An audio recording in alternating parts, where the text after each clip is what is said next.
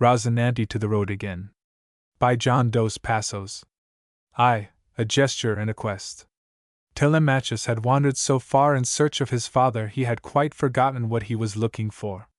He sat on a yellow plush bench in the Café El Oro del Rin, Plaza Santa Ana, Madrid, swabbing up with a bit of bread the last smudges of brown sauce off a plate of which the edges were piled with the dismembered skeleton of a pigeon. Opposite his plate was a similar plate his companion had already polished.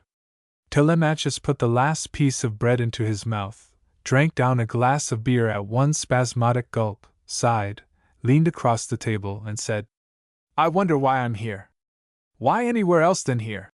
said Laius, a young man with hollow cheeks and slow-moving hands, about whose mouth a faint pained smile was continually hovering, and he too drank down his beer.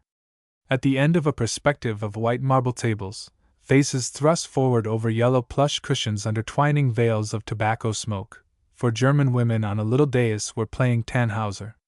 Smells of beer, sawdust, shrimps, roast pigeon. "Do you know Jorge Manrique?" "That's one reason, tell," the other man continued slowly. With one hand he gestured to the waiter for more beer, the other he waved across his face as if to brush away the music. Then he recited, pronouncing the words haltingly. Recurd el alma dormida. Avive el ciso y despiert. Contemplando. Como esi pasa la vida. Como esi viene la muerte. Tan calando. Quan presto esi vie el placer. Como después de acordado. De dolor. Como en vuestro parecer. Cualquier tiempo pasado. Fue mejor. "It's always death," said Telemachus. "But we must go on." It had been raining. Lights rippled red and orange and yellow and green on the clean paving stones. A cold wind off the Sierra shrilled through clattering streets. As they walked, the other man was telling how this Castilian nobleman, courtier, man-at-arms, had shut himself up when his father, the master of Santiago, died and had written this poem, created this tremendous rhythm of death sweeping like a wind over the world. He had never written anything else. They thought of him in the court of his great dust-colored mansion at Ocana, where the broad eaves were full of a cooing of pigeons and the wide halls had dark rafters painted with arabesques in vermilion, in a suit of black velvet, writing at a table under a lemon tree.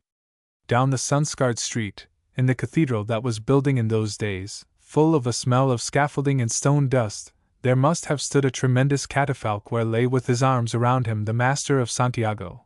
In the carved seats of the choirs the stout canons intoned an endless growling litany. At the sacristy door, the flare of the candles flashing occasionally on the jewels of his mitre. The bishop fingered his crozier restlessly, asking his favorite choir boy from time to time why Don Jorge had not arrived.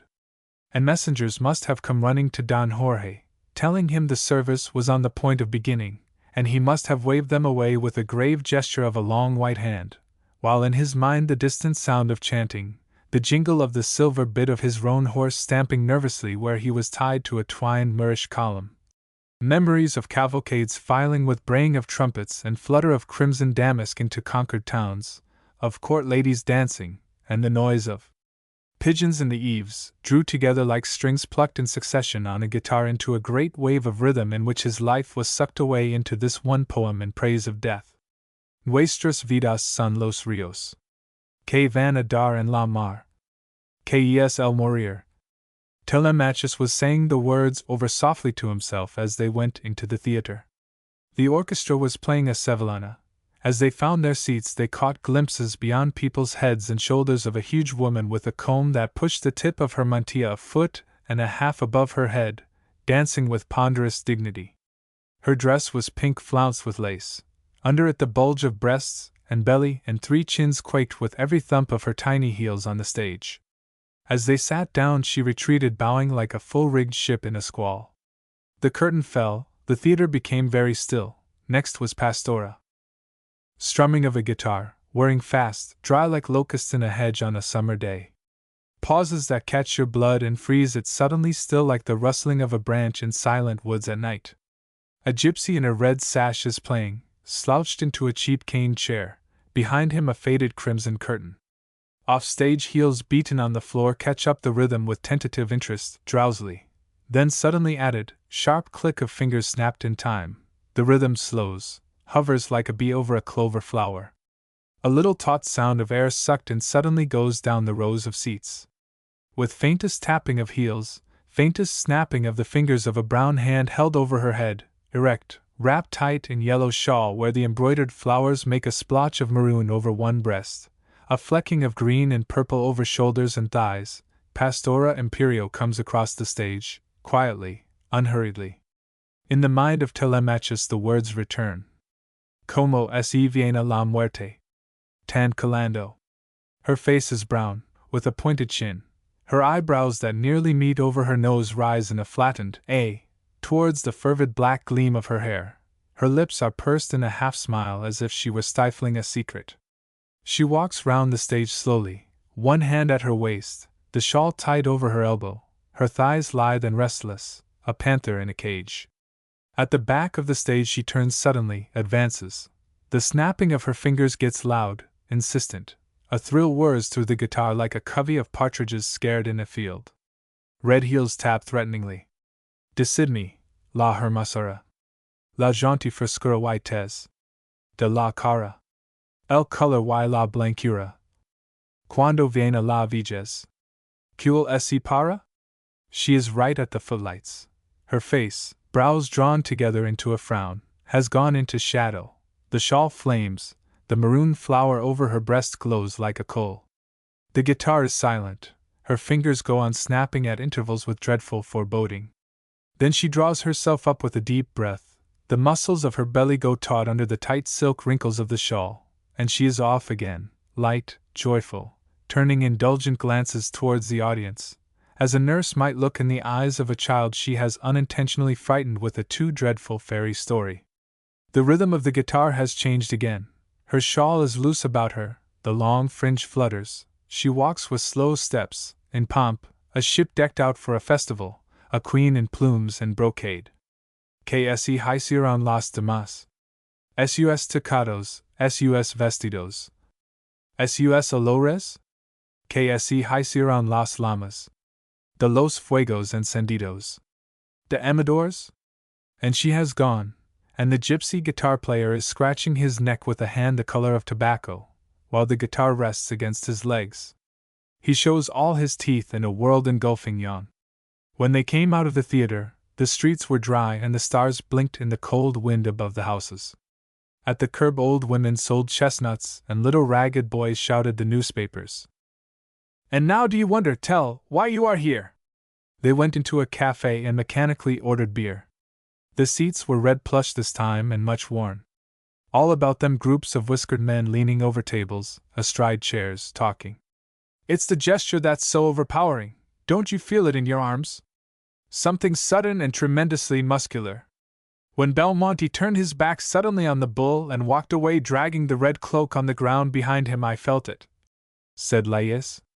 That gesture, a yellow flame against maroon and purple cadences, an instant swagger of defiance in the midst of a litany to death the all-powerful. That is Spain. Castile at any rate. Is swagger the right word? Find a better. For the gesture a medieval knight made when he threw his mailed glove at his enemy's feet or arose in his lady's window, that a mule driver makes when he tosses off a glass of aguardiente, that Pastora Imperio makes dancing. Word! Rubbish! And Lais burst out laughing. He laughed deep in his throat with his head thrown back. Telemachus was inclined to be offended. Did you notice how extraordinarily near she kept to the rhythm of Jorge Manrique? He asked coldly. Of course, shouted Lais, still laughing. The waiter came with 2 mugs of beer. Take it away, shouted Lais. Who ordered beer? Bring something strong, champagne. Drink the beer yourself. The waiter was scrawny and yellow, with bilious eyes, but he could not resist the laughter of Lais. He made a pretense of drinking the beer. Telemachus was now very angry. Though he had forgotten his quest and the maxims of Penelope, there hovered in his mind a disquieting thought of an eventual accounting for his actions before a dimly imagined group of women with inquisitive eyes. This Lais, he thought to himself, was too free and easy. Then there came suddenly to his mind the dancer standing tense as a caryatid before the footlights, her face in shadow, her shawl flaming yellow. The strong modulations of her torso seemed burned in his flesh. He drew a deep breath. His body tightened like a catapult. Oh, to recapture that gesture! He muttered. The vague inquisitorial woman figures had sunk fathoms deep in his mind. Laius handed him a shallow tinkling glass. There are all gestures, he said. Outside the plate glass window a countryman passed singing.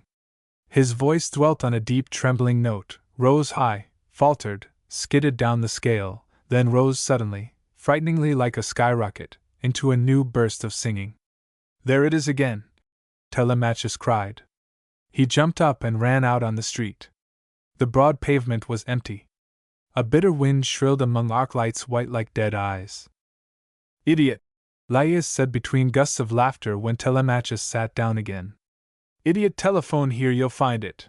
And despite Telemachus's protestations he filled up the glasses. A great change had come over Laius. His face looked fuller and flushed. His lips were moist and very red. There was an occasional crisp curl in the black hair about his temples. And so they sat drinking a long while. At last Telemachus got unsteadily to his feet.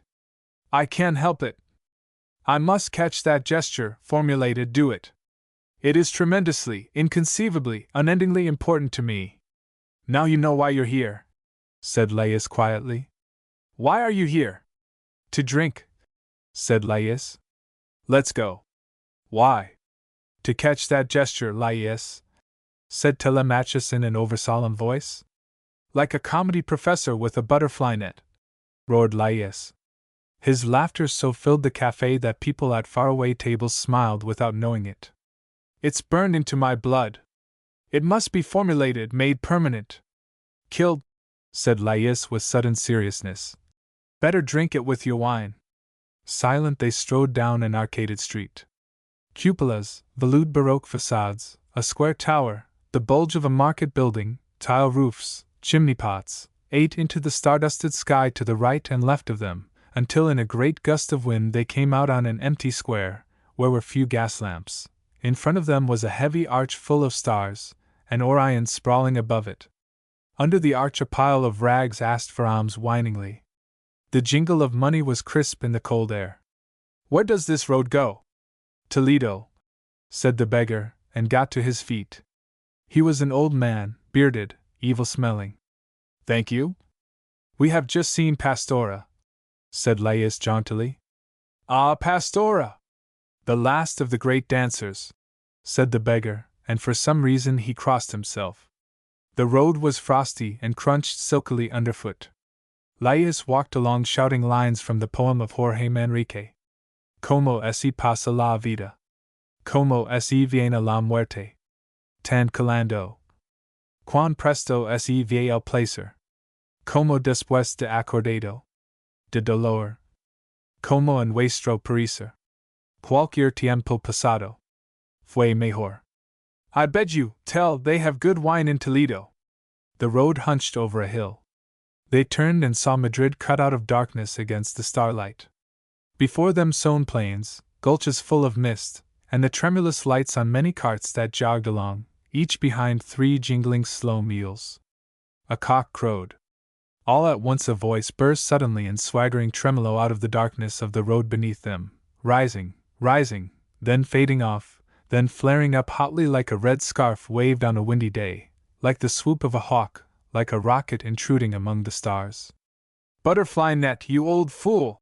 Laius's laughter volleyed across the frozen fields. Telemachus answered in a low voice. Let's walk faster. He walked with his eyes on the road. He could see in the darkness, Pastora, wrapped in the yellow shawl with the splotch of maroon-colored embroidery molding one breast, stand tremulous with foreboding before the footlights, suddenly draw in her breath, and turn with a great exultant gesture back into the rhythm of her dance. Only the victorious culminating instant of the gesture was blurred to him. He walked with long strides along the crackling road, his muscles aching for memory of it. 2. The donkey boy. Where the husbandman's toil and strife. little varies to strife and toil, but the milky kernel of life. With her numbered corn, wine, fruit, oil. The path zigzagged down through the olive trees between thin chortling glitter of irrigation ditches that occasionally widened into green pools, reed-fringed, froggy, about which bristled scrub oleanders. Through the shimmer of olive leaves all about I could see the great ruddy heave of the mountains streaked with the emerald of millet fields, and above, snowy shoulders against a vault of indigo, patches of wood cut out hard as metal in the streaming noon light. Tinkle of a donkey bell below me, then at the turn of a path the donkey's hindquarters, mauve-gray, neatly clipped in a pattern of diamonds and lozenges, and a tail meditatively swishing as he picked his way among the stones, the head as yet hidden by the osier baskets of the pack. At the next turn I skipped ahead of the donkey and walked with the arriero, a dark boy in tight blue pants and short gray tunic cut to the waist, who had the strong cheekbones, hawk nose and slender hips of an Arab, who spoke an aspirated Andalusian that sounded like Arabic. We greeted each other cordially as travelers do in mountainous places where the paths are narrow. We talked about the weather and the wind and the sugar mills at Motril and women and travel and the vintage, struggling all the while like drowning men to understand each other's lingo. When it came out that I was an American and had been in the war, he became suddenly interested. Of course, I was a deserter, he said, clever to get away. There'd been 2 deserters in his town a year ago, Alemans, perhaps friends of mine. It was pointed out that I and the Alemans had been at different ends of the gun barrel. He laughed. What did that matter? Then he said several times, Que burro la guerra, que burro la guerra. I remonstrated, pointing to the donkey that was following us with dainty steps, looking at us with a quizzical air from under his long eyelashes. Could anything be wiser than a burro? He laughed again, twitching back his full lips to show the brilliance of tightly serried teeth, stopped in his tracks, and turned to look at the mountains. He swept a long brown hand across them. Look, he said. Up there is the Alpujarras, the last refuge of the kings of the Moors. There are bandits up there sometimes. You have come to the right place. Here we are free men.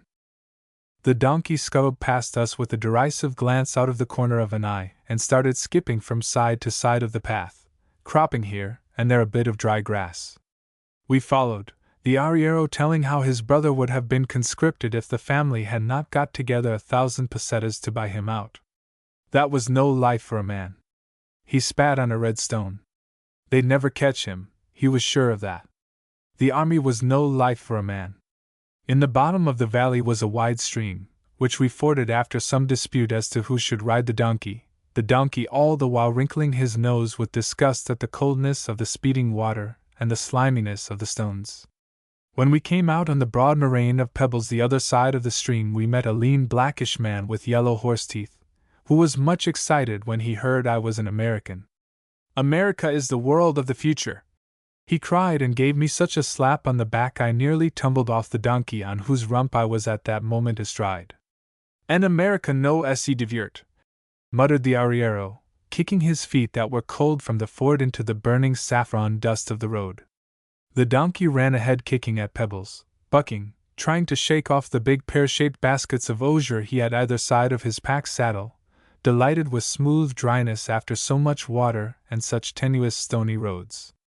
The 3 of us followed arguing, the sunlight beating wings of white flame about us.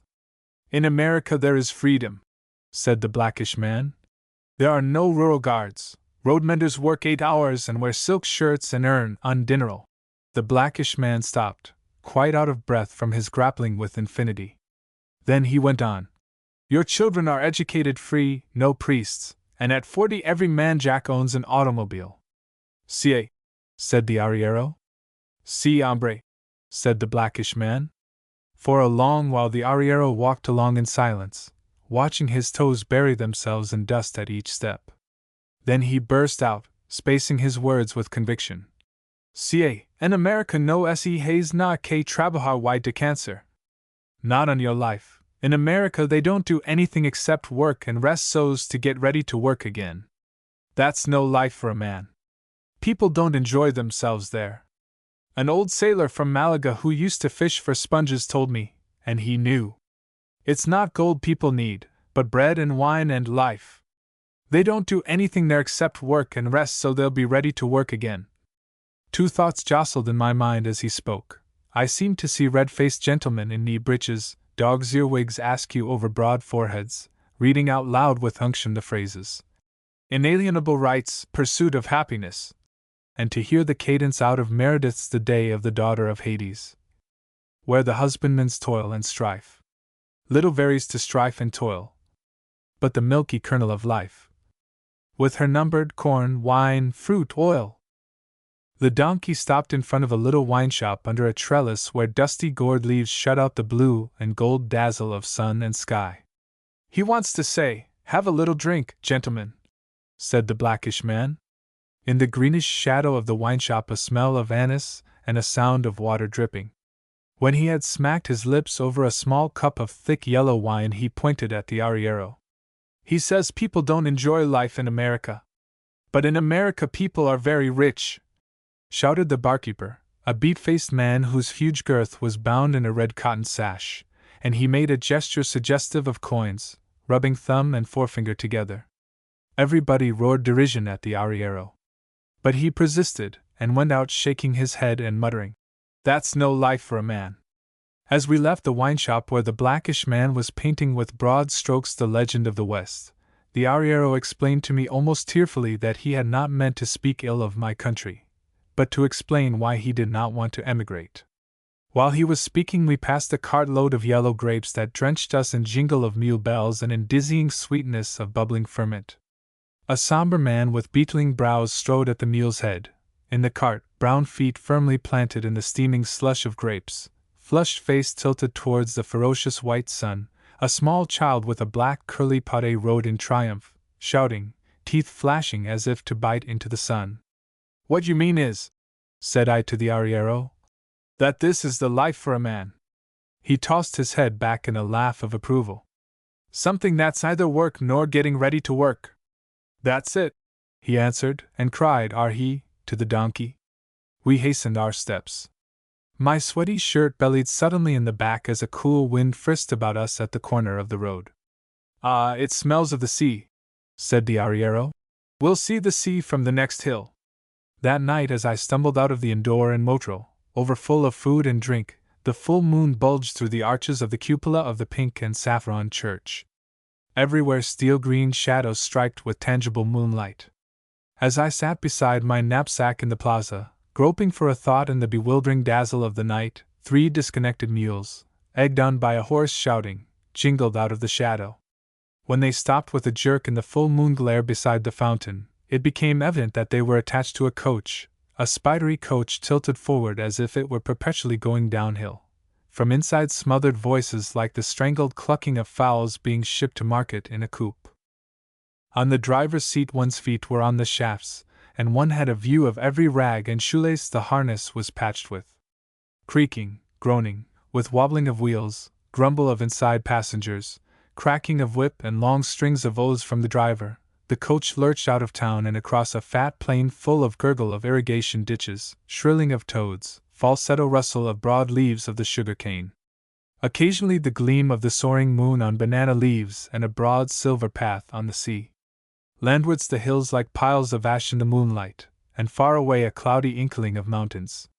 Beside me, mouth open, shouting rich pedigrees at the leading mule, Cordovan had on the back of his head, from under which sprouted a lock of black hair that hung between his eyes over his nose and made him look like a goblin. The driver bounced and squirmed and kicked at the flanks of the mules that roamed drunkenly from side to side of the uneven road.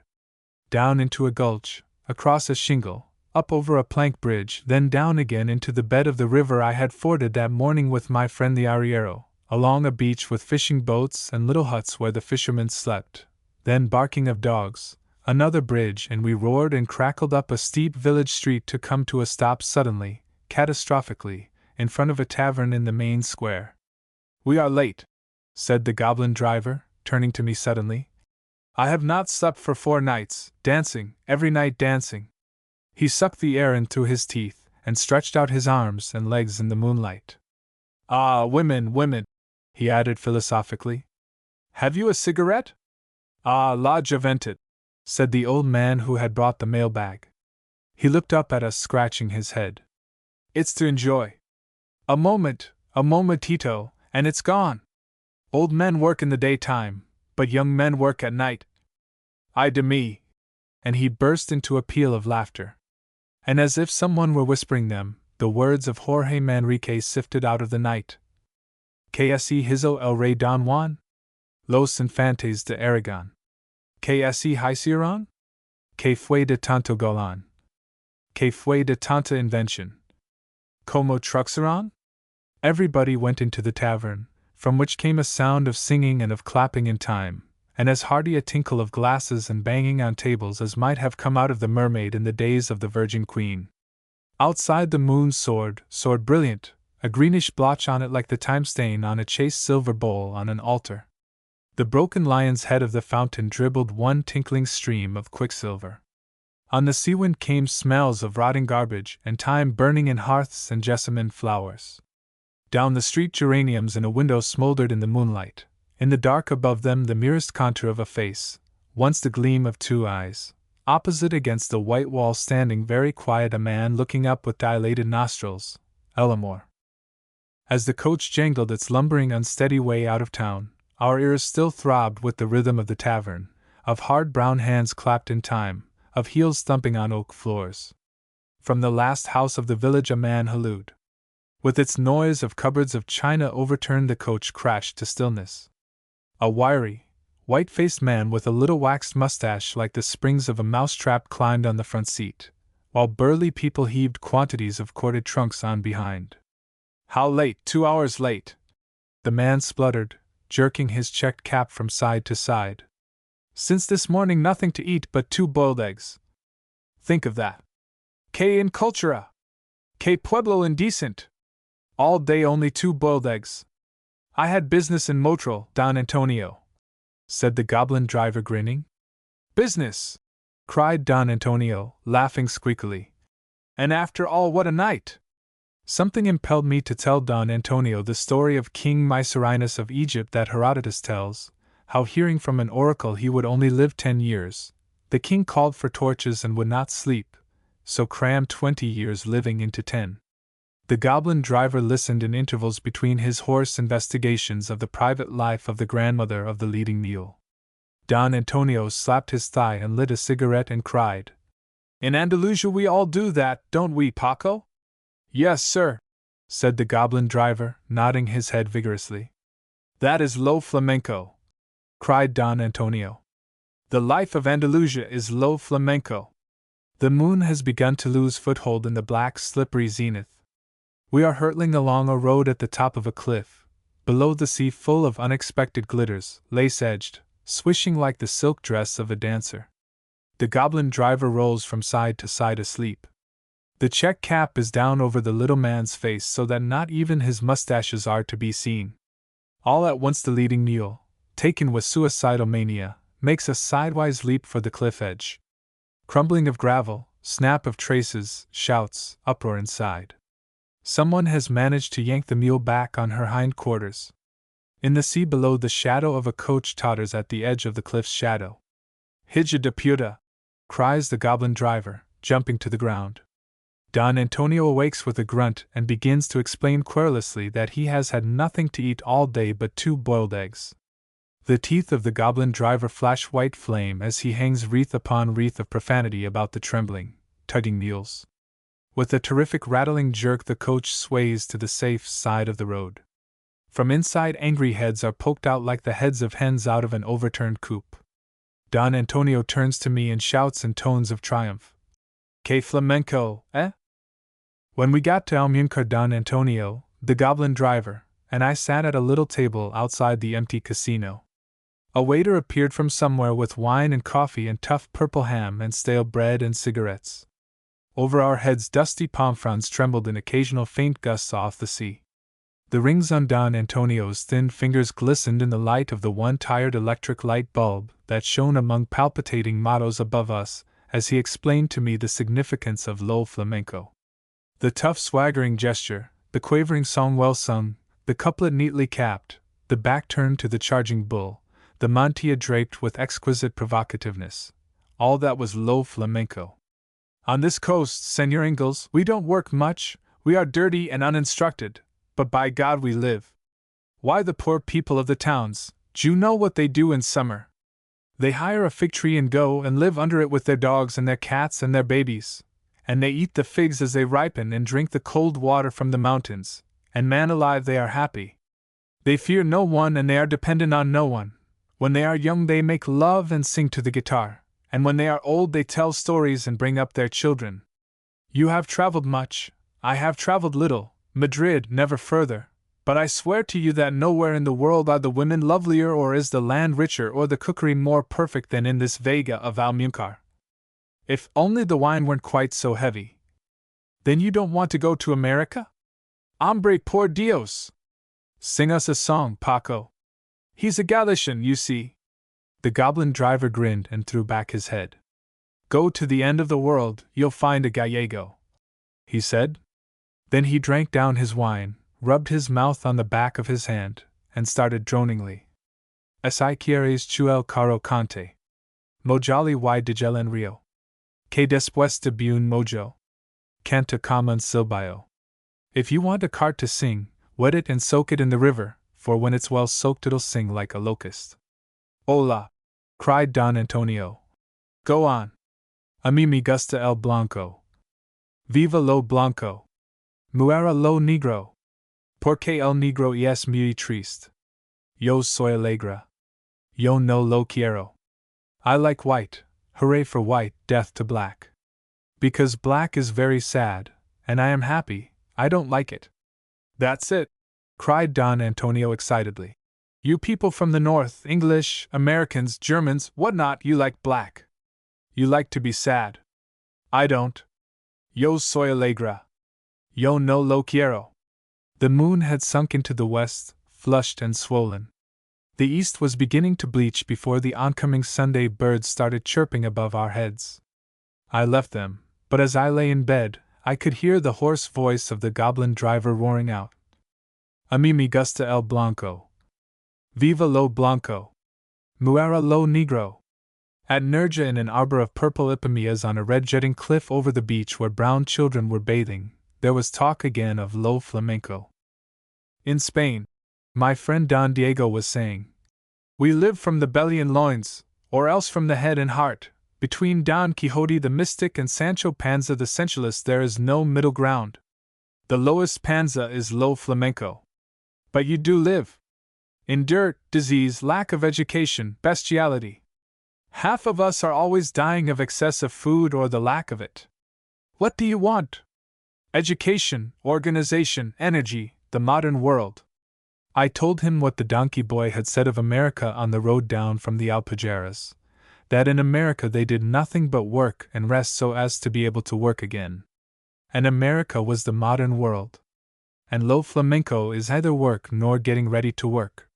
That evening San Miguel went out to fetch the Virgin of Sorrows from a roadside oratory and brought her back into town in procession with candles and skyrockets and much chanting, and as the swaying cone-shaped figure carried on the shoulders of 6 sweating men stood poised at the entrance to the plaza where all the girls wore jessamine flowers in the blackness of their hair, all waved their hats and cried, Viva la Virgen de las Angustias! And the Virgin and San Miguel both had to bow their heads to get in the church door, and the people followed them into the church crying, Viva! So that the old vaults shivered in the tremulous candlelight and the shouting. Some people cried for water, as rain was about due and everything was very dry, and when they came out of the church they saw a thin cloud like a mantilla of white lace over the moon, so they went home happy. Wherever they went through the narrow well-swept streets, lit by an occasional path of orange light from a window, the women left behind them long trails of fragrance from the jessamine flowers in their hair. Don Diego and I walked a long while on the seashore talking of America and the Virgin and a certain soup called ajo blanco and Don Quixote and lo flamenco. We were trying to decide what was the peculiar quality of the life of the people in that rich plain, Vega they call it, between the mountains of the sea. Walking about the country elevated on the small grass-grown levees of irrigation ditches, the owners of the fields we crossed used, simply because we were strangers, to offer us a glass of wine or a slice of watermelon. I had explained to my friend that in his modern world of America these same people would come out after us with shotguns loaded with rock salt. He answered that even so, the old order was changing, and that as there was nothing else but to follow the procession of industrialism, it behooved Spaniards to see that their country forged ahead instead of being, as heretofore, dragged at the tail of the parade. And do you think it's leading anywhere, this endless complicating of life? Of course, he answered. Where? Where does anything lead? At least it leads further than low flamenco. But couldn't the point be to make the way significant? He shrugged his shoulders. Work, he said. We had come to a little nook in the cliffs where fishing boats were drawn up with folded wings like ducks asleep. We climbed a winding path up the cliff. Pebbles scuttled underfoot. Our hands were torn by thorny aromatic shrubs. Then we came out in a glen that cut far into the mountains, full of the laughter of falling water and the rustle of sappy foliage. 7 stilted arches of an aqueduct showed white through the canebrakes inland. Fragrances thronged about us, the smell of dry thyme-grown uplands, of rich wet fields, of goats, and jessamine and heliotrope, and of water cold from the snow-fields running fast in ditches. Somewhere far off a donkey was braying. Then, as the last groan of the donkey faded, a man's voice rose suddenly out of the dark fields, soaring, yearning on taut throat chords, then slipped down through notes, like a small boat sliding sideways down a wave, then unrolled a great slow scroll of rhythm on the night and ceased suddenly in an upward cadence as a guttering candle flares to extinction. Something that's either work nor getting ready to work. And I thought of the arriero on whose donkey I had forded the stream on the way down from the Alpujarras, and his saying, "Ca, en America no se hos ni que trabajar y de cancer." I had left him at his home village, a little cluster of red and yellow roofs about a fat tower the Moors had built, and a gaunt church that hunched by itself in a square of trampled dust.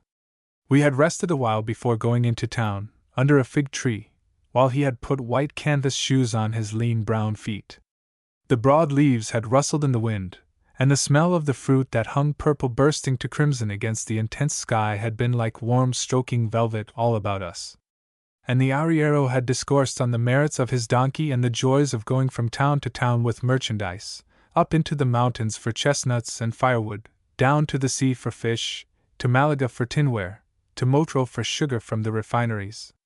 Nights of dancing and guitar playing at vintage time, fiestas of the Virgin, where older, realer gods were worshipped than Jehovah and the dolorous mother of the pale Christ, the toros, blood and embroidered silks aflame in the sunlight, words whispered through barred windows at night, long days of travel on stony roads in the mountains. And I had lain back with my eyes closed and the hum of little figbees in my ears, and wished that my life were his life. After a while we had jumped to our feet, and I had shouldered my knapsack with its books and pencils and silly pads of paper, and trudged off up an unshaded road, and had thought with a sort of bitter merriment of that prig Christian and his damned burden. Something that is either work nor getting ready to work, to make the road so significant that one needs no destination, that is low flamenco, said I to Don Diego, as we stood in the glen looking at the 7 white arches of the aqueduct. He nodded unconvinced. 3. The baker of Almarax. I. The senors were from Madrid? Indeed. The man's voice was full of an awe of great distances. He was the village baker of Almarax, where we had gone on a Sunday excursion from Madrid, and we were standing on the scrubbed tile floor of his house, ceremoniously receiving wine and figs from his wife. The father of the friend who accompanied me had once lived in the same village as the baker's father, and bought bread of him, hence the entertainment. This baker of Almarax was a tall man, with a soft mustache very black against his ash-pale face, who stood with his large head thrust far forward. He was smiling with pleasure at the presence of strangers in his house, while in a tone of shy deprecating courtesy he asked after my friend's family. Don Fernando and Dona Ana and the señorita were well? And little Carlos? Carlos was no longer little, answered my friend, and Dona Ana was dead.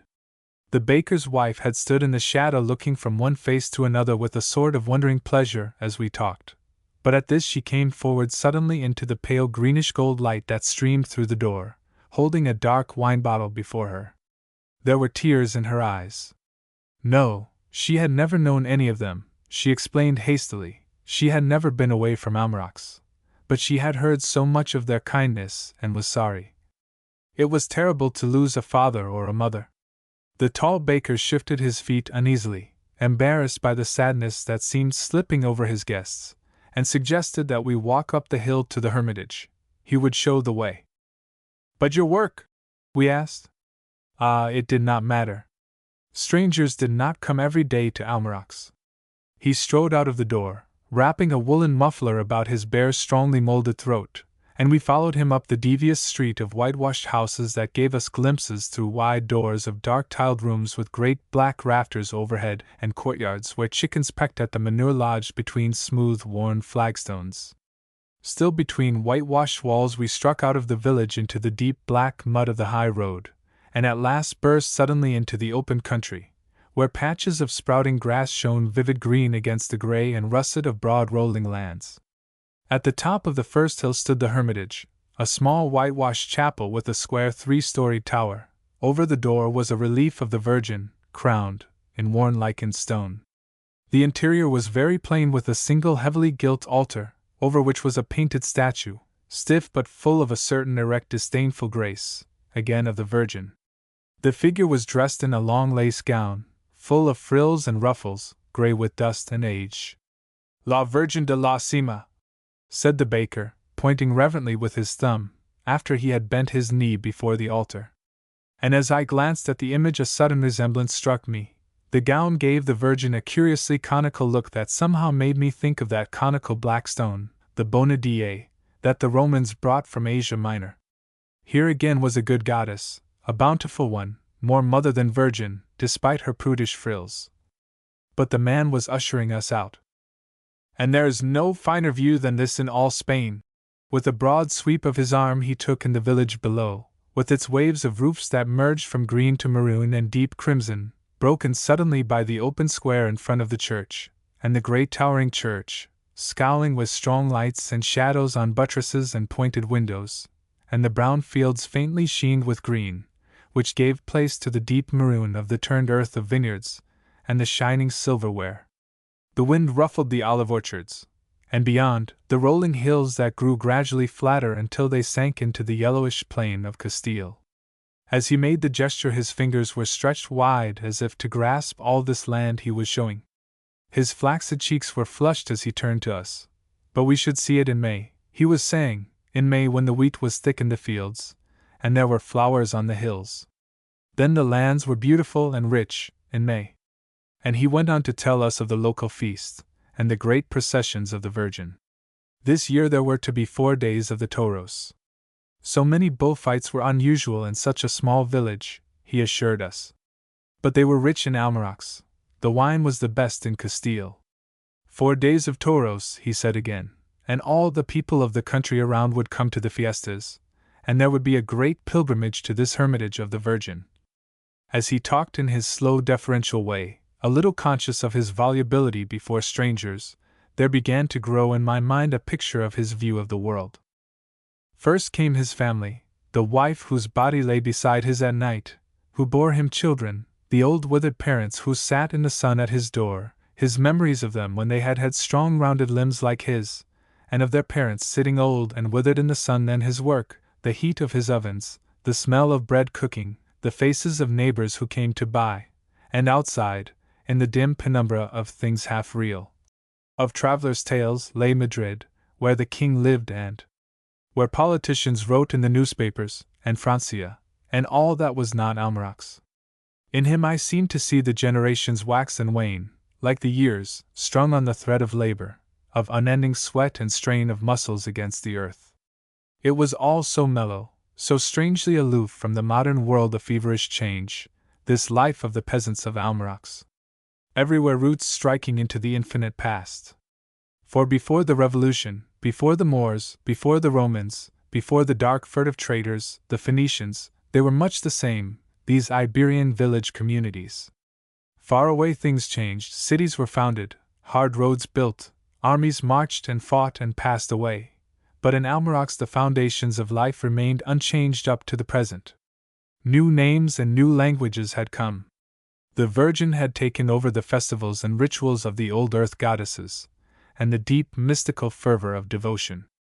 But always remained the love for the place, the strong anarchistic reliance on the individual man, the walking, consciously or not, of the way beaten by generations of men who had tilled and loved and lain in the cherishing sun with no feeling of a reality outside of themselves, outside of the bare encompassing hills of their commune, except the God which was the synthesis of their souls and of their lives. Here lies the strength and the weakness of Spain. This intense individualism, born of a history whose fundamentals lie in isolated village communities, pueblos, as the Spaniards call them, over the changeless face of which, like grass over a field, events spring and mature and die, is the basic fact of Spanish life. No revolution has been strong enough to shake it. Invasion after invasion, of Goths, of Moors, of Christian ideas, of the fads and convictions of the Renaissance, have swept over the country, changing surface customs and modes of thought and speech, only to be metamorphosed into keeping with the changeless Iberian mind. And predominant in the Iberian mind is the thought La vida es sueño. Life is a dream. Only the individual, or that part of life which is in the firm grasp of the individual, is real. The supreme expression of this lies in the two great figures that typify Spain for all time, Don Quixote and Sancho Panza. Don Quixote, the individualist who believed in the power of man's soul over all things, whose desire included the whole world in himself. Sancho, the individualist to whom all the world was food for his belly. On the one hand we have the ecstatic figures for whom the power of the individual soul has no limits, in whose minds the universe is but one man standing before his reflection, God. These are the Loyolas, the Philip IIs, the fervid ascetics like Juan de la Cruz, the originals of the glowing tortured faces and the portraits of El Greco. On the other hand are the jovial materialists like the archpriest of Haida, culminating in the frantic, mystical sensuality of such an epic figure as Don Juan Tenorio. Through all Spanish history and art the threads of these two complementary characters can be traced, changing, combining, branching out, but ever in substance the same. Of this warp and woof have all the strange patterns of Spanish life been woven. 2. In trying to hammer some sort of unified impression out of the scattered pictures of Spain in my mind, one of the first things I realize is that there are many Spains.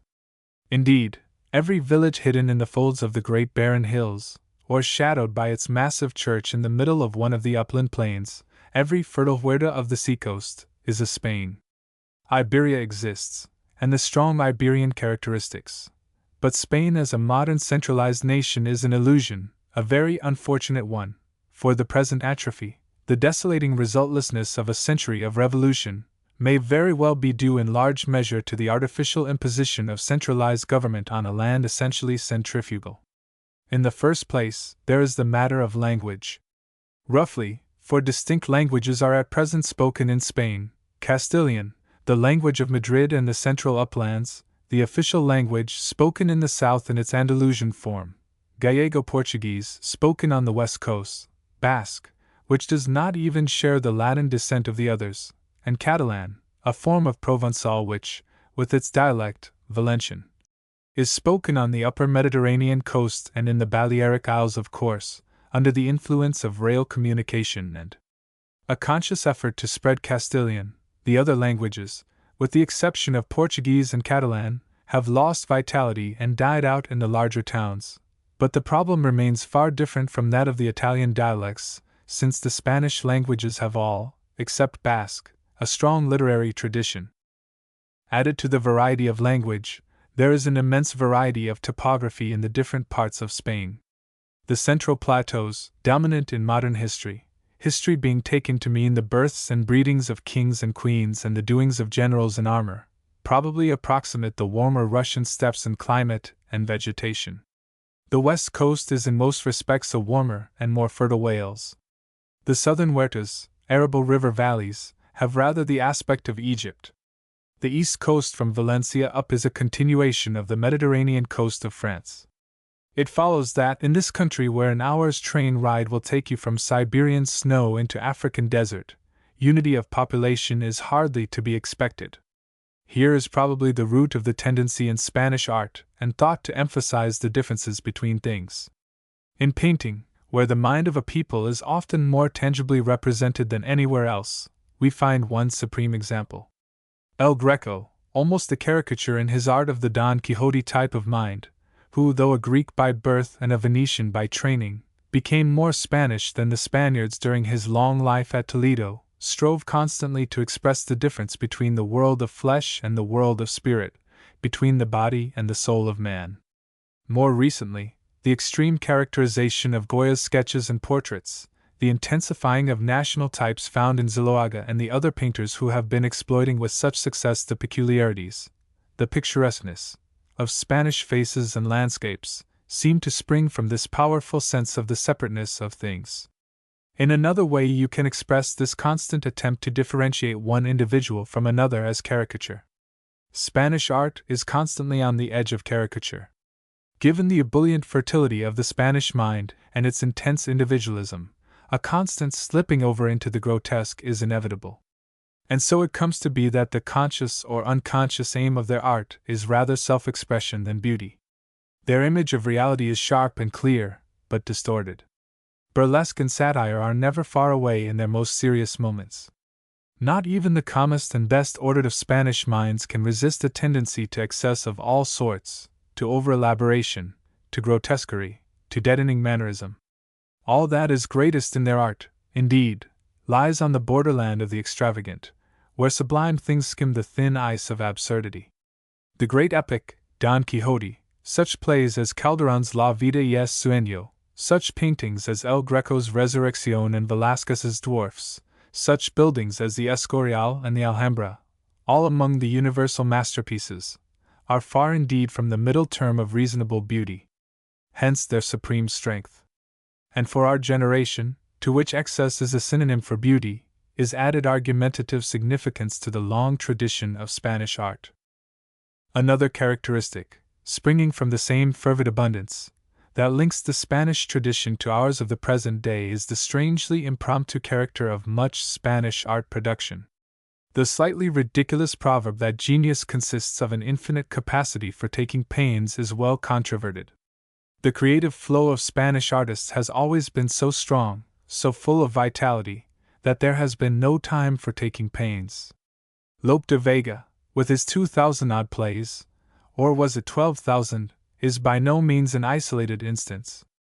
Perhaps the strong sense of individual validity, which makes Spain the most democratic country in Europe, sanctions the constant improvisation, and accounts for the confident planlessness as common in Spanish architecture as in Spanish political thought. Here we meet the old stock characteristic, Spanish pride. This is a very real thing, and is merely the external shell of the fundamental trust in the individual, and in nothing outside of him. Again, El Greco is an example.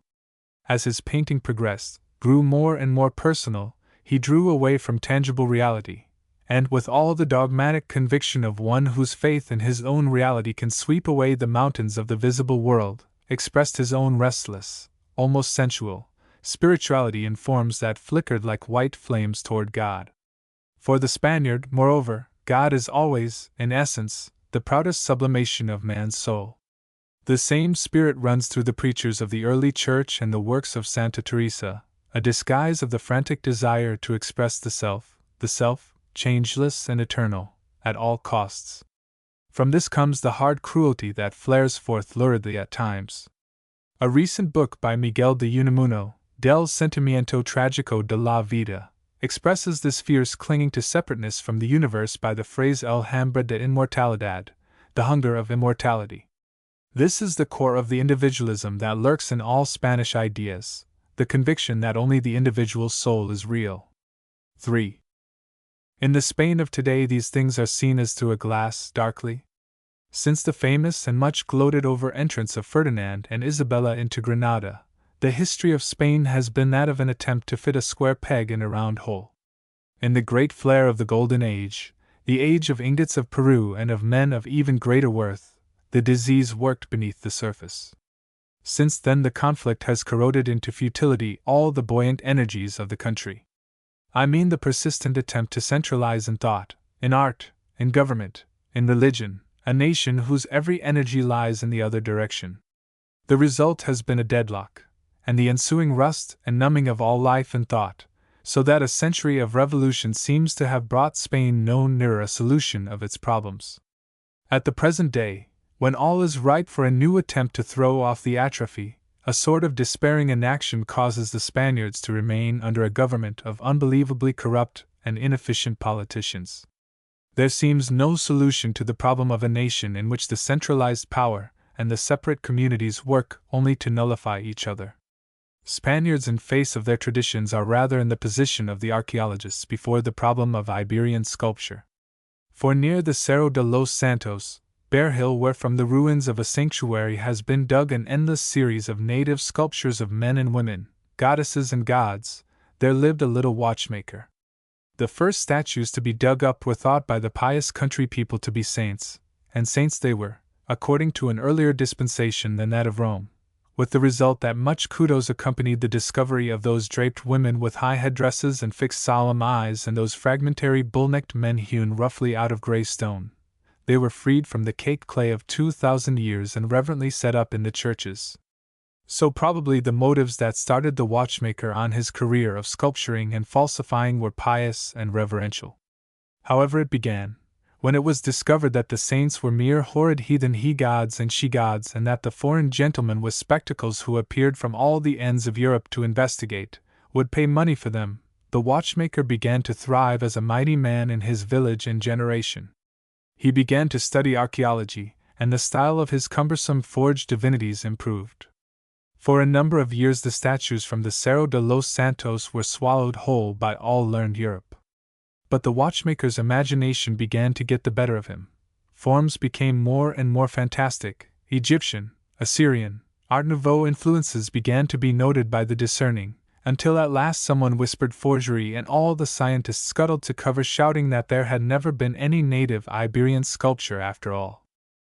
The little watchmaker succumbed before his imagining of heathen gods and died in a madhouse. To this day, when you stand in the middle of the room devoted to the Cerro de los Santos in the Madrid, and see the statues of Iberian goddesses clustered about you in their high headdresses like those of dancers, you cannot tell which were made by the watchmaker in 1880, and which by the image maker of the hill sanctuary at a time when the first red-eyed ships of the Phoenician traders were founding trading posts among the barbarians of the coast of Valencia. And there they stand on their shelves, the real and the false inextricably muddled, and stare at the enigma with stone eyes. So with the tradition of Catholic Spain, the tradition of military grandeur, the tradition of fighting the Moors, of suspecting the foreigner, of hospitality, of truculence, of sobriety, of chivalry, of Don Quixote and Tenorio. The Spanish-American War, to the United States merely an opportunity for a patriotic capitalist demonstration of sanitary engineering, heroism and can-meat scandals, was to Spain the first whispered word that many among the traditions were false. The young men of that time called themselves the generation of '98.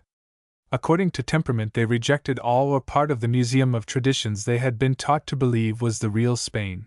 Each took up a separate road in search of a Spain which should suit his yearnings for beauty, gentleness, humaneness, or else vigor, force, modernity. The problem of our day is whether Spaniards evolving locally, anarchically, without centralization in anything but repression, will work out new ways of life for themselves, or whether they will be drawn into the festering tumult of a Europe where the system that is dying is only strong enough to kill in its death throes all new growth in which there was hope for the future. The Pyrenees are high. 4.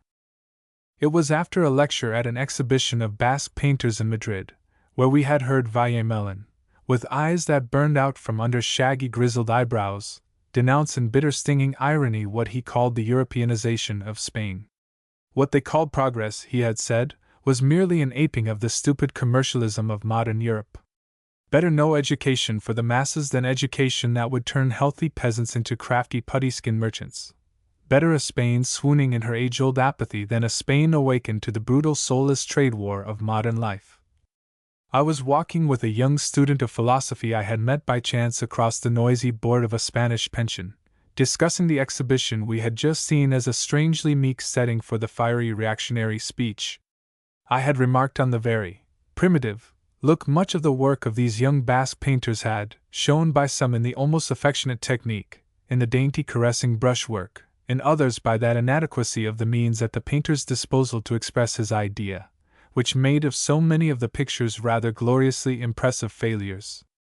My friend was insisting, however, that the primitiveness, rather than the birth pangs of a new view of the world, was nothing but the last affectation of an over-civilized tradition. Spain, he said, is the most civilized country in Europe. The growth of our civilization has never been interrupted by outside influence.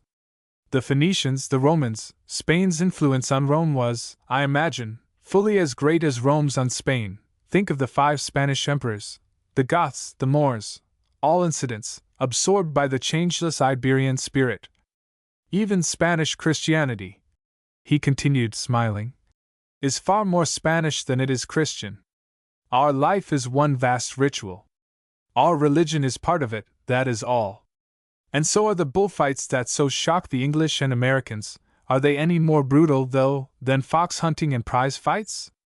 And how full of tradition are they, our fiestas de toros? Their ceremony reaches back to the hecatombs of the Homeric heroes, to the bull worship of the Cretans and of so many of the Mediterranean cults, to the Roman games. Can civilization go farther than to ritualize death, as we have done? But our culture is too perfect, too stable. Life is choked by it. We stood still a moment in the shade of a yellowed lime tree. My friend had stopped talking and was looking with his usual bitter smile at a group of little boys with brown, bare dusty legs who were intently playing bullfight with sticks for swords and a piece of newspaper for the toreador's scarlet cape.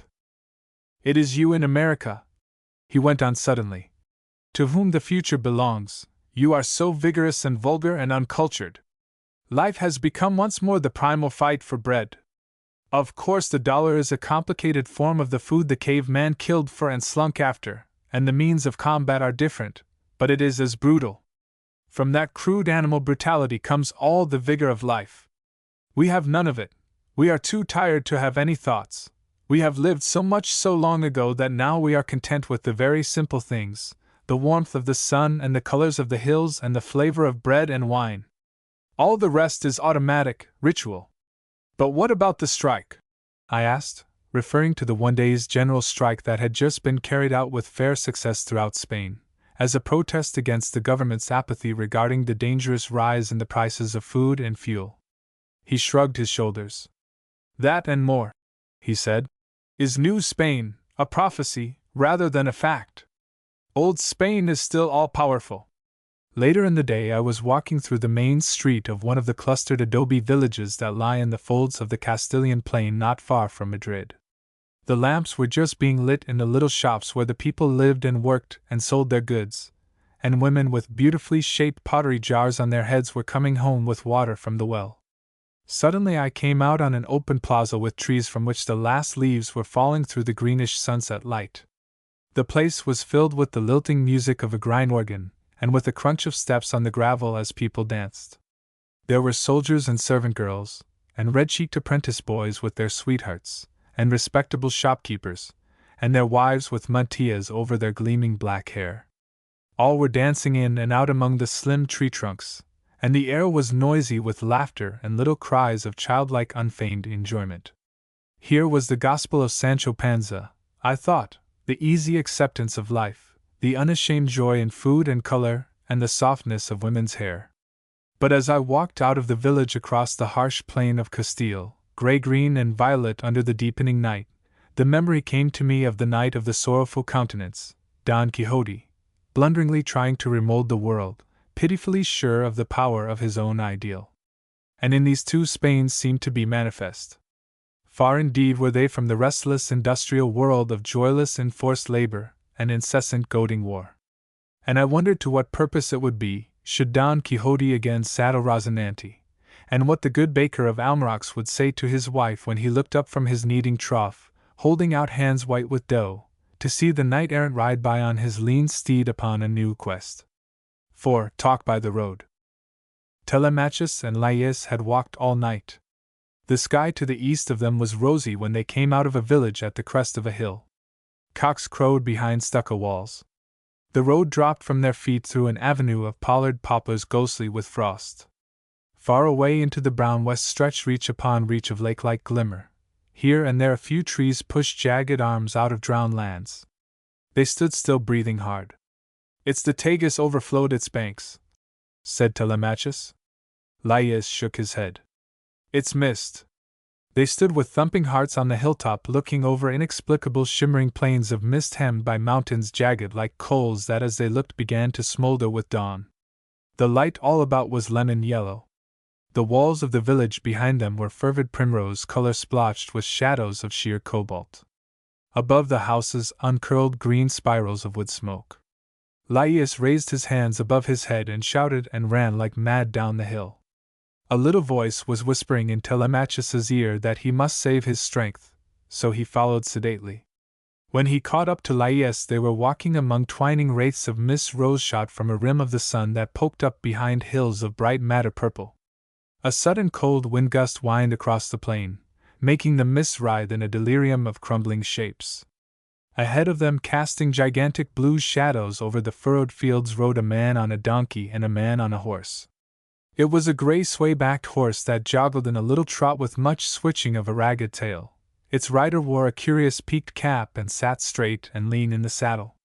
Over one shoulder rested a long bamboo pole that in the exaggerating sunlight cast a shadow like the shadow of a lance. The man on the donkey was shaped like a dumpling and rode with his toes turned out. Telemachus and Laius walked behind them a long while without catching up, staring curiously after these two silent riders. Eventually getting as far as the tails of the horse and the donkey, they called out, "Buenos dias." There turned to greet them a red, round face, full of little lines like an overripe tomato, and a long, bloodless face drawn into a point at the chin by a grizzled beard. "How early you are, gentlemen," said the tall man on the gray horse. His voice was deep and sepulchral, with an occasional flutter of tenderness like a glint of light in a black river. "Late," said Laius. "We come from Madrid on foot." The dumpling man crossed himself. "They are mad," he said to his companion. "That," said the man on the gray horse, "is always the answer of ignorance when confronted with the unusual. These gentlemen undoubtedly have very good reason for doing as they do, and besides, the night is the time for long strides and deep thoughts, is it not, gentlemen? The habit of vigil is one we sorely need in this distracted modern world. If more men walked and thought the night through, there would be less miseries under the sun." "But such a cold night!" exclaimed the dumpling man. "On colder nights than this I have seen children asleep in doorways in the streets of Madrid." "Is there much poverty in these parts?" asked Telemachus stiffly, wanting to show that he too had the social consciousness. "There are people, thousands, who from the day they are born till the day they die never have enough to eat." "They have wine," said Laius. "One little cup on Sundays, and they are so starved that it makes them as drunk as if it were a hogshead." "I have heard," said Laius, "that the sensations of starving are very interesting. People have visions more vivid than life." "One needs very few sensations to lead life humbly and beautifully," said the man on the gray horse in a gentle tone of reproof. Laius frowned. "Perhaps," said the man on the gray horse, turning towards Telemachus his lean face, where under scraggly eyebrows glowered eyes of soft dark green, "it is that I have brooded too much on the injustice done in the world, all society one great wrong. Many years ago I should have set out to right wrong, for no one but a man, an individual alone, can right a wrong. Organization merely substitutes one wrong for another. But now, I am too old. You see, I go fishing instead." "Why, it's a fishing pole!" cried Laius. "When I first saw it I thought it was a lance." And he let out his roaring laugh. "And such trout!" cried the dumpling man. "The trout there are in that little stream above Elescus. That's why we got up so early, to fish for trout." "I like to see the dawn," said the man on the gray horse. "Is that Elescus?"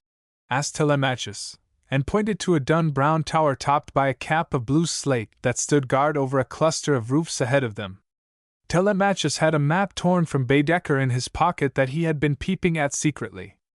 "That, gentlemen, is Elescus," said the man on the gray horse. "And if you will allow me to offer you a cup of coffee, I shall be most pleased.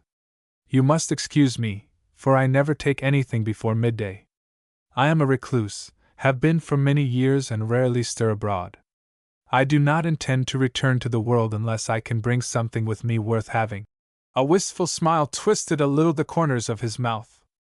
I could guzzle a hogshead of coffee accompanied by vast processions of toasted rolls and columns of four, shouted Lais. We are on our way to Toledo. Telemachus broke in, not wanting to give the impression that food was their only thought.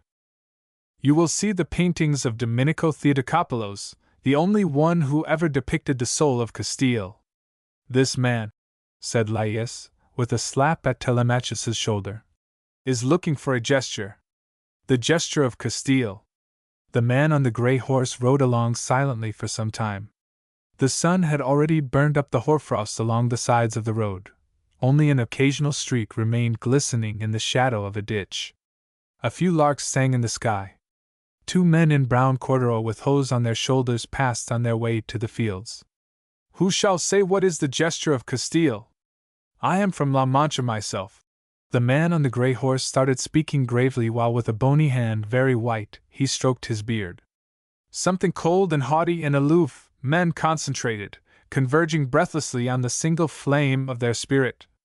Torquemada, Loyola, Jorge Manrique, Cortez, Santa Teresa. Rapacity, cruelty, straightforwardness. Every man's life a lonely, ruthless quest. Lais broke in. Remember the infinite gentleness of the saints lowering the Conde de Orgaz into the grave in the picture in San Tomas. Ah, that is what I was trying to think of. These generations, my generation, my son's generation, are working to bury with infinite tenderness the gorgeously dressed corpse of the old Spain. Gentlemen, it is a little ridiculous to say so, but we have set out once more with lance and helmet of knight-errantry to free the enslaved, to right the wrongs of the oppressed. They had come into town. In the high square tower church bells were ringing for morning mass. Down the broad main street scampered a flock of goats herded by a lean man with fangs like a dog who strode along in a snuff-colored cloak with a broad black felt hat on his head. How do you do, Don Alonso? He cried. Good luck to you, gentlemen. And he swept the hat off his head in a wide curving gesture as might a courtier of the Rey Don Juan.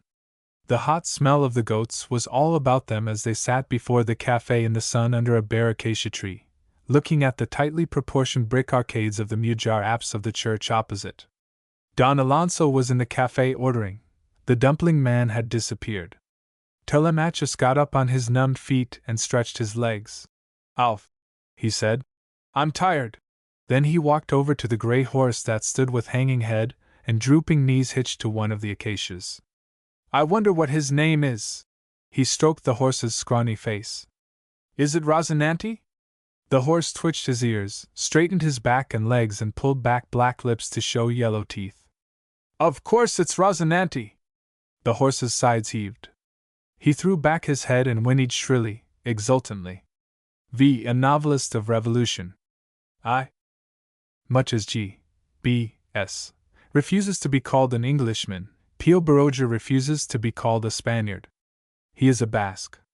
Reluctantly he admits having been born in San Sebastian, outpost of Cosmopolis on the mountainous coast of Guipuzcoa, where a stern-featured race of mountaineers and fishermen, whose prominent noses, high ruddy cheekbones and square jowls are gradually becoming known to the world through the paintings of the Zubior, clings to its ancient Unarian language and its ancient song and customs with the hard-headedness of hill people the world over. From the first Spanish discoveries in America till the time of our own New England clipper ships, the Basque coast was the backbone of Spanish trade. The three provinces were the only ones which kept their privileges and their municipal liberties all through the process of the centralizing of the Spanish monarchy with cross and faggot, which historians call the Great Period of Spain. The rocky inlets in the mountains were full of shipyards that turned out privateers and merchantmen manned by lanky, broad-shouldered men with hard red-beaked faces and huge hands coarsened by generations of straining on heavy oars and halyards, men who feared only God and the sea spirits of their strange mythology, and were a law unto themselves, adventurers and bigots. It was not till the 19th century that the Carlist Wars and the passing of sailing ships broke the prosperous independence of the Basque provinces and threw them once for all into the main current of Spanish life. Now paper mills take the place of shipyards, and instead of the great fleet that went off every year to fish the Newfoundland and Iceland banks, a few steam trawlers harry the sardines in the Bay of Biscay. The World War, too, did much to make Bilbao one of the industrial centers of Spain, even restoring in some measure the ancient prosperity of its shipping. Pío Baroja spent his childhood on this rainy coast between green mountains and green sea. There were old aunts who filled his ears up with legends of former mercantile glory, with talk of sea captains and slavers and shipwrecks. Born in the late 70s, Baroja left the mist-filled inlets of Guipúzcoa to study medicine in Madrid, febrile capital full of the artificial scurry of government, on the dry upland plateau of New Castile. He even practiced, reluctantly enough, in a town near Valencia, where he must have acquired his distaste for the Mediterranean and the Latin genius, and later, in his own province at Sestins, where he boarded with the woman who baked the sacramental wafers for the parish church, and, so he claims, felt the spirit of racial solidarity glow within him for the first time. But he was too timid in the face of pain and too skeptical of science, as of everything else, to acquire the cocksure brutality of a country doctor.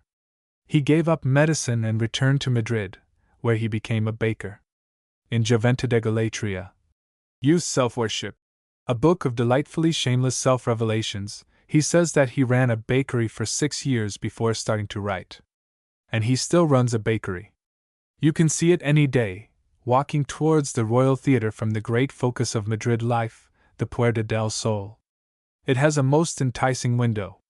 On one side are hams and red sausages and purple sausages and white sausages, some plump to the bursting like Rubens's Graces, others as weazened and smoked as saints by Ribera. In the middle are oblong plates with pates and sliced bologna and things in jelly. Then come ranks of cakes, cream cakes and fruit cakes, everything from obscene jam rolls to celestial cornucopias of white cream. Through the door you see a counter with round loaves of bread on it, and a basket full of brown rolls. If someone comes out, a dense sweet smell of fresh bread and pastry swirls about the sidewalk. So, by meeting commerce squarely in its own field, he has freed himself from any compromise with mammon. While his bread remains sweet, his novels may be as bitter as he likes. 2. The moon shines coldly out of an intense blue sky where a few stars glisten faint as mica. Shadow fills half the street, etching a silhouette of roofs and chimney pots and cornices on the cobblestones, leaving the rest very white with moonlight. The facades of the houses, with their blank windows, might be carved out of ice. In the dark of a doorway a woman sits hunched under a brown shawl. Her head nods, but still she jerks a tune that sways and dances through the silent street out of the accordion on her lap. A little saucer for pennies is on the step beside her. In the next doorway 2 gutter snipes are huddled together asleep. The moonlight points out with mocking interest their skinny dirt-crusted feet and legs stretched out over the icy pavement, and the filthy rags that barely cover their bodies. 2 men stumble out of a wine shop arm in arm, poor men in corduroy, who walk along unsteadily in their worn canvas shoes, making grandiloquent gestures of pity, tearing down the cold hard facades with drunken generous phrases, buoyed up by the warmth of the wine in their veins. That is Baroja's world, dismal, ironic, the streets of towns where industrial life sits heavy on the neck of a race as little adapted to it as any in Europe. No one has ever described better the shaggy badlands and cabbage patches round the edges of a city, where the debris of civilization piles up ramshackle suburbs in which starve and scheme all manner of human detritus. Back lots where men and women live fantastically in shelters patched out of rotten boards, of old tin cans and bits of chairs and tables that have stood for years in bright pleasant rooms. Grassy patches behind crumbling walls where on sunny days starving children spread their fleshless limbs and run about in the sun, miserable wine shops where the wind whines through broken panes to chill men with ever-empty stomachs who sit about gambling and finding furious drunkenness in a sip of aguardiente. Courtyards of barracks where painters who have not a cent in the world mix with beggars and gutter snipes to cajole a little hot food out of soft-hearted soldiers at mess time. Convent doors where ragged lions shiver for hours in the shrill wind that blows across the bare Castilian plain waiting for the nuns to throw out bread for them to fight over like dogs. And through it all moves the great crowd of the outcasts, sneak thieves, burglars, beggars of every description, rich beggars and poor devils who have given up the struggle to exist, homeless children, prostitutes, people who live a half-honest existence selling knickknacks, penniless students, inventors who while away the time they are dying of starvation telling all they meet of the riches they might have had. All who have failed on the daily treadmill of bread-making, or who have never had a chance even to enjoy the privilege of industrial slavery. Outside of Russia there has never been a novelist so taken up with all that society and respectability reject. Not that the interest in outcasts is anything new in Spanish literature. Spain is the home of that type of novel which the pigeonhole makers have named picaresque. These loafers and wanderers of Barojas, like his artists and grotesque dreamers and fanatics, all are the descendants of the people in the Quixote and the novellas exemplaires, of the rogues and bandits of the Lazarillo de Tormes, who through Gil Blas invaded France and England, where they rollicked through the novel until Mrs. Grundy and George Eliot packed them off to the Reform School. But the rogues of the 17th century were jolly rogues. They always had their tongues in their cheeks, and success rewarded their ingenious audacities. The molds of society had not hardened as they have now, there was less pressure of hungry generations. Or, more probably, pity had not come in to undermine the foundations. The corrosive of pity, which had attacked the steel girders of our civilization even before the work of building was completed, has brought about what Gilbert Murray in speaking of Greek thought calls the failure of nerve. In the 17th century men still had the courage of their egoism. The world was a bad job to be made the best of, all hope lay in driving a good bargain with the conductors of life everlasting. By the end of the 19th century the life everlasting had grown cobwebby, the French Revolution had filled men up with extravagant hopes of the perfectibility of this world, humanitarianism had instilled an abnormal sensitiveness to pain, to one's own pain, and to the pain of one's neighbors. Baroja's outcasts are no longer jolly knaves who will murder a man for a nickel and go on their road singing, "Over the hills and far away." They are men who have not had the willpower to continue in the fight for bread, they are men whose nerve has failed, who live furtively on the outskirts, snatching a little joy here and there, drugging their hunger with gorgeous mirages. One often thinks of Gorky in reading Baroja, mainly because of the contrast. Instead of the tumultuous spring freshet of a new race that drones behind every page of the Russian, there is the cold despair of an old race, of a race that lived long under a formula of life to which it has sacrificed much, only to discover in the end that the formula does not hold. These are the last paragraphs of Mala Hierba, Wild Grass, the middle volume of Baroja's trilogy on the life of the very poor in Madrid. They talked. Manuel felt irritation against the whole world, hatred, up to that moment pent up within him against society, against man. Honestly, he ended by saying, "I wish it would rain dynamite for a week, and that the Eternal Father would come tumbling down in cinders." He invoked crazily all the destructive powers to reduce to ashes this miserable society. Jesus listened with attention. "You are an anarchist," he told him. "I? Yes. So am I." "Since when?" "Since I have seen the infamies committed in the world, since I have seen how coldly they give to death a bit of human flesh, since I have seen how men die abandoned in the streets and hospitals," answered Jesus with a certain solemnity. Manuel was silent. The friends walked without speaking round the Ronda de Segovia, and sat down on a bench in the little gardens of the Virgen del Porta. The sky was superb, crowded with stars.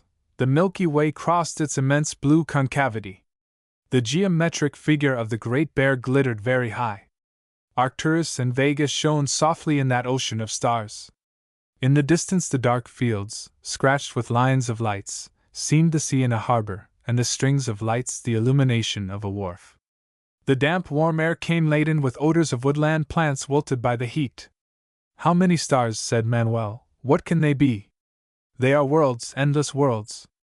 I don't know why it doesn't make me feel better to see this sky so beautiful, Jesus." "Do you think there are men in those worlds?" asked Manuel.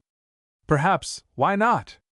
And are there prisons too, and judges and gambling dens and police?" "Do you think so?" Jesus did not answer. After a while he began talking with a calm voice of his dream of an idyllic humanity, a sweet pitiful dream, noble and childish. In his dream, man, led by a new idea, reached a higher state. No more hatreds, no more rancors. Neither judges, nor police, nor soldiers, nor authority. In the wide fields of the earth free men worked in the sunlight. The law of love had taken the place of the law of duty, and the horizons of humanity grew every moment wider, wider and more azure. And Jesus continued talking of a vague ideal of love and justice, of energy and pity, and those words of his, chaotic, incoherent, fell like balm on Manuel's ulcerated spirit. Then they were both silent, lost in their thoughts, looking at the night. An August joy shone in the sky, and the vague sensation of space, of the infinity of those imponderable worlds, filled their spirits with a delicious calm. 3. Spain is the classic home of the anarchist. A bleak upland country mostly, with a climate giving all varieties of temperature, from moist African heat to dry Siberian cold, where people have lived until very recently, and do still, in villages hidden away among the bare ribs of the mountains, or in the indented coast plains, where every region is cut off from every other by high passes and defile of the mountains, flaming hot in summer and freezing cold in winter, where the Iberian race has grown up centerless. The pueblo, the village community, is the only form of social cohesion that really has roots in the past. On these free towns empires have time and again been imposed by force. In the 16th and 17th centuries the Catholic monarchy wielded the sword of the faith to such good effect that communal feeling was killed and the Spanish genius forced to ingrow into the mystical realm where every ego expanded itself into the solitude of God. The 18th century reduced God to an abstraction, and the 19th brought pity and the mad hope of righting the wrongs of society. The Spaniard, like his own Don Quixote, mounted the war-horse of his idealism and set out to free the oppressed, alone. As a logical conclusion we have the anarchist who threw a bomb into the Lyceum Theatre in Barcelona during a performance, wanting to make the ultimate heroic gesture and only succeeding in a senseless mangling of human lives. But that was the reduction to an absurdity of an immensely valuable mental position. The anarchism of Pio Baroja is of another sort. He says in one of his books that the only part a man of the middle classes can play in the reorganization of society is destructive. He has not undergone the discipline, which can only come from common slavery in the industrial machine, necessary for a builder. His slavery has been an isolated slavery which has unfitted him forever from becoming truly part of a community. He can use the vast power of knowledge which training has given him only in one way. His great mission is to put the acid test to existing institutions, and to strip the veils off them. I don't want to imply that Baroja writes with his social conscience. He is too much of a novelist for that, too deeply interested in people as such. But it is certain that a profound sense of the evil of existing institutions lies behind every page he has written, and that occasionally, only occasionally, he allows himself to hope that something better may come out of the turmoil of our age of transition.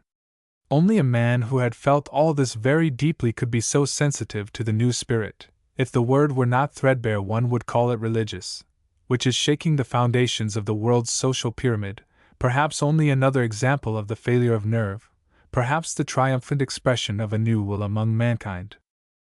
In Aurora Roja, Red Dawn, the last of the Madrid trilogy, about the same Manuel who is the central figure of Mala Hierba, he writes, "At first it bored him, but later, little by little, he felt himself carried away by what he was reading. First he was enthusiastic about Mirabeau, then about the Girondins, Vergniaud Patillon, Condorcet, then about Danton. Then he began to think that Robespierre was the true revolutionary, afterwards Saint Just, but in the end it was the gigantic figure of Danton that thrilled him most." Manuel felt great satisfaction at having read that history. Often he said to himself, "What does it matter now if I am a loafer, and good for nothing? I've read the history of the French Revolution, I believe I shall know how to be worthy." After Michelet, he read a book about 48, then another on the Commune, by Louise Michel, and all this produced in him a great admiration for French revolutionists. What men! After the colossal figures of the Convention, Babeuf, Proudhon, Blanqui, Bandin, de Lesguise, Rochefort, Félix Piat, Valel. What people! What does it matter now if I am a loafer? I believe I shall know how to be worthy. In those two phrases lies all the power of revolutionary faith. And how like phrases out of the Gospels, those older expressions of the hope and misery of another society in decay. That is the spirit that, for good or evil, is stirring throughout Europe today, among the poor and the hungry and the oppressed and the outcast, a new affirmation of the rights and duties of men. Baroja has felt this profoundly, and has presented it, but without abandoning the function of the novelist, which is to tell stories about people. He is never a propagandist. 4. I have never hidden my admirations in literature. They have been and are Dickens, Balzac, Poe, Dostoevsky, and now Stendhal, writes Baroja in the preface to the Nelson edition of La Dama Errante, The Wandering Lady. He follows particularly in the footprints of Balzac in that he is primarily a historian of morals, who has made a fairly consistent attempt to cover the world he lived in. With Dostoevsky there is a kinship in the passionate hatred of cruelty and stupidity that crops out everywhere in his work. I have never found any trace of influence of the other three. To be sure, there are a few early sketches in the manner of Poe, but in respect to form he is much more in the purely chaotic tradition of the picaresque novel he despises than in that of the American theorist. Baroja's most important work lies in the 4 series of novels of the Spanish life he lived, in Madrid, in the provincial towns where he practiced medicine, and in the Basque country where he had been brought up.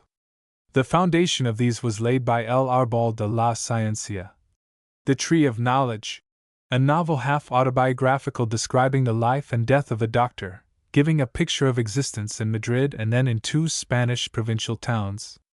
Its tremendously vivid painting of inertia and the deadening under its weight of intellectual effort made a very profound impression in Spain. 2 novels about the anarchist movement followed it, La Dama Errante, which describes the state of mind of forward-looking Spaniards at the time of the famous anarchist attempt on the lives of the king and queen the day of their marriage, and La Ciudad de la Niebla, about the Spanish colony in London. Then came the series called La Busca, The Search, which to me is Baroja's best work, and one of the most interesting things published in Europe in the last decade. It deals with the lowest and most miserable life in Madrid and is written with a cold acidity which Maupassant would have envied and is permeated by a human vividness that I do not think Maupassant could have achieved. All 3 novels, La Busca, Mala Hierba, and Aurora Roja, deal with the drifting of a typical uneducated Spanish boy, son of a maid of all work in a boarding house, through different strata of Madrid life.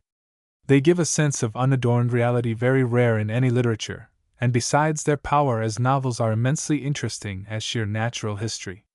The type of the Golfo is a literary discovery comparable with that of Sancho Panza by Cervantes.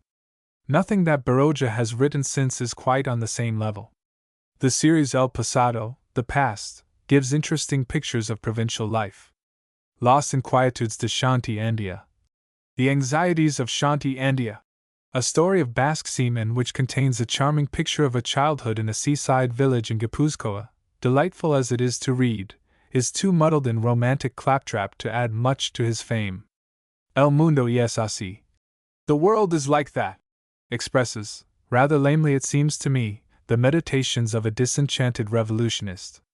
The latest series, Memorias de un hombre de acción, a series of yarns about the revolutionary period in Spain at the beginning of the 19th century, though entertaining, is more an attempt to escape in a jolly romantic past the realities of the morose present than anything else. Cesar o Nada, translated into English under the title of Aut Caesar Aut Nullus, is also less acid and less effective than his earlier novels. That is probably why it was chosen for translation into English. We know how anxious our publishers are to furnish food easily digestible by weak American stomachs. It is silly to judge any Spanish novelist from the point of view of form. Improvisation is the very soul of Spanish writing. In thinking back over books of Baroja's one has read, one remembers more descriptions of places and people than anything else. In the end, it is rather natural history than dramatic creation. But a natural history that gives you the pictures etched with vitriol of Spanish life in the end of the 19th and the beginning of the 20th century which you get in these novels of Baroja's is very near the highest sort of creation. If we could inject some of the virus of his intense sense of reality into American writers, it would be worth giving up all these stale conquests of form we inherited from Poe and O. Henry. The following, again from the preface of La Dama Errante, is Barroja's own statement of his aims. And certainly he has realized them. Probably a book like La Dama Errante is not of the sort that lives very long. It is not a painting with aspirations towards the museum but an impressionist canvas. Perhaps as a work it has too much asperity, is too hard, not serene enough. This ephemeral character of my work does not displease me. We are men of the day, people in love with the passing moment, with all that is fugitive and transitory, and the lasting quality of our work preoccupies us little, so little that it can hardly be said to preoccupy us at all. 6. Talk by the road. Spain, said Don Alonso, as he and Telemachus walked out of Illescas, followed at a little distance by Laius and the dumpling man, has never been swept clean. There have been the Romans and the Visigoths and the Moors and the French, armed men jingling over mountain roads. Conquest has warped and sterilized our Iberian mind without changing an atom of it. An example, we missed the Revolution and suffered from Napoleon. We virtually had no Reformation, yet the Inquisition was stronger with us than anywhere. Do you think it will have to be swept clean? Asked Telemachus. He does. Don Alonso pointed with a sweep of an arm towards a man working in the field beside the road. It was a short man in a blouse. He broke the clods the plough had left with a heavy triangular hoe. Sometimes he raised it only a foot above the ground to poise for a blow, sometimes he swung it from over his shoulder. Face, clothes, hands, hoe were brown against the brown hillside where a purple shadow mocked each heavy gesture with lank gesticulations. In the morning silence the blows of the hoe beat upon the air with muffled insistence. And he is the man who will do the building, went on Don Alonso. It is only fair that we should clear the road. But you are the thinkers, said Telemachus. His mother Penelope's maxims on the subject of constructive criticism popped up suddenly in his mind like tickets from a cash register. Thought is the acid that destroys, answered Don Alonso. Telemachus turned to look once more at the man working in the field. The hoe rose and fell, rose and fell. At a moment on each stroke a flash of sunlight came from it. Telemachus saw all at once the whole earth, plowed fields full of earth-colored men, shoulders thrown back, bent forward, muscles of arms swelling and slackening, hoes flashing at the same moment against the sky, at the same moment buried with a thud in clods. And he felt reassured as a traveler feels, hearing the continuous hiss and squudge of well-oiled engines out at sea. 7. Cordova no longer of the caliphs. When we stepped out of the bookshop the narrow street steamed with the dust of many carriages. Above the swiftly whirling wheels gaudily dressed men and women sat motionless in attitudes. Over the backs of the carriages brilliant shawls trailed, triangles of red and purple and yellow. Bread and circuses, muttered the man who was with me. But not enough bread. It was fair time in Cordova. The carriages were coming back from the toros. We turned into a narrow lane, where the dust was yellow between high green and lavender-washed walls. From the street we had left came a sound of cheers and hand-clapping. My friend stopped still and put his hand on my arm. There goes Belmonte, he said. Half the men who are cheering him have never had enough to eat in their lives. The old Romans knew better. To keep people quiet they filled their bellies. Those fools! He jerked his head backwards with disgust. I thought of the shawls and the high combs and the hair gleaming black under lace and the wasp waists of the young men and the insolence of black eyes above the flashing wheels of the carriages. Those fools give only circuses. Do you people in the outside world realize that we in Andalusia starve, that we have starved for generations, that those black bulls for the circuses may graze over good wheatland, to make Spain picturesque? The only time we see meat is in the bullring. Those people who argue all the time as to why Spain's backward and write books about it, I could tell them in one word: malnutrition. He laughed despairingly and started walking fast again. We have solved the problem of the cost of living. We live on air and dust and bad smells. I had gone into his bookshop a few minutes before to ask an address, and had been taken into the back room with the wonderful enthusiastic courtesy one finds so often in Spain. There the bookseller, a carpenter, and the bookseller's errand boy had all talked at once, explaining the last strike of farm laborers, when the region had been for months under martial law, and they, and every one else of socialist or Republican sympathies, had been packed for weeks into overcrowded prisons. They all regretted they could not take me to the Casa del Pueblo, but they explained laughing, the civil guard was occupying it at that moment. It ended by the bookseller's coming out with me to show me the way to Azarin's. Azarin was an architect who had supported the strikers. He had just come back to Cordova from the obscure village where he had been imprisoned through the care of the military governor who had paid him the compliment of thinking that even in prison he would be dangerous in Cordova. He had recently been elected municipal councillor, and when we reached his office was busy designing a schoolhouse. On the stairs the bookseller had whispered to me that every workman in Cordova would die for Azarin. He was a sallow little man with a vaguely sarcastic voice and an amused air as if he would burst out laughing at any moment. He put aside his plans and we all went on to see the editor of Andalusia, a regionalist pro-labor weekly. In that dark little office, over 3 cups of coffee that appeared miraculously from somewhere with the pungent smell of ink and fresh paper in our nostrils, we talked about the past and future of Cordova, and of all the wide region of northern Andalusia, fertile irrigated plains, dry olive lands stretching up to the rocky waterless mountains where the mines are. In Azarin's crisp phrases and in the long ornate periods of the editor, the serfdom and the squalor, and the heroic hope of these peasants and miners and artisans became vivid to me for the first time. Occasionally the compositor, a boy of about 15 with a brown ink-smudged face, would poke his head in the door and shout, "It's true what they say, but they don't say enough, they don't say enough." The problem in the south of Spain is almost wholly agrarian. From the Tagus to the Mediterranean stretches a mountainous region of low rainfall, intersected by several series of broad river valleys which, under irrigation, are enormously productive of rice, oranges, and in the higher altitudes of wheat. In the dry hills grow grapes, olives, and almonds. A country on the whole much like Southern California. Under the Moors this region was the richest and most civilized in Europe. When the Christian nobles from the north reconquered it, the ecclesiastics laid hold of the towns and extinguished industry through the Inquisition, while the land was distributed in huge estates to the magnates of the court of the Catholic kings. The agricultural workers became virtually serfs, and the communal village system of working the land gradually gave way. Now the province of Jaén, certainly as large as the state of Rhode Island, is virtually owned by 6 families. This process was helped by the fact that all through the 16th and 17th centuries the liveliest people in all Spain swarmed overseas to explore and plunder America or went into the church, so that the tilling of the land was left to the humblest and least vigorous. And immigration to America has continued the safety valve of the social order. It is only comparatively recently that the consciousness has begun to form among the workers of the soil that it is possible for them to change their lot. As everywhere else, Russia has been the beacon flare.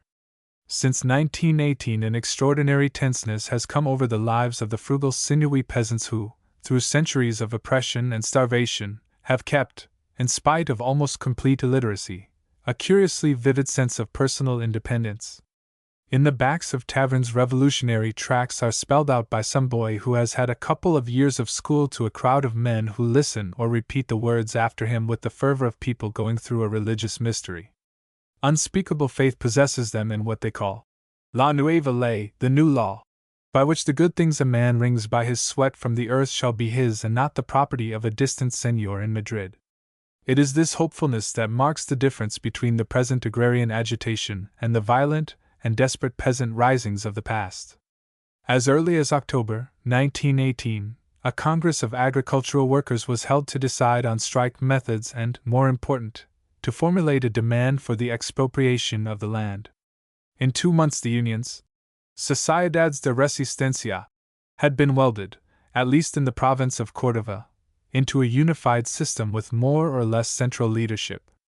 The strike which followed was so complete that in many cases even domestic servants went out.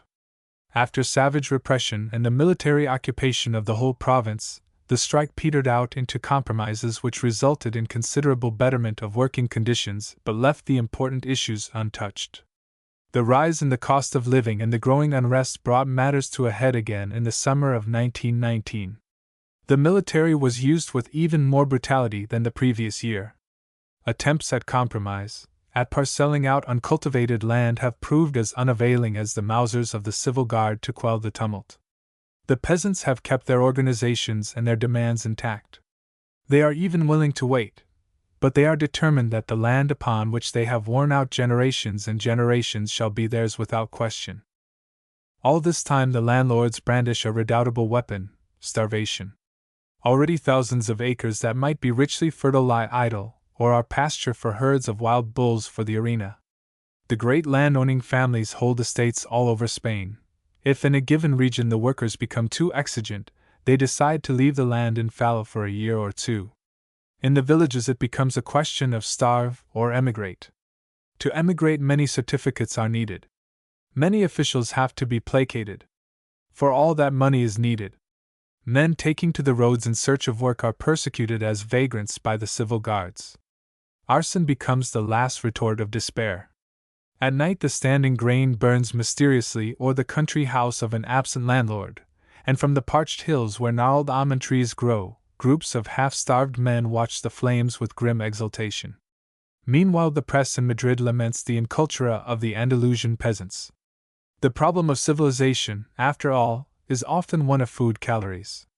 Fernando de los Rios, socialist deputy for Granada, recently published the result of an investigation of the food of the agricultural populations of Spain, in which he showed that only in the Balkans, out of all Europe, was the working man so undernourished. The calories which the diet of the average Cordova workman represented was something like a fourth of those of the British workman's diet. Even so, the foremen of the big estates complain that as a result of all this social agitation their workmen have taken to eating more than they did in the good old times. How long it will be before the final explosion comes no one can conjecture. The spring of 1920, when great things were expected, was completely calm. On the other hand, in the last municipal elections, when 600 socialist councillors were elected in all Spain, in contrast to 62 in 1915, the vote polled in Andalusia was unprecedented. Up to this election many of the peasants had never dared vote, and those that had been completely under the thumb of the caciques, the bosses that control Spanish local politics. However, in spite of socialist and syndicalist propaganda, the agrarian problem will always remain separate from anything else in the minds of the peasants. This does not mean that they are opposed to communism, or cling as violently as most of the European peasantry to the habit of private property. All over Spain one comes upon traces of the old communist village institutions, by which flocks and mills and bakeries and often land were held in common. As in all arid countries, where everything depends upon irrigation, ditches are everywhere built and repaired in common. And the idea of private property is of necessity feeble where there is no rain, for what good is land to a man without water? Still, until there grows up a much stronger community of interest than now exists between the peasants and the industrial workers, the struggle for the land and the struggle for the control of industry will be, in Spain, as I think everywhere, parallel rather than unified. One thing is certain: however long the fire smolders before it flares high to make a clean sweep of Spanish capitalism and Spanish feudalism together, Cordova, hoary city of the caliphs, where ghosts of old grandeurs flit about the zigzag ochre-colored lanes, will, when the moment comes, be the center of organization of the agrarian revolution. When I was leaving Spain I rode with some young men who were emigrating to America, to make their fortunes, they said. When I told them I had been to Cordova, their faces became suddenly bright with admiration. "Ah, Cordova!" one of them cried. "They've got the guts in Cordova." 8. Talk by the road. At the first crossroads beyond Illescas the dumpling man and Don Alonso turned off in quest of the trout stream. Don Alonso waved solemnly to Lais and Telemachus. "Perhaps we shall meet in Toledo," he said. "Catch a lot of fish," shouted Lais. "And perhaps a thought," was the last word they heard from Don Alonso. The sun already high in the sky poured tingling heat on their heads and shoulders. There was sand in their shoes, an occasional sharp pain in their shins, in their bellies bitter emptiness. "At the next village, tell I'm going to bed. You can do what you like," said Lais in a tearful voice. I'll like that all right. Buenos dias, señores viajeros, came a cheerful voice.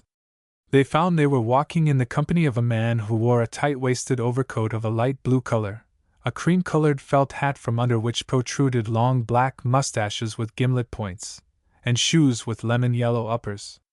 They passed the time of day with what cheerfulness they could muster. Ah, Toledo, said the man.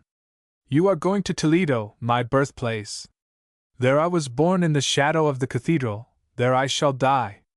I am a traveler of commerce.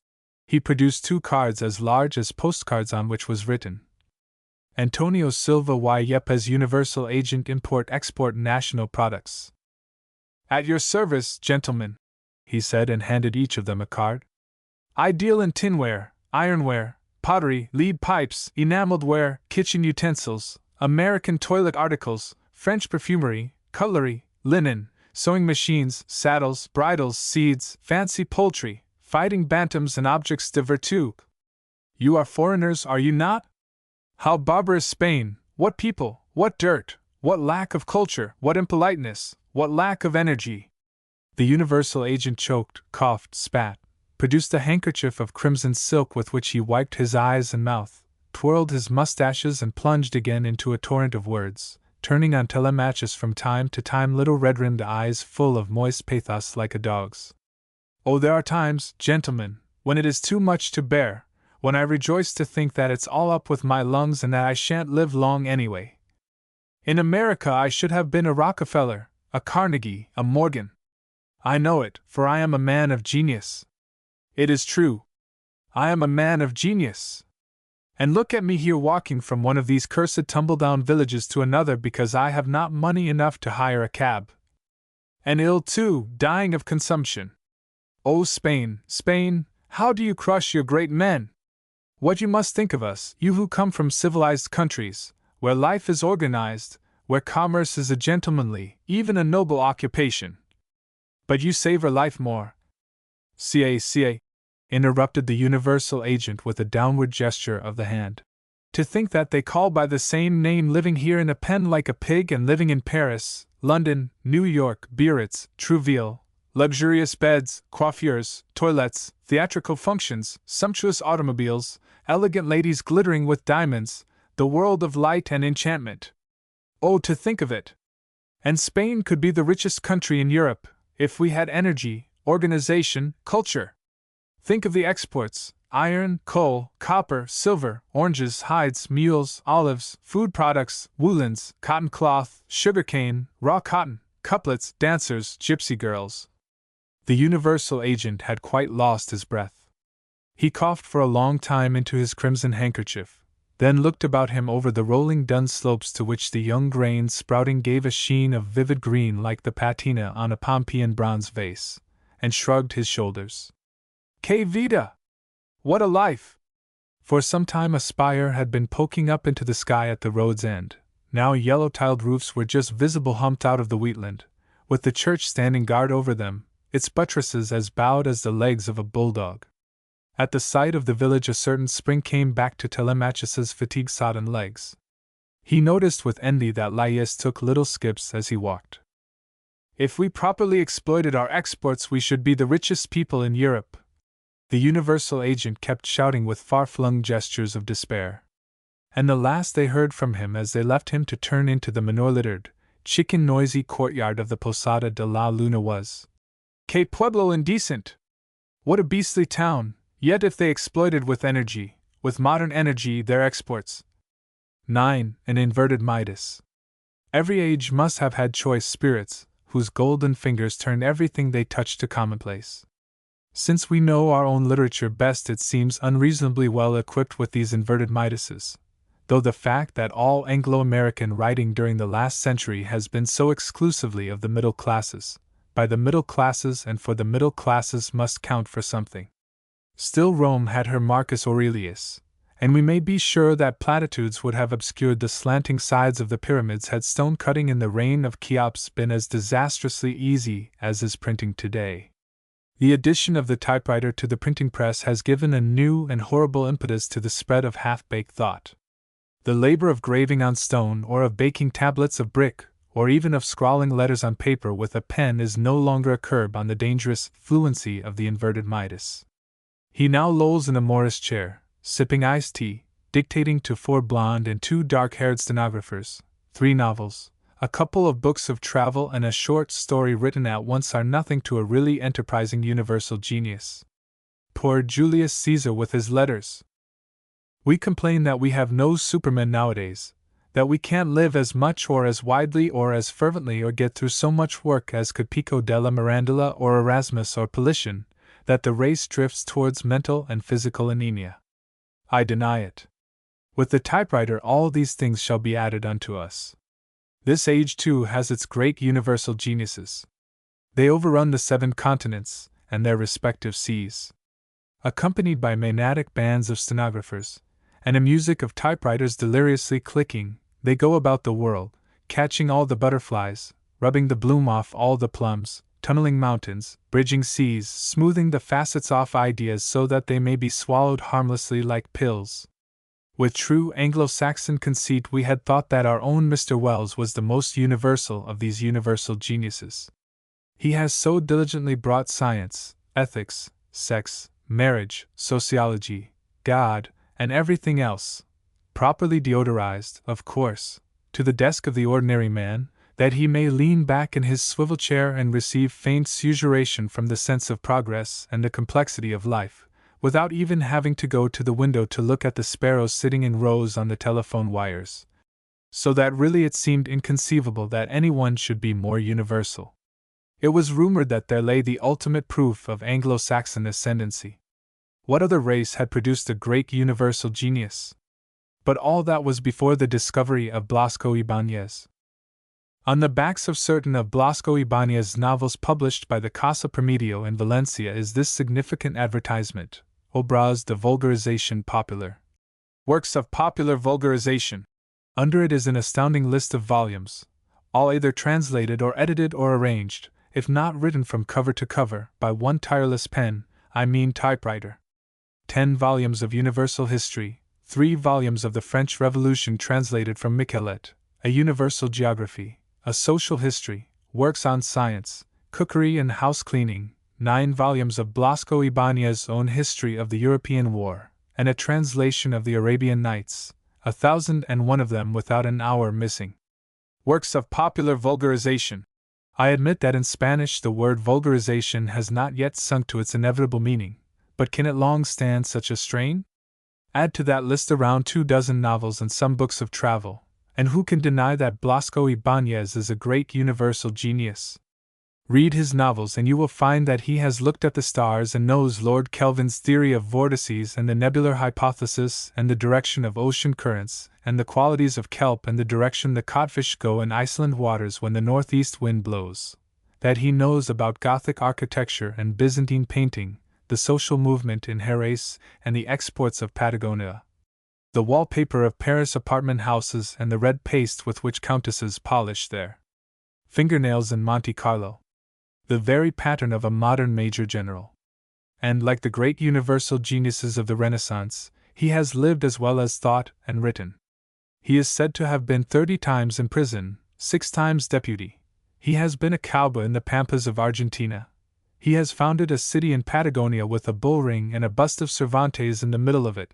He has rounded the Horn on a sailing ship in a hurricane, and it is whispered that like Victor Hugo he eats lobsters with the shells on. He hobnobs with the universe. One must admit, too, that Blasco Ibáñez's universe is a bulkier universe than Mr. Wells's.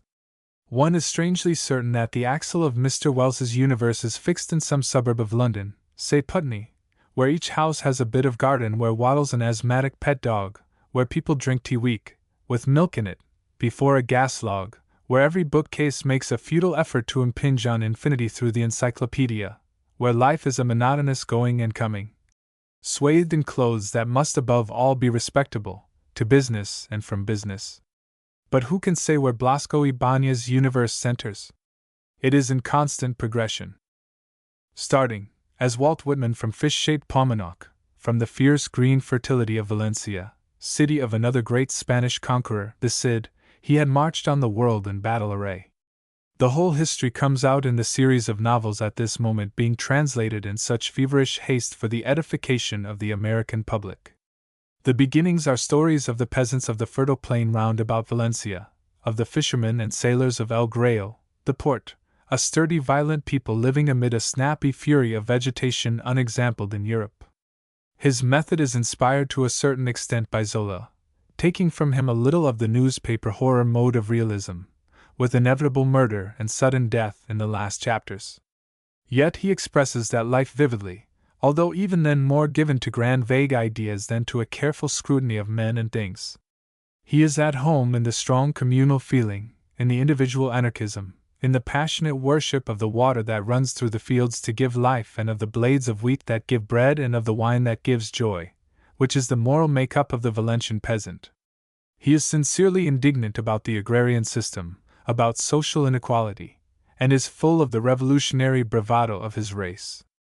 A typical novel of this period is La Barraca, a story of a peasant family that takes up land which has lain vacant for years under the curse of the community, since the eviction of the tenants, who had held it for generations, by a landlord who was murdered as a result, on a lonely road by the father of the family he had turned out.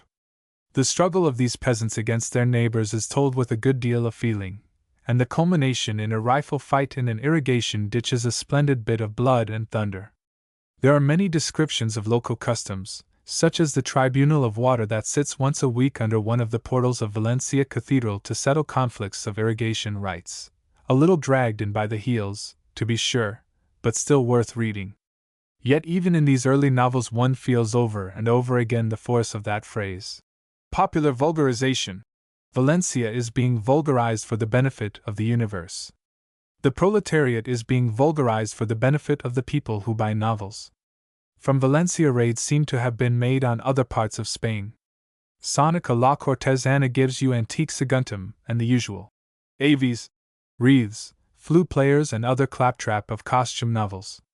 In La Catedral you have Toledo, the church, socialism and the modern world in the shadow of Gothic spires. La Bodega takes you into the genial air of the wine vaults of Jerez de la Frontera, with smugglers, processions blessing the vineyards and agrarian revolt in the background. Up to now they have been Spanish novels written for Spaniards. It is only with Sangre y Arena that the virus of a European reputation shows results. In Sangre y Arena, to be sure, you learn that toreros use scent, have a home life, and are seduced by passionate Baudelairian ladies of the smart set who plant white teeth in their brown sinewy arms and teach them to smoke opium cigarettes. You see toreros taking the sacraments before going into the ring, and you see them tossed by the bull while the crowd, which a moment before had been crying, "Hola," as if it didn't know that something was going wrong, gets very pale and chilly and begins to think what dreadful things corridas are anyway, until the arrival of the next bull makes them forget it. All of which is good fun when not obscured by grand, vague ideas, and incidentally sells like hot cakes. Thenceforward the Casa Promedio becomes an exporting house dealing in the good Spanish products of violence and sunshine, blood, voluptuousness and death, as another vulgarizer put it. Next comes the expedition to South America, and the Argonauts appears. The Atlantic is bridged, there open up rich veins of picturesqueness and new grand vague ideas, all in full swing when the war breaks out. Blasco Ibáñez meets the challenge nobly, and very soon, with the Four Horsemen of the Apocalypse, which captures the Allied world and proves again the MOT about prophets. So without honor in its own country is the Four Horsemen that the English translation rights are sold for a paltry 3,000 pesetas. But the great success in England and America soon shows that we can appreciate the acumen of a neutral who came in and rooted for our side, so early in the race too.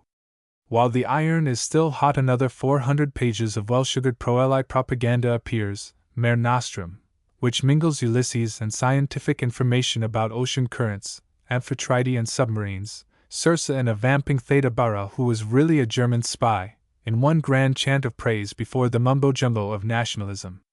Los Enemigos de la Mujer, the latest production, abandons Spain entirely and plants itself in the midst of princes and countesses, all elaborately pro-ally, at Monte Carlo. Forgotten the proletarian tastes of his youth, the local color he loved to lay on so thickly, the habanera atmosphere. Only the grand vague ideas subsist in the cosmopolite, and the fluency, that fatal Latin fluency. And now the United States, the home of the blonde stenographer, and the typewriter, and the press agent. What are we to expect from the combination of Blasco Ibanez and Broadway? At any rate, the movies will profit. Yet one can't help wishing that Blasco Ibanez had not learnt the typewriter trick so early. Print so easily spins the web of the commonplace over the fine outlines of life. And Blasco Ibanez need not have been an inverted Midas. His is a superbly Mediterranean type, with something of Aretino, something of Garibaldi, something of Tartarin of Tarascon. Blustering, sensual, enthusiastic, living at bottom in a real world, which can hardly be said of Anglo-Saxon vulgarizers, even if it is a real world obscured by grand vague ideas. Blasco Ibanez's mere energy would have produced interesting things if it had not found such easy and immediate vent in the typewriter. Bottle up a man like that for a lifetime without means of expression, and he'll produce memoirs equal to Marco Polo and Casanova. But let his energies flow out evenly without resistance through a corps of clicking typewriters, and all you have is one more popular novelist. It is unfortunate, too, that Blasco Ibanez and the United States should have discovered each other at this moment. They will do each other no good. We have an abundance both of vague grand ideas and of popular novelists, and we are the favorite breeding place of the inverted Midas. We need writing that shall be acid, with sharp edges on it, yeasty to leaven the lump of glucose that the combination of the ideals of the man in the swivel chair with decayed Puritanism has made of our national consciousness. Of course, Blasco Ibanez in America will only be a 7 days marvel. Nothing is ever more than that. But why need we pretend each time that our 7 days marvels are the great eternal things? Then, too, if the American public is bound to take up Spain, it might as well take up the worthwhile things instead of the works of popular vulgarization. They have enough of those in their bookcases as it is. And in Spain there is a novelist like Baroja, essayists like Unamuno and Azarin, poets like Valle Inclán and Antonio Machado. But I suppose they will shine with the reflected glory of the author of the Four Horsemen of the Apocalypse. X talk by the road. When they woke up it was dark. They were cold. Their legs were stiff. They lay each along one edge of a tremendously wide bed, between them a tangle of narrow sheets and blankets. Telemachus raised himself to a sitting position and put his feet, that were still swollen, gingerly to the floor. He drew them up again with a jerk and sat with his teeth chattering hunched on the edge of the bed. Laius burrowed into the blankets and went back to sleep. For a long while Telemachus could not thaw his frozen wits enough to discover what noise had waked him up. Then it came upon him suddenly that huge rhythms were pounding about him, sounds of shaken tambourines and castanets and beaten dishpans and roaring voices. Someone was singing in shrill tremolo above the din a song of which each verse seemed to end with the phrase, "Why mañana carnival? Tomorrow's carnival. Wake up!" He cried out to Laius, and pulled on his trousers. Laius sat up and rubbed his eyes. "I smell wine," he said. Telemachus, through hunger and stiffness and aching feet and the thought of what his mother Penelope would say about these goings-on, if they ever came to her ears, felt a tremendous elation flare through him. "Come on, they're dancing," he cried, dragging Laius out on the gallery that overhung the end of the court. "Don't forget the butterfly net telephone." "What for?" "To catch your gesture, what do you think?" Telemachus caught Laius by the shoulders and shook him. As they wrestled they caught glimpses of the courtyard full of couples bobbing up and down in a jota. In the doorway stood 2 guitar players, and beside them a table with pitchers and glasses and a glint of spilt wine. Feeble light came from an occasional little constellation of olive oil lamps. When the 2 of them pitched downstairs together, and shot out reeling among the dancers, everybody cried out, "Hola!" and shouted that the foreigners must sing a song. "After dinner," cried Laius as he straightened his necktie. "We haven't eaten for a year and a half." The padrone, a red thick-necked individual with a week's white bristle on his face, came up to them holding out hands as big as hams. "You are going to Toledo for carnival? Oh, how lucky the young are, traveling all over the world." He turned to the company with a gesture. "I was like that when I was young." They followed him into the kitchen, where they ensconced themselves on either side of a cave of a fireplace in which burned a fire all too small. The hunchbacked woman with a face like tan leather who was tending the numerous steaming pots that stood about the hearth, noticing that they were shivering, heaped dry twigs on it that crackled and burst into flame and gave out a warm, spicy tang. "Tomorrow's carnival," she said. "We mustn't stint ourselves." Then she handed them each a plate of soup full of bread in which poached eggs floated, and the padrone drew the table near the fire and sat down opposite them, peering with interest into their faces while they ate. After a while he began talking. From outside the hand-clapping and the sound of castanets continued, interrupted by intervals of shouting and laughter, and an occasional snatch from the song that ended every verse with, "Why mañana carnival? I traveled when I was your age," he said.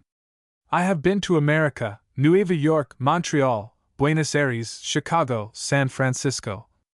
Selling those little nuts. Yes, peanuts. What a country! How many laws there are, how many policemen. When I was young I did not like it, but now that I am old and own an inn and daughters and all that, vamos, I understand. You see, in Spain we all do just as we like. Then, if we are the sort that goes to church, we repent afterwards and fix it up with God. In European, civilized, modern countries everybody learns what he's got to do and what he must not do. That's why they have so many laws. Here the police are just to help the government plunder and steal all at once. But that's not so in America. The difference is," broke in Telemachus, "as Butler put it, between living under the law and living under grace. I should rather live under GRA." But he thought of the maxims of Penelope and was silent. "But after all we know how to sing," said the padrone. "Will you have coffee with cognac? And poets, man alive, what poets!" The padrone stuck out his chest, put one hand in the black sash that held up his trousers and recited, emphasizing the rhythm with the cognac bottle. "Aquí está Don Juan Tenorio. No hay hambre para él. Busquino los renedores. Cerquino los jugadores. Quien ese prisi que lo atage. A ver si hay quien lo avantage. En juego, en lido en amores." He finished with a flourish and poured more cognac into the coffee cups. "Que bonito! How pretty!" cried the old hunchbacked woman who sat on her heels in the fireplace. "That's what we do," said the padrone. "We brawl and gamble and seduce women, and we sing and we dance, and then we repent and the priest fixes it up with God. In America they live according to law." Feeling well toasted by the fire and well warmed with food and drink, Laius and Telemachus went to the inn door and looked out on the broad main street of the village where everything was snowy white under the cold stare of the moon. The dancing had stopped in the courtyard. A group of men and boys was moving slowly up the street, each one with a musical instrument. There were the 2 guitars, frying pans, castanets, cymbals, and a goatskin bottle of wine that kept being passed from hand to hand. Each time the bottle made a round a new song started. And so they moved slowly up the street in the moonlight. "Let's join them," said Laius. "No, I want to get up early so as to see the gesture by daylight," cried Laius jeeringly. Then he went on. "Tell, you live under the law. Under the law there can be no gestures, only machine movements." Then he ran off and joined the group of men and boys who were singing and drinking. Telemachus went back to bed. On his way upstairs he cursed the maxims of his mother Penelope. But at any rate tomorrow, in carnival time, he would feel the gesture. 11. Antonio Machado, poet of Castile. "I spent 50,000 pesetas in a year at the military school, Jaime le Chic," said the young artillery officer of whom I had asked the way. He was leading me up the steep cobbled hill that led to the irregular main street of Segovia. A moment before we had passed under the aqueduct that had soared above us arch upon arch into the crimson sky. He had snapped tightly gloved fingers and said, "And what's that good for, I'd like to know? I'd give it all for a puff of gasoline from a Hispano-Suizo. D'you know the Hispano-Suizo? And look at this rotten town. There's not a street in it I can speed on in a motorcycle without running down some fool old woman, or a squalling brat or other. Who's this gentleman you are going to see?" "He's a poet," I said. I like poetry too. I write it, light, elegant, about light, elegant women. He laughed and twirled the tiny wax spike that stuck out from each side of his mustache. He left me at the end of the street I was looking for, and after an elaborate salute walked off, saying, "To think that ye should come here from New York to look for an address in such a shabby street, and I so want to go to New York. If I was a poet I wouldn't live here." The name on the street corner was Calle de los Desamparados, Street of Abandoned Children. We sat a long while in the casino, twiddling spoons in coffee glasses while a wax-pink fat man played billiards in front of us, being ponderously beaten by a lean brownish swallowtail with yellow face and walrus whiskers that emitted a rasping bueno after every play. There was talk of Paris and possible new volumes of verse, homage to Walt Whitman, Margall, questioning about Emily Dickinson. About us was a smell of old horsehair sofas, a buzz of the poignant musty ennui of old towns left centuries ago high and dry on the beach of history. The group grew. Talk of painting. Zuloaga had not come yet. The Zilbeur brothers had abandoned their Basque coast towns, seduced by the bronze-colored people and the saffron hills of the province of Segovia. Sorala was dying, another had gone mad. At last someone said, "It's stifling here, let's walk, there is full moon tonight." There was no sound in the streets, but the irregular clatter of our footsteps. The slanting moonlight cut the street into two triangular sections, one enormously black, the other bright, engraved like a silver plate with the lines of doors, roofs, windows, ornaments. Overhead the sky was white and blue like buttermilk.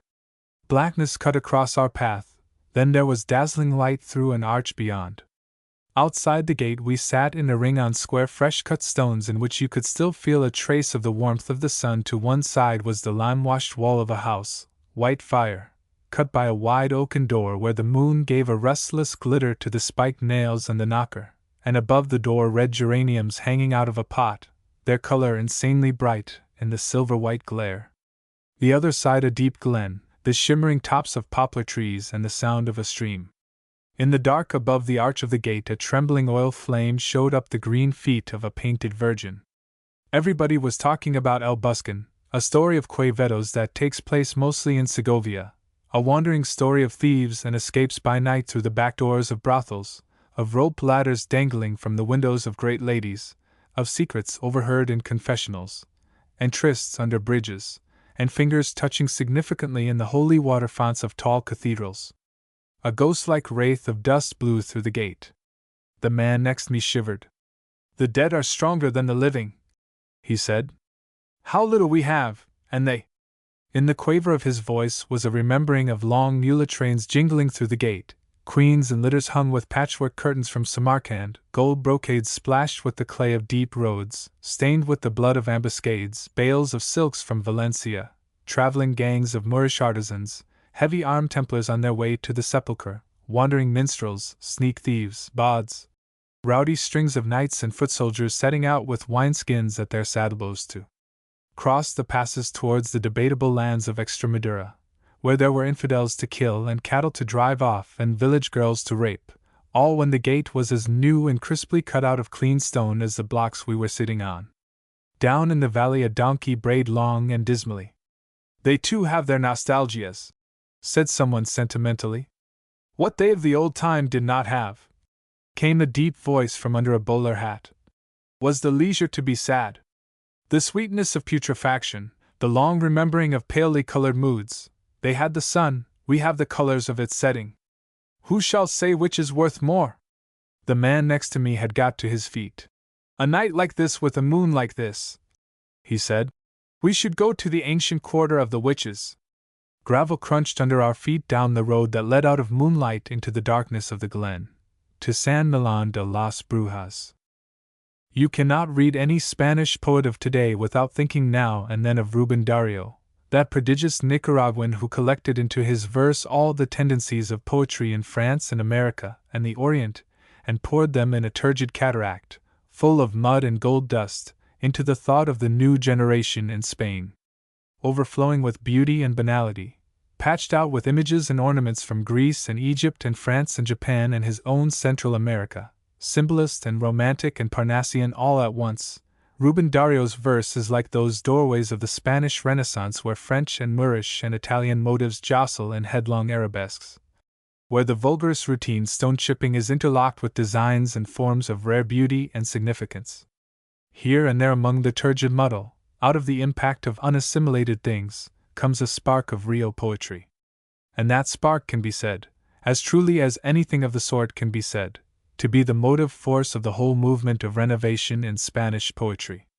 Of course, the poets have not been content to be influenced by the outside world only through Dario. Baudelaire and Verlaine had a very large direct influence, once the way was opened, and their influence succeeded in curbing the lush impromptu manner of romantic Spanish verse. In Antonio Machado's work, and he is beginning to be generally considered the central figure, there is a restraint and terseness of phrase rare in any poetry. I do not mean to imply that Machado can be called in any real sense a pupil of either Dario or Verlaine. Rather, one would say that in a generation occupied largely in more or less unsuccessful imitation of these poets, Machado's poetry stands out as particularly original and personal.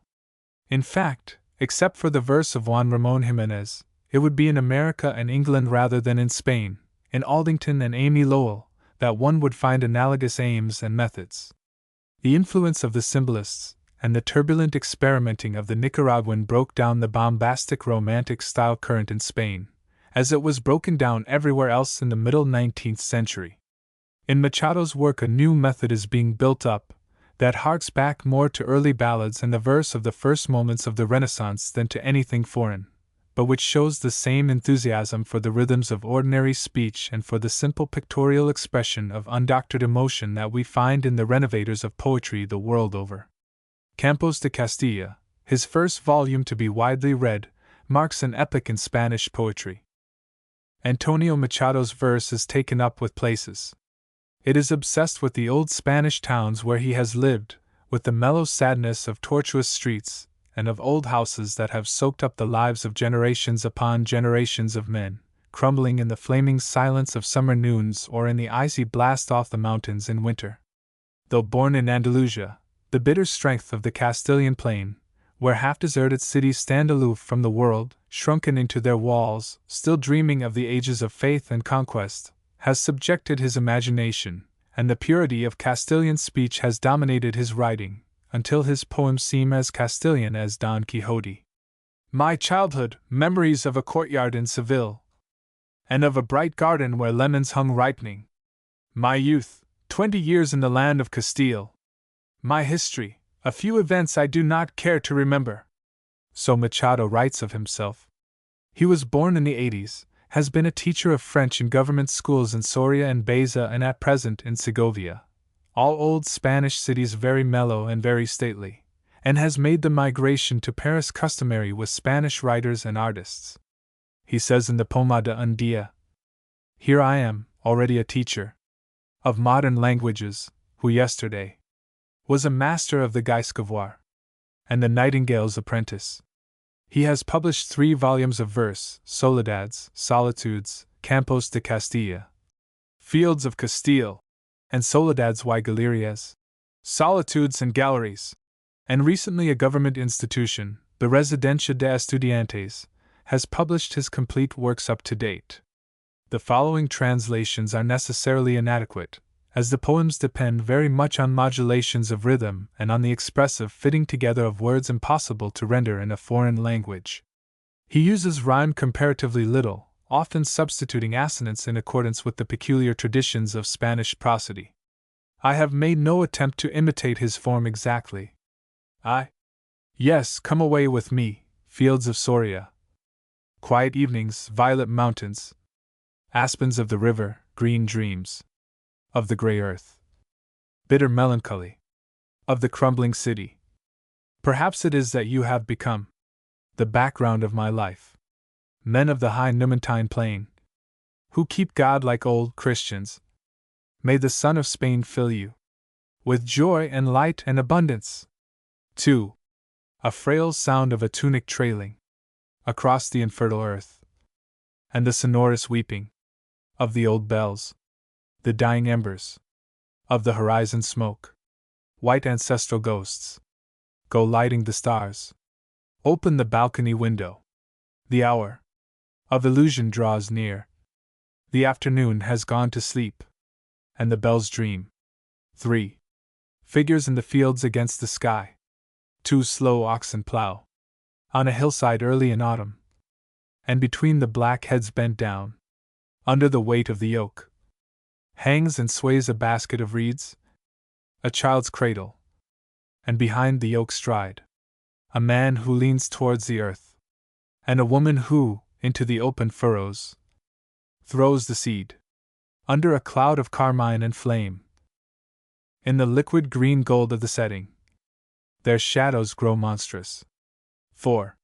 Naked is the earth, and the soul howls to the wan horizon, like a hungry she-wolf.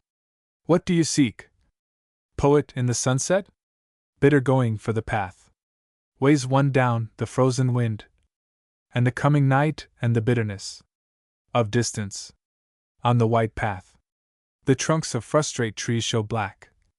On the distant mountains, there is gold and blood. The sun dies. What do you seek? Poet in the sunset? V.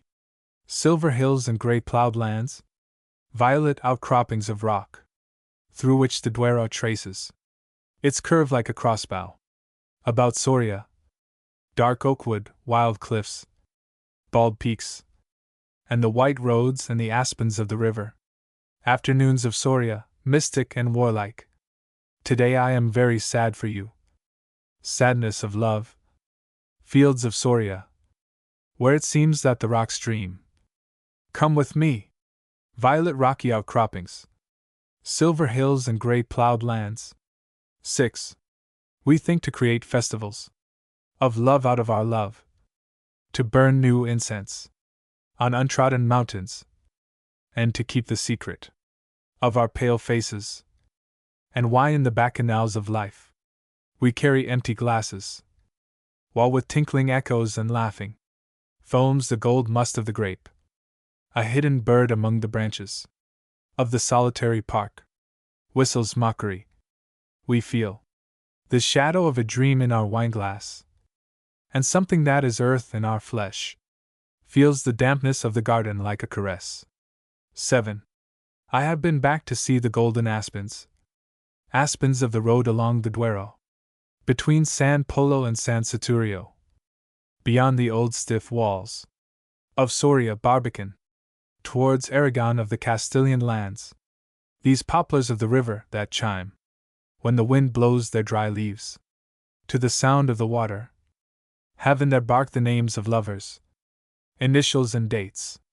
Aspens of love where yesterday the branches were full of nightingales, aspens that tomorrow will sing under the scented wind of the springtime.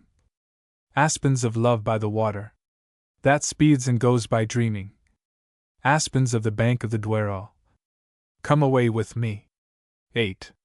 Cold Soria, clear Soria, key of the outlands, with the warrior castle in ruins beside the Duero, and the stiff old walls, and the blackened houses, dead city of barons, and soldiers and huntsmen, whose portals bear the shields of 100 hidalgos. City of hungry greyhounds, of lean greyhounds, that swarm among the dirty lanes, and howl at midnight, when the crows call. Cold Soria, the clock of the law courts has struck 1. Soria, city of Castile, so beautiful under the moon. 9. At a friend's burial, they put him away in the earth. A horrible July afternoon, under a sun of fire. A step from the open grave grew roses with rotting petals, among geraniums of bitter fragrance. Red flowered. The sky, a pale blue. A wind, hard and dry, hanging on the thick ropes. The 2 gravediggers let the coffin heavily down into the grave. It struck the bottom with a sharp sound. Solemnly, in the silence, the sound of a coffin striking the earth is something unutterably solemn. The heavy clouds broke into dust over the black coffin. A white mist of dust rose in the air out of the deep grave. And you, without a shadow now, sleep. Long peace to your bones. For all time. You sleep a tranquil and a real sleep. X. The Iberian god. Like the crossbowman. The gambler in the song. The Iberian had an arrow for his god. When he shattered the grain with hail. And ruined the fruits of autumn. And a Gloria when he fattened the barley and the oats that were to make bread tomorrow. God of ruin, I worship because I wait and because I fear. I bend in prayer to the earth. A blasphemous heart. Lord, through whom I snatch my bread with pain. I know your strength, I know my slavery. Lord of the clouds in the east, that trample the countryside. Of dry autumns and late frosts. And of the blasts of heat that scorch the harvests. Lord of the iris in the green meadows, where the sheep graze. Lord of the fruit the worms gnaw, and of the hut the whirlwind shatters. Your breath gives life to the fire in the hearth. Your warmth ripens the tawny grain, and your holy hand, St. John's Eve, hardens the stone of the green olive. Lord of riches and poverty, of fortune and mishap, who gives to the rich luck and idleness, and pain and hope to the poor. Lord, Lord, in the inconstant wheel of the year I have sown my sowing, that has an equal chance with the coins of a gambler sown on the gambling table. Lord, a father today, though stained with yesterday's blood, two-faced of love and vengeance, to you, dice cast into the wind, goes my prayer, blasphemy and praise. This man who insults God in his altars, without more care of the frown of fate, also dreamed of paths across the seas, and said, "It is God who walks upon the waters." Is it not he who put God above war? Beyond fate, beyond the earth, beyond the sea and death? Did he not give the greenest bough of the dark green Iberian oak for God's holy bonfire, and for love flame one with God? But today, what does a day matter? For the new household gods, there are plains and forest shade, and green boughs in the old oak woods, though long the land waits for the curved plough to open the first furrow. There is sowing for God's grain, under thistles and burdocks and nettles. What does a day matter?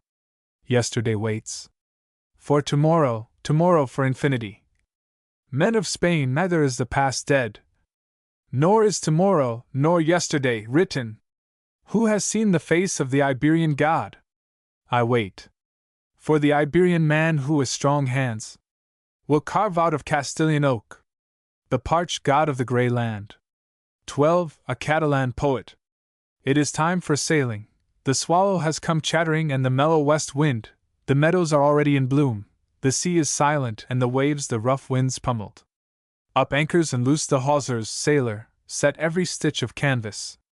This I, Priapos the harbor god, command you, man, that you may sail for all manner of ladings. Leonidas in the Greek Anthology.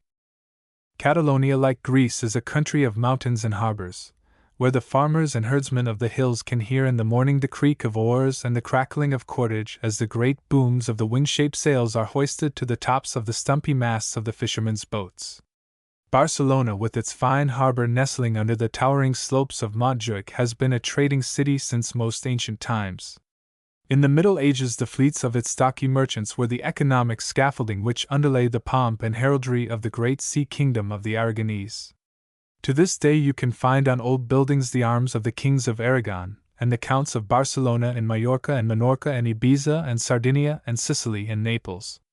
It follows that when Catalonia begins to re-emerge as a nucleus of national consciousness after nearly 4 centuries of subjection to Castile, poets speaking Catalan, writing Catalan, shall be poets of the mountains and of the sea. Yet this time the motor force is not the sailing of white argosies towards the east.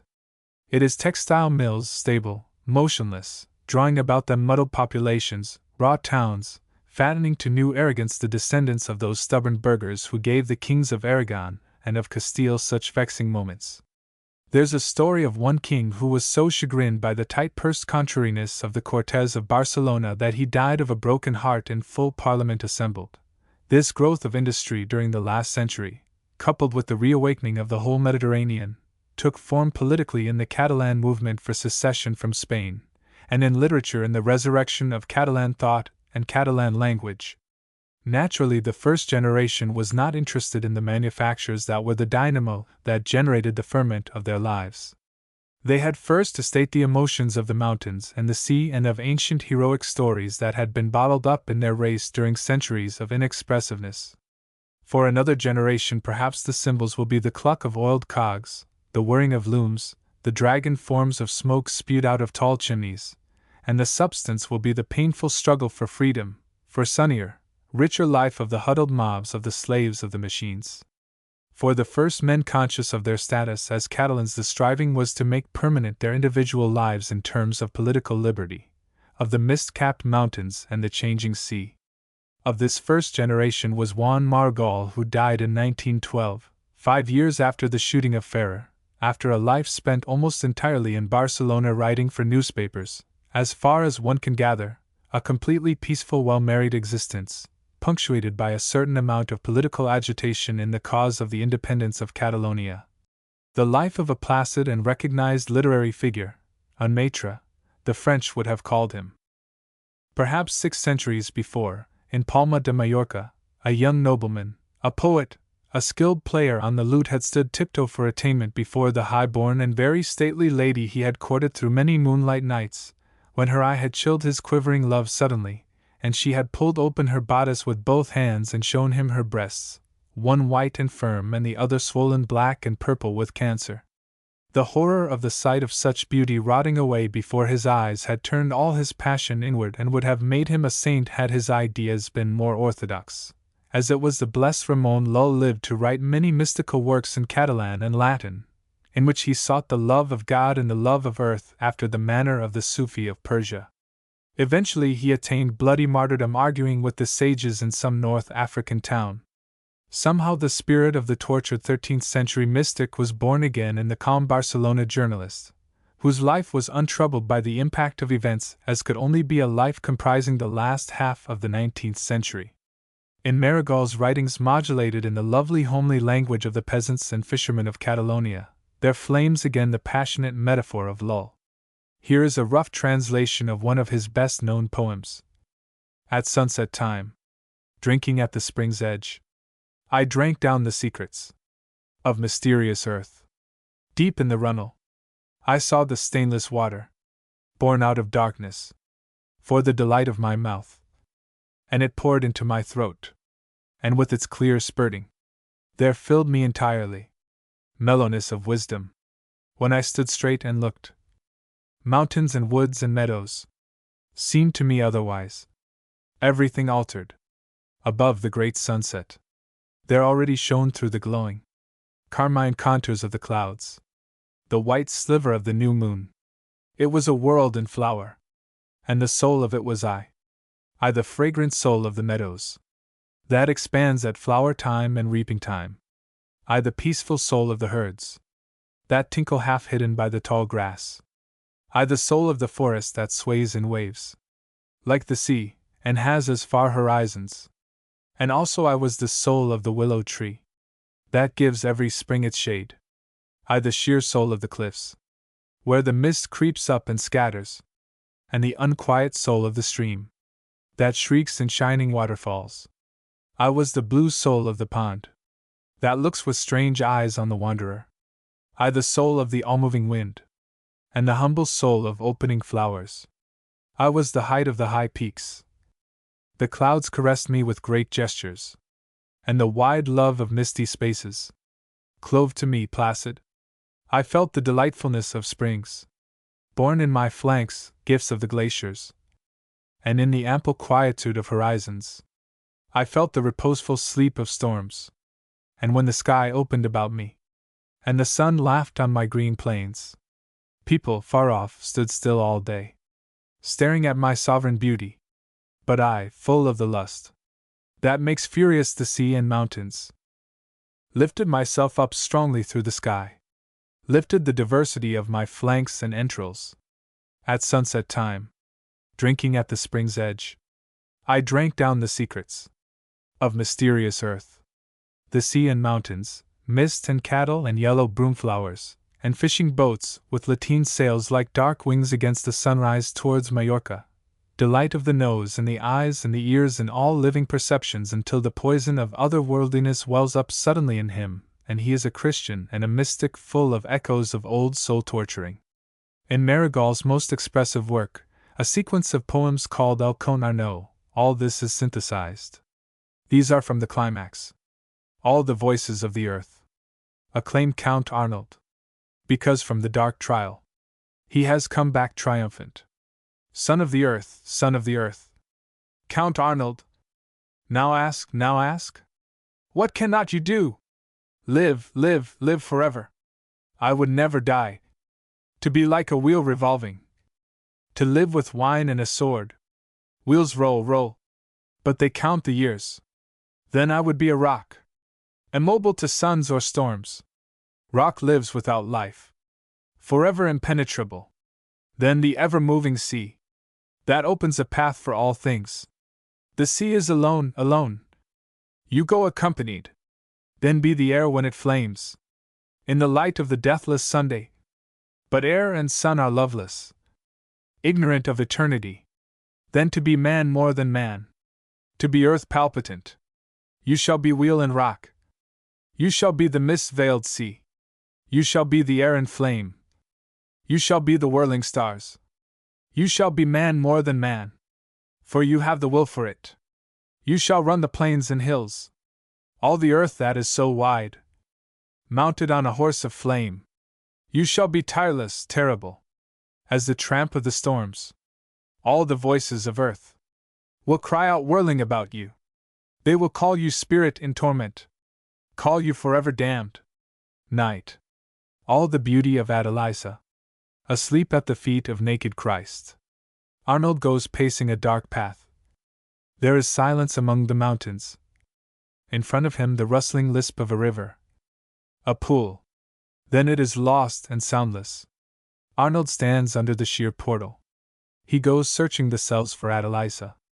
And sees her sleeping, beautiful, prone. At the feet of the naked Christ, without veil.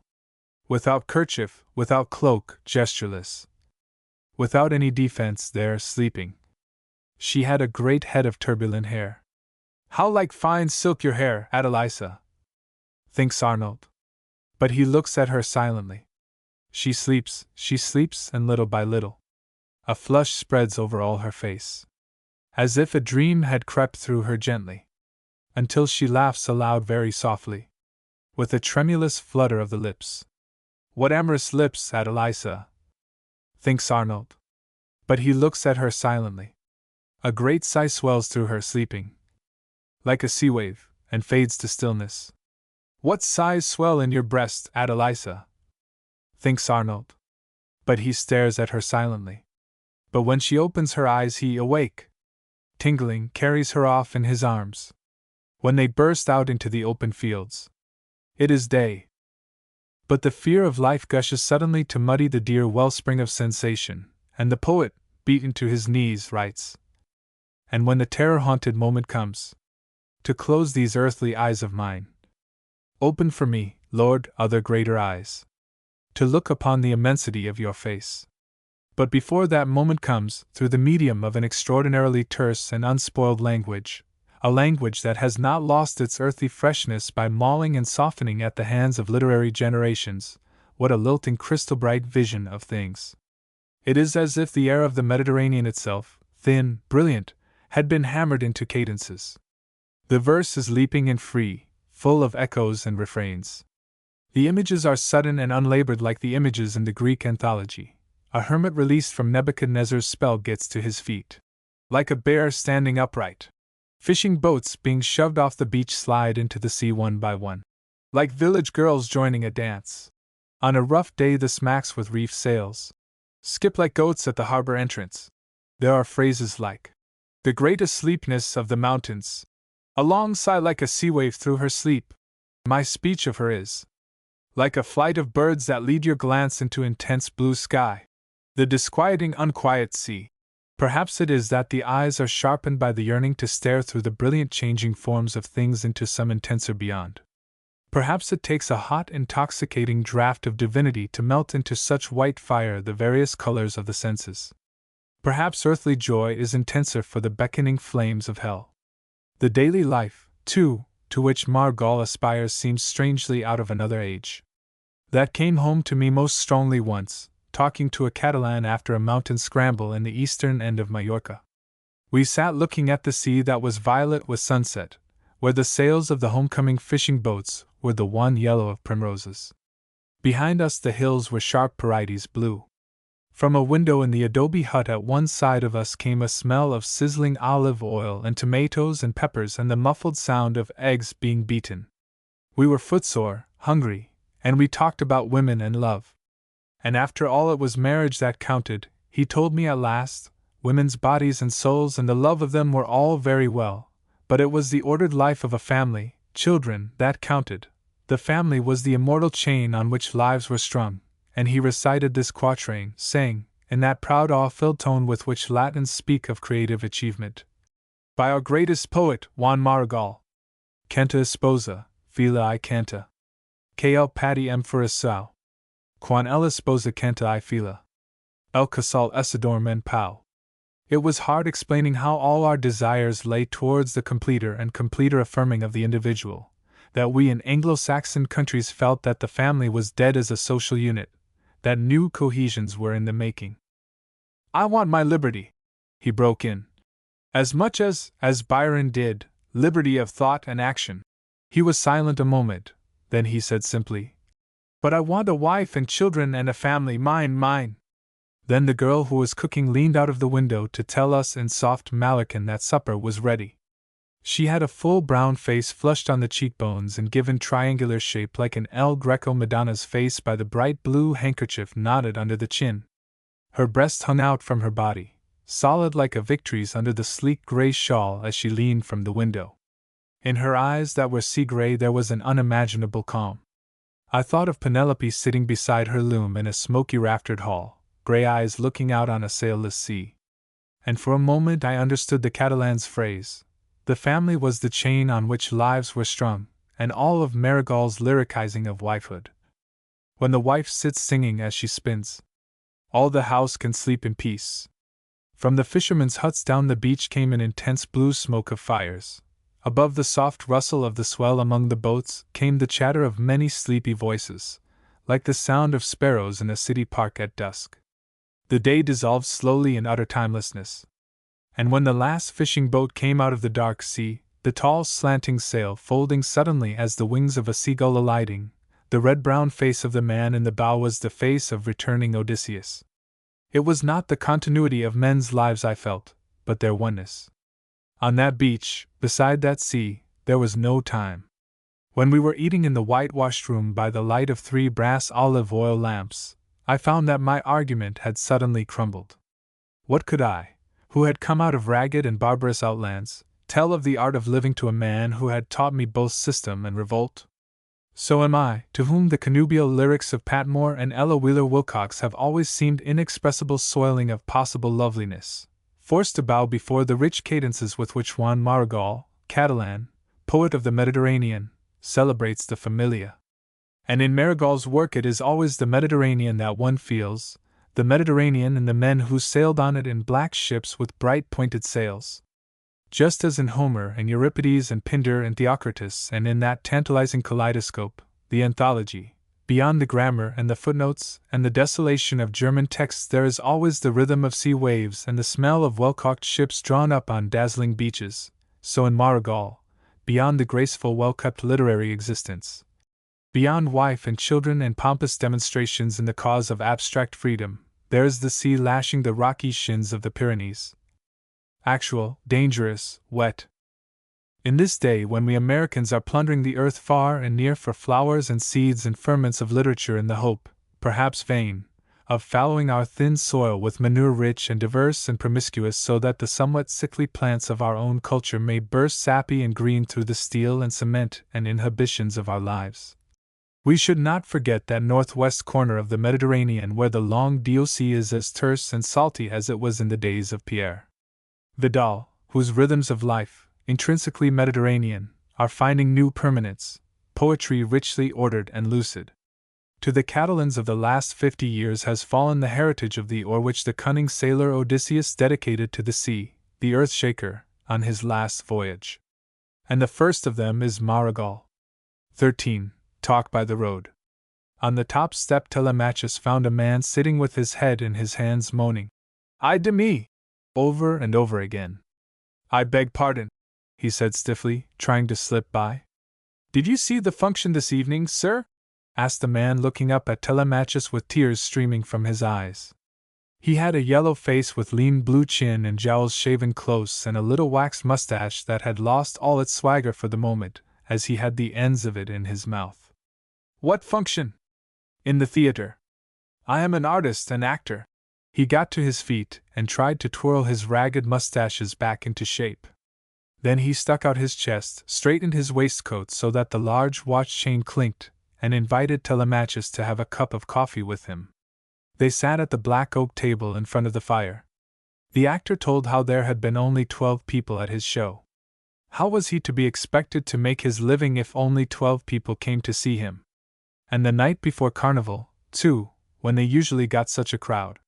He'd learned a new song especially for the occasion, too good, too artistic for these pigs of provincials. "Here in Spain the stage is ruined, ruined!" he cried out finally. "How ruined?" asked Telemachus. "The Zarzuela is dead. The days of the great writers of Zarzuela have gone never to return. Oh, the music, the lightness, the jollity of the Zarzuelas of my father's time! My father was a great singer, a tenor whose voice was an enchantment. I know the princely life of a great singer of Zarzuela. When a small boy I lived it. And now look at me!" Telemachus thought how strangely out of place was the actor's anemic wasp-like figure in this huge kitchen where everything was dark, strong-smelling, massive. Black beams with here and there a trace of red daub on them held up the ceiling and bristled with square iron spikes from which hung hams and sausages and white strands of garlic. The table at which they sat was an oak slab, black from smoke and generations of spillings, firmly straddled on thick trestles. Over the fire hung a copper pot, sooty, with a glitter of grease on it where the soup had boiled over. When one leaned to put a bundle of sticks on the fire, one could see up the chimney an oblong patch of blackness spangled with stars. On the edge of the hearth was the great hunched figure of the padrone, half asleep, a silk handkerchief round his head, watching the coffee pot. "It was an elegant life, full of voyages," went on the actor. "South America, Naples, Sicily, and all over Spain. There were formal dinners, receptions, ceremonial dress. Ladies of high society came to congratulate us. I played all the child roles. When I was 14 a duchess fell in love with me. And now, look at me, ragged, dying of hunger, not even able to fill a theater in this hog of a village. In Spain they have lost all love of the art. All they want is foreign importations, Viennese musical comedies, smutty farces from Paris. With cognac or rum?" the padrone roared out suddenly in his deep voice, swinging the coffee pot up out of the fire. "Cognac," said the actor. "What rotten coffee!" He gave little petulant sniffs as he poured sugar into his glass. The wail of a baby rose up suddenly out of the dark end of the kitchen. The actor took 2 handfuls of his hair and yanked at them. My nerves!" he shrieked. The baby wailed louder in spasm after spasm of yelling. The actor jumped to his feet. "Dolores, Dolores, ven aca!" After he had called several times, a girl came into the room padding softly on bare feet and stood before him tottering sleepily in the firelight. Her heavy lids hung over her eyes. A strand of black hair curled round her full throat and spread raggedly over her breasts. She had pulled a blanket over her shoulders, but through a rent in her coarse nightgown the fire threw a patch of red glow curved like a rose petal about one brown thigh. "Que desvergonze! How shameless!" muttered the padrone. The actor was scolding her in a shrill, endless whine. The girl stood still without answering, her teeth clenched to keep them from chattering. Then she turned without a word and brought the baby from the packing box in which he lay at the end of the room, and drawing the blanket about both her and the child, crouched on her heels very close to the flame with her bare feet in the ashes. When the crying had ceased, she turned to the actor with a full-lipped smile and said, "There's nothing the matter with him, Paco. He's not even hungry. You woke him up, the poor little angel, talking so loud." She got to her feet again, and with slow, unspeakable dignity walked back and forth across the end of the room with the child at her breast. Each time she turned, she swung the trailing blanket round with a sudden twist of her body from the hips. Telemachus watched her furtively, sniffing the hot aroma of coffee and cognac from his glass, and whenever she turned, the muscles of his body drew into tight knots from joy. "Yes, buena chica. She's a nice kid from Malaga. I picked her up there. A little stupid. But these days," the actor was saying with much shrugging of the shoulders, "she dances well, but the public doesn't like her. No tiene cara de Parisiana. She hasn't the Parisian air. But these days, vamos, one can't be too fastidious. This taste for French plays, French women, French cuisine, it's ruined the Spanish theater." The fire flared crackling. Telemachus sat sipping his coffee, waiting for the unbearable delight of the swing of the girl's body as she turned to pace back towards him across the room. 14. Benevente's Madrid. All the gravel paths of the Plaza Santa Ana were encumbered with wicker chairs. At one corner 7 blind musicians, all in a row, with violins, a cello, guitars and a mournful cornet, tootled and wheezed and twiddled through the blue Danube. At another a crumpled old man, with a monkey dressed in red silk drawers on his shoulder, ground out La Paloma from a hiddy-giddy.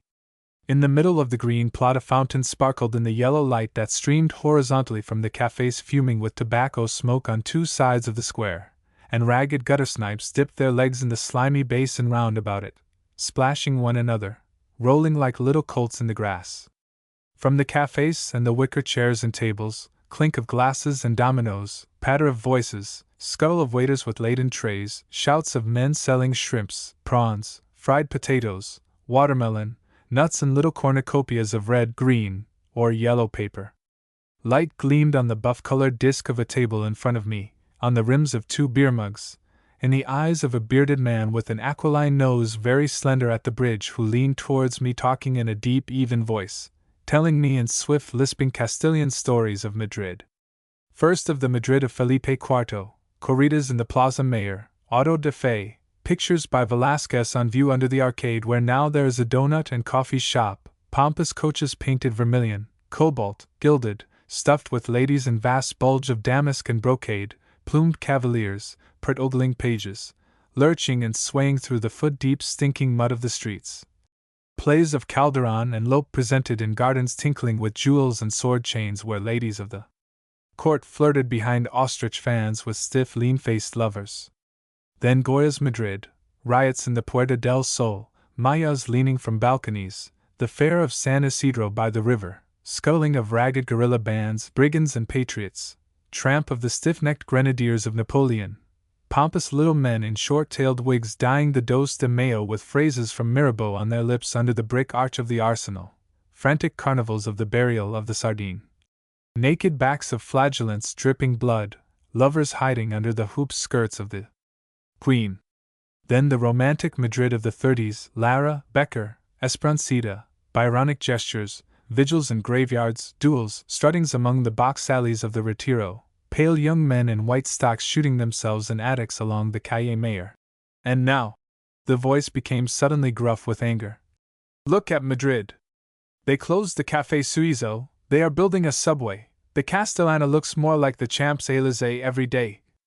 It's only on the stage that you get any remnant of the Real Madrid. Benavente is the last Madrileno. Tiene el sentido de lo castizo. He has the sense of the. All the end of the evening went to the discussion of the meaning of the famous word, castizo. The very existence of such a word in a language argues an acute sense of style, of the manner of doing things. Like all words of real import, its meaning is a gamut, a section of a spectrum rather than something fixed and irrevocable. The first implication seems to be, according to Hoyle, following tradition, a neatly turned phrase, an essentially Castilian cadence, is castizo. A piece of pastry or a poem in the old tradition are castizo, or a compliment daintily turned, or a cloak of the proper fullness with the proper red velvet bordered lining gracefully flung about the ears outside of a cafe. Lo castizo is the essence of the local, of the regional, the last stronghold of Castilian arrogance, refers not to the empty shell of traditional observances but to the very core and gesture of them. Ultimately, lo castizo means all that is salty, savourous of the red and yellow hills and the bare plains and the deep arroyos and the dust-coloured towns full of palaces and belfries, and the beggars in snuff-coloured cloaks and the mule-drivers with blankets over their shoulders, and the discursive lean-faced gentlemen grouped about tables at cafes and casinos, and the stout dowagers with mantillas over their gleaming black hair walking to church in the morning with missals clasped in fat hands. All that is acutely indigenous, Iberian, in the life of Castile.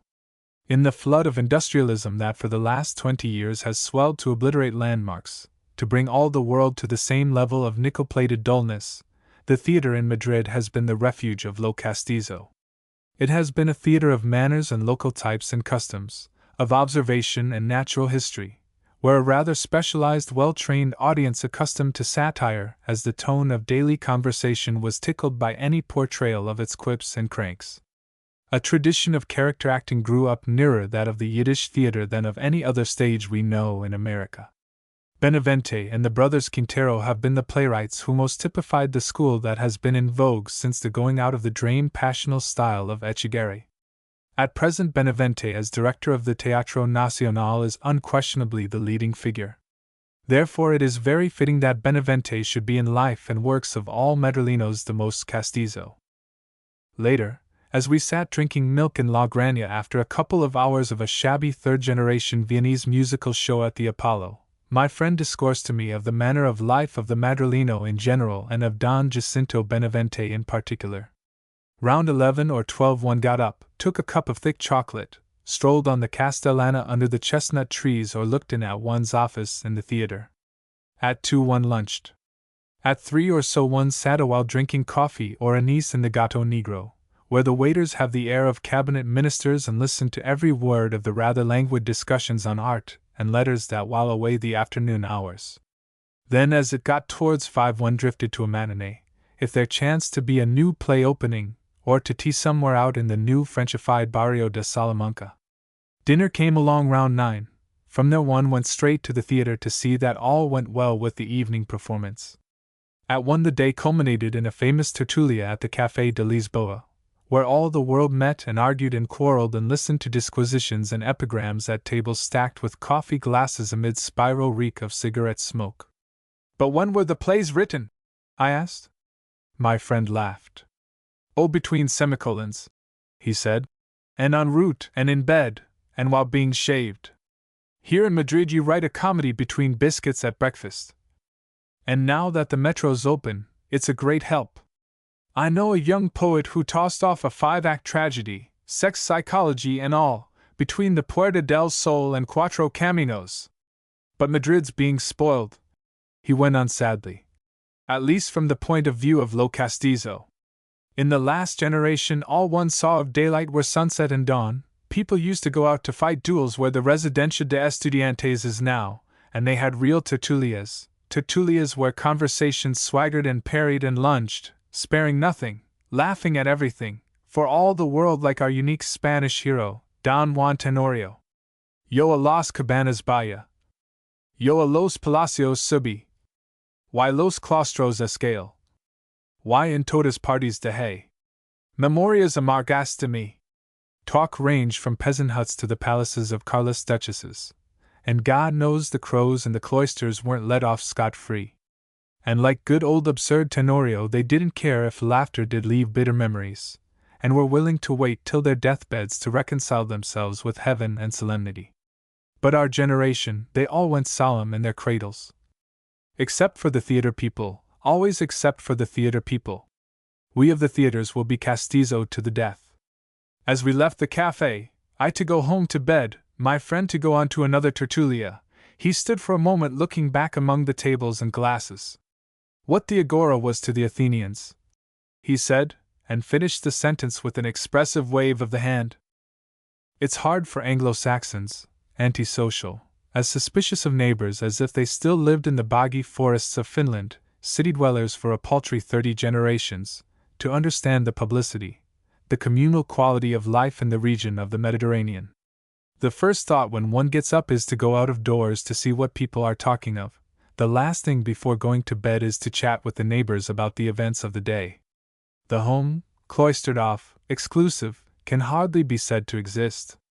Instead of the Nordic hearth, there is the courtyard about which the women sit while the men are away at the marketplace. In Spain, this social life centers in the café and the casino. The modern theater is as directly the offshoot of the café as the old theater was of the marketplace, where people gathered in front of the church porch to see an interlude, or mystery acted by traveling players in a wagon. The people who write the plays, the people who act them, and the people who see them spend their spare time smoking about marble-top tables, drinking coffee, discussing. Those too poor to buy a drink stand outside in groups the sunny side of squares. Constant talk about everything that may happen or had happened or will happen manages to butter the bread of life pretty evenly with passion and thought and significance, but one loses the chunks of intensity.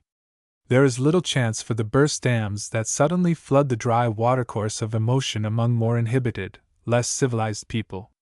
Generations upon generations of townsmen have made of life a well-dredged canal, easy-flowing, somewhat shallow.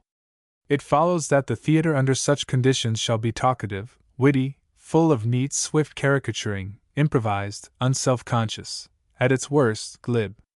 Boisterous action often, passionate strain almost never. In Etchegare there are hecatombs, half the characters habitually go insane in the last act. Tremendous barking but no bite of real intensity. Benavente has recaptured some of Lope de Vega's marvelous quality of adventurous progression. The Quinteros write domestic comedies full of whim and sparkle and tenderness. But expression always seems too easy. There is never the unbearable tension, the utter self-forgetfulness of the greatest drama. The Spanish theater plays on the nerves and intellect rather than on the great harp strings of emotion in which all of life is drawn taut. At present in Madrid even café life is receding before the exigencies of business and the hardly excusable mania for imitating English and American manners. Spain is undergoing great changes in its relation to the rest of Europe, to Latin America, in its own internal structure. Notwithstanding Madrid's wartime growth and prosperity, the city is fast losing ground as the nucleus of the life and thought of Spanish-speaking people. The Madrileno, lean, cynical, unscrupulous, nocturnal, explosive with a curious sort of febrile wit, is becoming extinct. His theater is beginning to pander to foreign tastes, to be ashamed of itself, to take on respectability and stodginess. Prices of seats, up to 1918 very low, rise continually. The artisans, apprentice boys, loafers, clerks, porters, who formed the backbone of the audiences can no longer afford the theater and have taken to the movies instead. Managers spend money on scenery and costumes as a way of attracting fashionables. It has become quite proper for women to go to the theater. Benavente's plays thus acquire double significance as the summing up and the chief expression of a movement that has reached its heyday, from which the sap has already been cut off. It is, indeed, the thing to disparage them for their very finest quality, the vividness with which they express the texture of Madrid, the animated humorous mordant conversation about café tables, Lo Castizo. The first play of his I ever saw, Gente Conocida, impressed me, I remember, at a time when I understood about 1 word in 10 and had to content myself with following the general modulation of things, as carrying on to the stage, the moment the curtain rose, the very people, intonations, phrases, that were stirring in the seats about me. After the first act, a broad-bosomed lady in black silk leaned back in the seat beside me, sighing comfortably, "Que castizo es este Benavente," and then went into a volley of approving chirpings.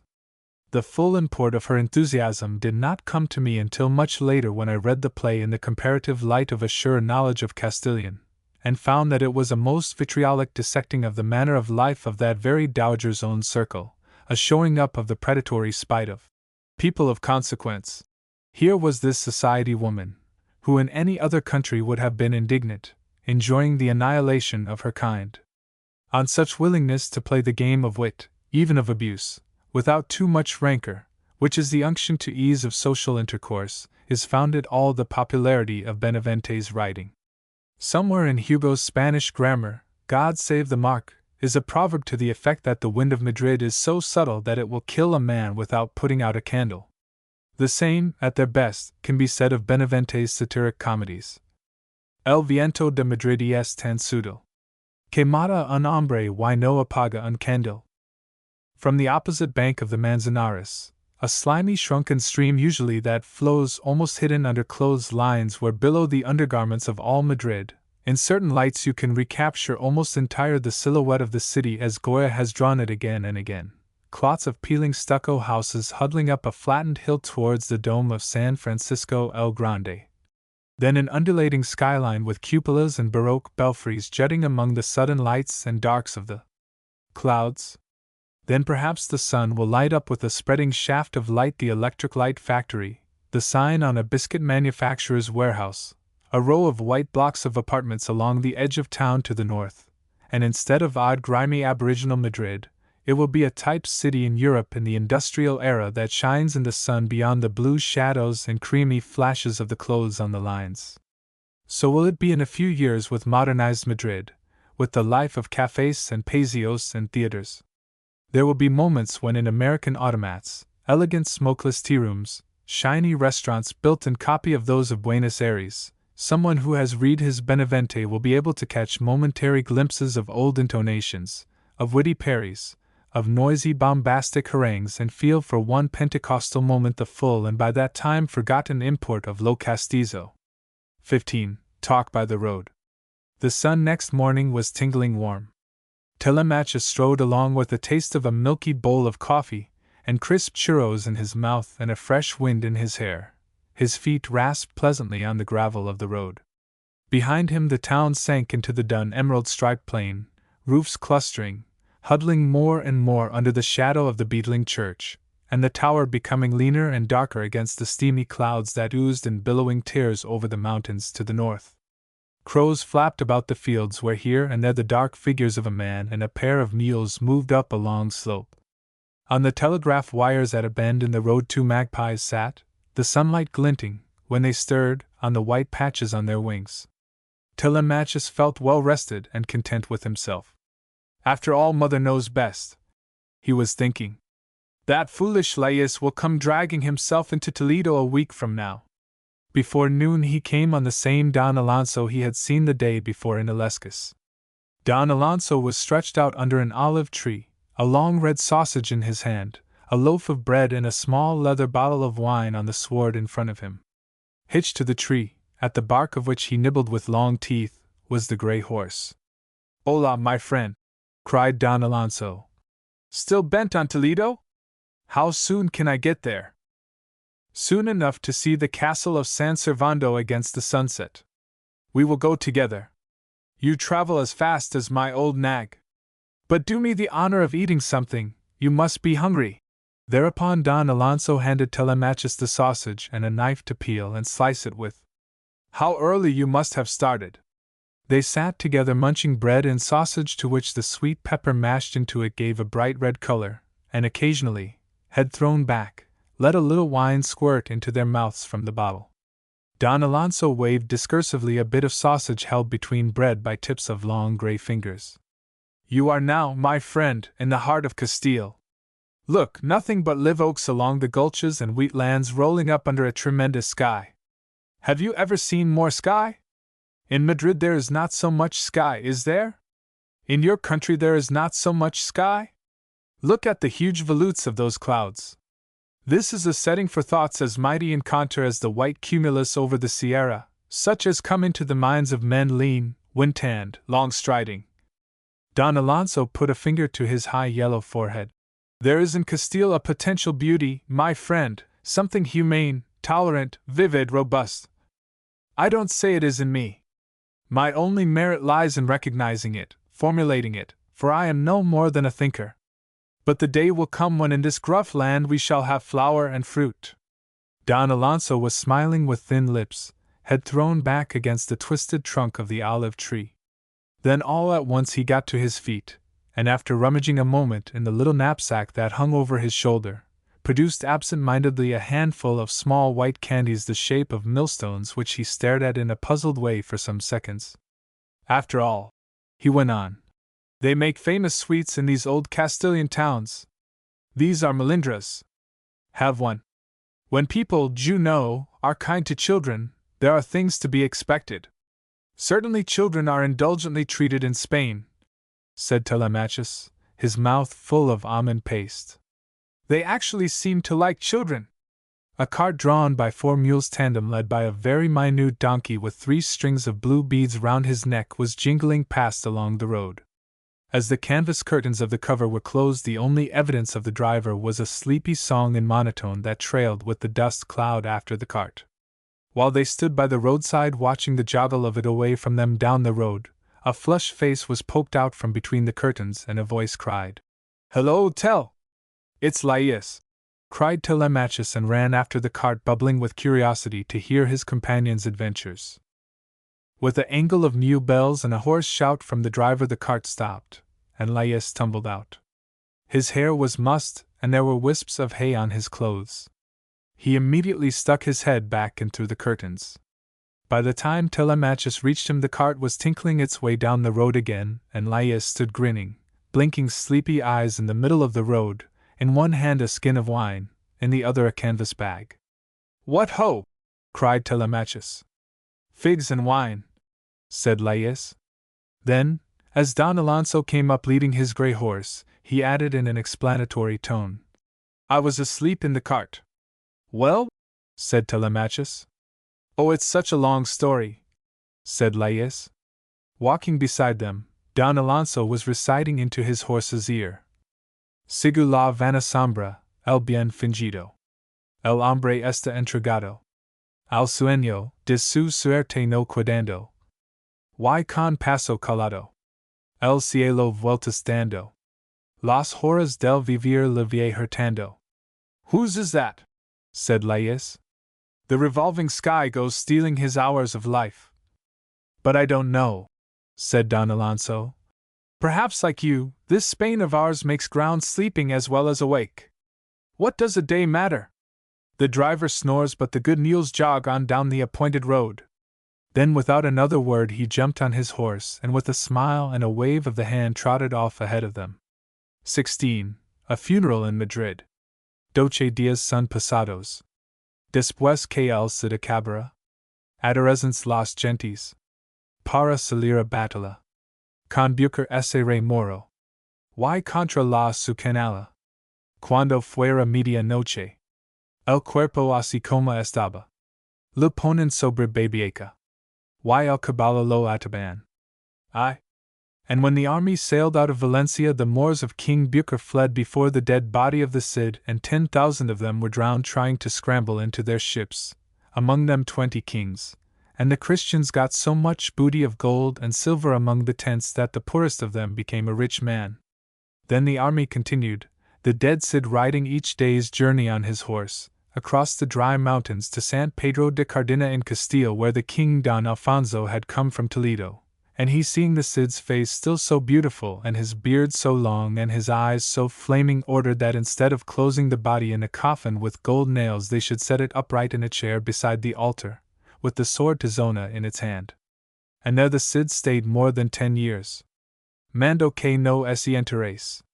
Sino que el cuerpo herido. Ese ponga junto el altar. Y Tizona en la su mano. Así estuvo mucho tiempo. Que fueron más de 10 años. In the pass above people were skiing. On the hard snow of the road there were orange skins. A victoria had just driven by in which sat a board-inflated couple much swathed in furs. "Where on earth are they going?" "To the Puerta de Navacerrada," my friend answered. "But they look as if they'd be happier having tea at Molineros than paddling about up there in the snow." "They would be, but it's the style, winter sports, and all because a live little brown man who died 2 years ago liked the mountains. Before him no Madrileno ever knew the Sierra existed." "Who was that?" "Don Francisco Giner." That afternoon, when it was already getting dark, we were scrambling wet, chilled, our faces lashed by the snow, down through drifts from a shoulder of Siete Picos with the mist all about us and nothing but the track of a flock of sheep for a guide. The light from a hut pushed a long gleaming orange finger up the mountainside. Once inside, we pulled off our shoes and stockings and toasted our feet at a great fireplace round which were flushed faces, glint of teeth and laughter, schoolboys and people from the university shouting and declaiming, a smell of tea and wet woolens. Everybody was noisy with the rather hysterical excitement that warmth brings after exertion in cold mountain air. Cheeks were purple and tingling. A young man with fuzzy yellow hair told me a story in French about the Emperor of Morocco, and produced a tin of potted blackbirds which it came out were from the said personage's private stores. Unending fountains of tea seethed in two smoke-blackened pots on the hearth. In the back of the hut among leaping shadows were piles of skis and the door, which occasionally opened to let in a new wet snowy figure and shut again on skimming snow gusts. Everyone was rocked with enormous jollity. Train time came suddenly, and we ran and stumbled and slid the miles to the station through the dark, down the rocky path. In the third-class carriage people sang songs as the train jounced its way towards the plain and Madrid. The man who sat next to me asked me if I knew it was Don Francisco who had had that hut built for the children of the Institution Libre de Enseñanza. Little by little he told me the history of the Cruzistas and Francisco Giner de los Rios and the Revolution of 1873, a story like enough to many others in the annals of the 19th century movement for education, but in its overtones so intimately Spanish and individual that it came as the explanation of many things I had been wondering about, and gave me an inkling of some of the origins of a rather special mentality I had noticed in people I knew about Madrid. Somewhere in the 40s, a professor of the Universidad Central, Sans del Rio, was sent to Germany to study philosophy on a government scholarship. Spain was still in the intellectual coma that had followed the failure of the Cortes of Cádiz and the restoration of Fernando VII. A decade or more before, Lara, the last flame of romantic revolt, had shot himself for love in Madrid. In Germany, at Heidelberg, Sans del Rio found dying Kraus, the first archpriest who stood interpreting between Kant and the world. When he returned to Spain, he refused to take up his chair at the university, saying he must have time to think out his problems, and retired to a tiny room, a room so dark that they say that to read he had to sit on a stepladder under the window in the town of Illescas, where was another student, Greco's San Ildefonso. There he lived several years in seclusion. When he did return to the university, it was to refuse to make the profession of political and religious faith required by a certain prime minister named Orovio. He was dismissed, and several of his disciples. At the same time, Francisco Giner de los Rios, then a young man who had just gained an appointment with great difficulty because of his liberal ideas, resigned out of solidarity with the rest. In 1868 came the Liberal Revolution, which was the political expression of this whole movement, and all these professors were reinstated. Until the restoration of the Bourbons in 75, Spain was a hive of modernization, Europeanization. Returned to power, Orovio lost no time in republishing his decrees of a profession of faith. Giner, Ascaret, Salmeron, and several others were arrested and exiled to distant fortresses when they protested. Their friends declared themselves in sympathy and lost their jobs, and many other professors resigned, so that the university was at one blow denuded of its best men. From this came the idea of founding a free university which should be supported entirely by private subscription. From that moment the life of Giner de los Rios was completely entwined with the growth of the Institution Libre de Enseñanza, which developed in the course of a few years into a coeducational primary school.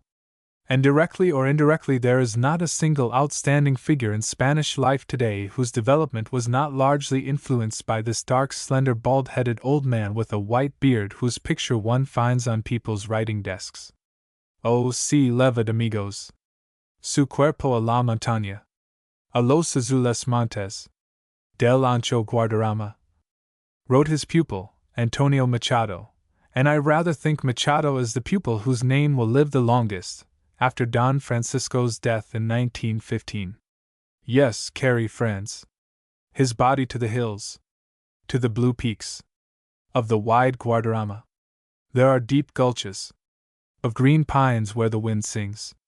There is rest for his spirit under a cold live oak, in loam full of thyme, where play golden butterflies.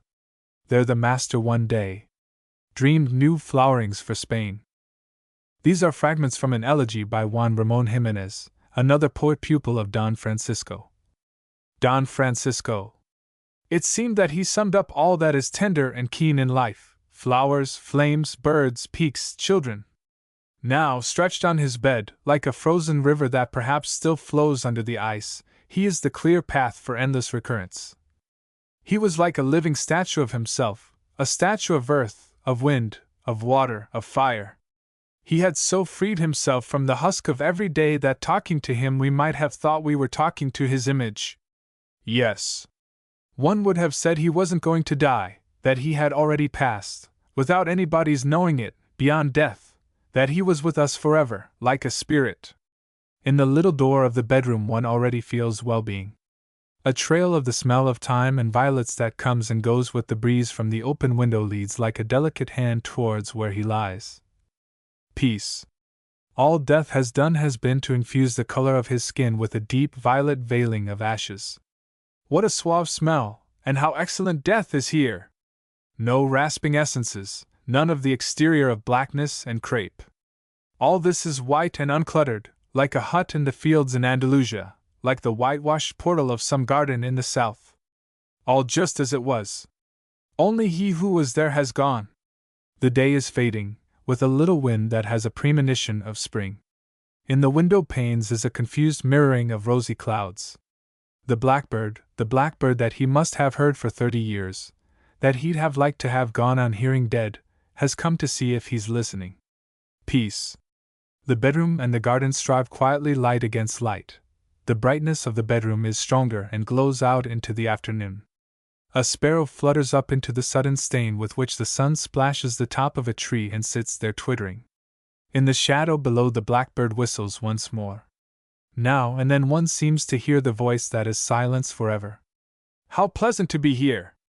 It's like sitting beside a spring, reading under a tree, like letting the stream of a lyric river carry one away. And one feels like never moving, like plucking to infinity, as one might tear roses to pieces, these white full hours, like clinging forever to this clear teacher in the eternal twilight of this last lesson of austerity and beauty. Municipal Cemetery it says on the gate, so that one may know, opposite that other sign Catholic Cemetery, so that one may also know. He didn't want to be buried in that cemetery, so opposed to the smiling Savarist poetry of his spirit. But it had to be. He'll still hear the blackbirds of the familiar garden. After all, says Cosio, I don't think he'll be sorry to spend a little while with Don Julian. Careful hands have taken the dampness out of the earth with time. On the coffin they have thrown roses, narcissus, violets. There comes, lost, an aroma of last evening, a bit of the bedroom from which they took so much away. Silence. Faint sunlight. Great piles of cloud full of wind drag frozen shadows across us, and through them flying low, black grackles. In the distance Guadarrama, chased beyond belief, lifts crystals of cubed white light. Some tiny bird trills for a second in the sown fields nearby that are already vaguely greenish, then lights on the creamy top of a tomb, then flies away. Neither impatience nor cares, slowness and forgetfulness. Silence. In the silence, the voice of a child walking through the fields, the sound of a sob hidden among the tombstones, the wind, the broad wind of these days. I've seen occasionally a fire put out with earth. Innumerable little tongues spurted from every side. A pupil of his who was a mason made for this extinguished fire its palace of mud on a piece of earth two friends kept free. He has at the head a euonymus, young and strong, and at the foot, already full of sprouts with coming spring, an acacia. Round El Pardo the evergreen oaks, encinas, are scattered sparsely, tight round heads of blue-green, over hills that in summer are yellow like the haunches of lions. From Madrid to El Pardo was one of Don Francisco's favorite walks, out past the jail, where over the gate is written an echo of his teaching. Abhor the crime but pity the criminal. Past the palace of Monclo with its stately abandoned gardens, and out along the Manzanares by a road through the royal domain where are gamekeepers with shotguns and signs of beware the man-traps. Then up a low hill from which one sees the Sierra Guadarrama piled up against the sky to the north, greenish snow. Peaks above long blue foothills and all the foreground rolling land full of clumps of encinas, and at last into the little village with its barracks and its dilapidated convent, and its plane trees in front of the mansion Charles V. built. It was under an encina that I sat all one long morning reading up in reviews and textbooks on the theory of law, the life and opinions of Don Francisco. In the moments when the sun shone, the heat made the sticky cistus bushes with the glistening white flowers all about me reek with pungence. Then a cool wisp of wind would bring a chill of snow slopes from the mountains and a passionless, indefinite fragrance of distances. At intervals a church bell would toll in a peevish, importunate manner from the box-like convent on the hill opposite. I was reading an account of the philosophical concept of monism, cudgeling my brain with phrases. And his fervent love of nature made the master evoke occasionally in class this beautiful image of the great poet and philosopher Schelling. Man is the eye with which the spirit of nature contemplates itself. And then, having qualified with a phrase Schelling's expression, he would turn on those who see in nature manifestation of the rough, the gross, the instinctive, and offer for meditation the saying of Michelet: "Cloth woven by a weaver is just as natural as that a spider weaves. All is in one being, all is in the idea and for the idea, the latter being understood in the way Platonic substantialism has been interpreted." In the grass under my book were bright fronds of moss, among which very small red ants performed prodigies of mountaineering, while along tramp tunnels long black ants scuttled darkly, glinting when the light struck them. The smell of cistus was intense, hot, full of spices as the narrow streets of an oriental town at night. In the distance the mountains piled up in zones olive green, Prussian blue, ultramarine, white. A cold wind gust turned the pages of the book. Thought and passion, reflection and instinct, affections, emotions, impulses collaborate in the rule of custom, which is revealed not in words declared and promulgated in view of future conduct, but in the act itself, tacit, taken for granted, or, according to the energetic expression of the digest, rebus et factus. Over factus sat a little green and purple fly with the body curved under at the table. I wondered vaguely if it was a mayfly. And then all of a sudden it was clear to me that these books, these dusty philosophical phrases, these mortuary articles by official personages were dimming the legend in my mind, taking the brilliance out of the indirect but extraordinarily personal impact of the man himself. They embalmed the Cid and set him up in the church with his sword in his hand, for all men to see. What sort of legend would a technical disquisition by the Archbishop on his theory of the angle of matriculations have generated in men's minds? And what can a saint or a soldier or a founder of institutions leave behind him but a legend? Certainly it is not for the Franciscans that one remembers Francis of Assisi. And the curious thing about the legend of a personality is that it may reach the highest fervor without being formulated. It is something by itself that stands behind anecdotes, death notices, elegies. In Madrid, at the funeral of another of the great figures of 19th-century Spain, Pérez Galdós, I stood on the curb beside a large-mouthed youth with a flattened toad-like face, who was balancing a great white metal jar of milk on his shoulder. The plumed hearse and the carriages full of flowers had just passed. The street in front of us was a slow stream of people, very silent, their feet shuffling, feet in patent leather shoes and spats, feet in square-toed shoes, pointed-toed shoes, alpargatas, canvas sandals. People along the sides seemed unable to resist the suction of it, joined in unostentatiously to follow, if only a few moments, the procession of the legend of Don Benito. The boy with the milk turned to me and said how lucky it was they were burying Galdós, he'd have an excuse for being late for the milk. Then suddenly he pulled his cap off and became enormously excited and began offering cigarettes to everyone round about. He scratched his head and said in the voice of a Saul stricken on the road to Damascus, "How many books he must have written, that gentleman! Caspita! It makes a fellow sorry when a gentleman like that dies." And shouldering his pail, his blue tunic fluttering in the wind, he joined the procession. Like the milk boy, I found myself joining the procession of the legend of Giner de los Rios. That morning under the encina I closed up the volumes on the theory of law and the bulletins with their death notices and got to my feet and looked over the tawny hills of El Bardo and thought of the little lithe bald-headed man with a white beard like the beard in El Greco's portrait of Covarrubias, who had taught a generation to love the tremendous contours of their country, to climb mountains and bathe in cold torrents, who was the first, it almost seems, to feel the tragic beauty of Toledo, who in a lifetime of courageous unobtrusive work managed to stamp all the men and women whose lives remotely touched his with the seal of his personality. Born in Ronda in the wildest part of Andalusia of a family that came from Vélez Malaga, a white town near the sea in the rich fringes of the Sierra Nevada, he had the mental agility, and the skeptical tolerance, and the uproarious good nature of the people of that region, the sobriety and sinewyiness of a mountaineer. His Puritanism became a definite part of the creed of the hopeful discontented generations that are gradually, for better or for worse, remolding Spain. His nostalgia of the north, of fjords where fir trees hang over black tidal waters, of blond people cheerfully orderly in rectangular blue-tiled towns, became the gospel of Europeanization, of wholesale destruction of all that was individual, savage, African in the Spanish tradition. Rebus et factus. And yet none of the things and acts do much to explain the peculiar radiance of his memory, the jovial tenderness with which people tell one about him. The imminence of the man is such that even an outsider, one who like the milk boy at the funeral of Galdos meets the procession accidentally with another errand in his head, is drawn in almost without knowing it. It's impossible to think of him buried in a box in unconsecrated ground in the Cementerio Civil. In Madrid, in the little garden of the institution where he used to teach the children, in front of a certain open fire in a certain house at El Pardo where they say he loved to sit and talk, I used to half expect to meet him, that some friend would take me to see him as they took people to see Cid in San Pedro de Cardena. Cara tien de hermosura. Muy hermosa y colorada. Los ojos igual abiertos. Muy apuesta la su barba.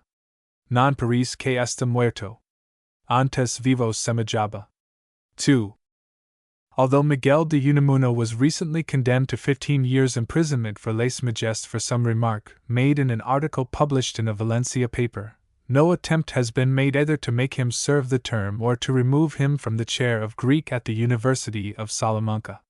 Which proves something about the efficiency of the stand Giner de los Rios and his friends made 50 years before. Furthermore, at the time of the revolutionary attempt of August, 1917, the removal of Bestiero from his chair caused so many of the faculty to resign and such universal protests that he was reinstated, although an actual member of the Revolutionary Committee and at that time under sentence for life.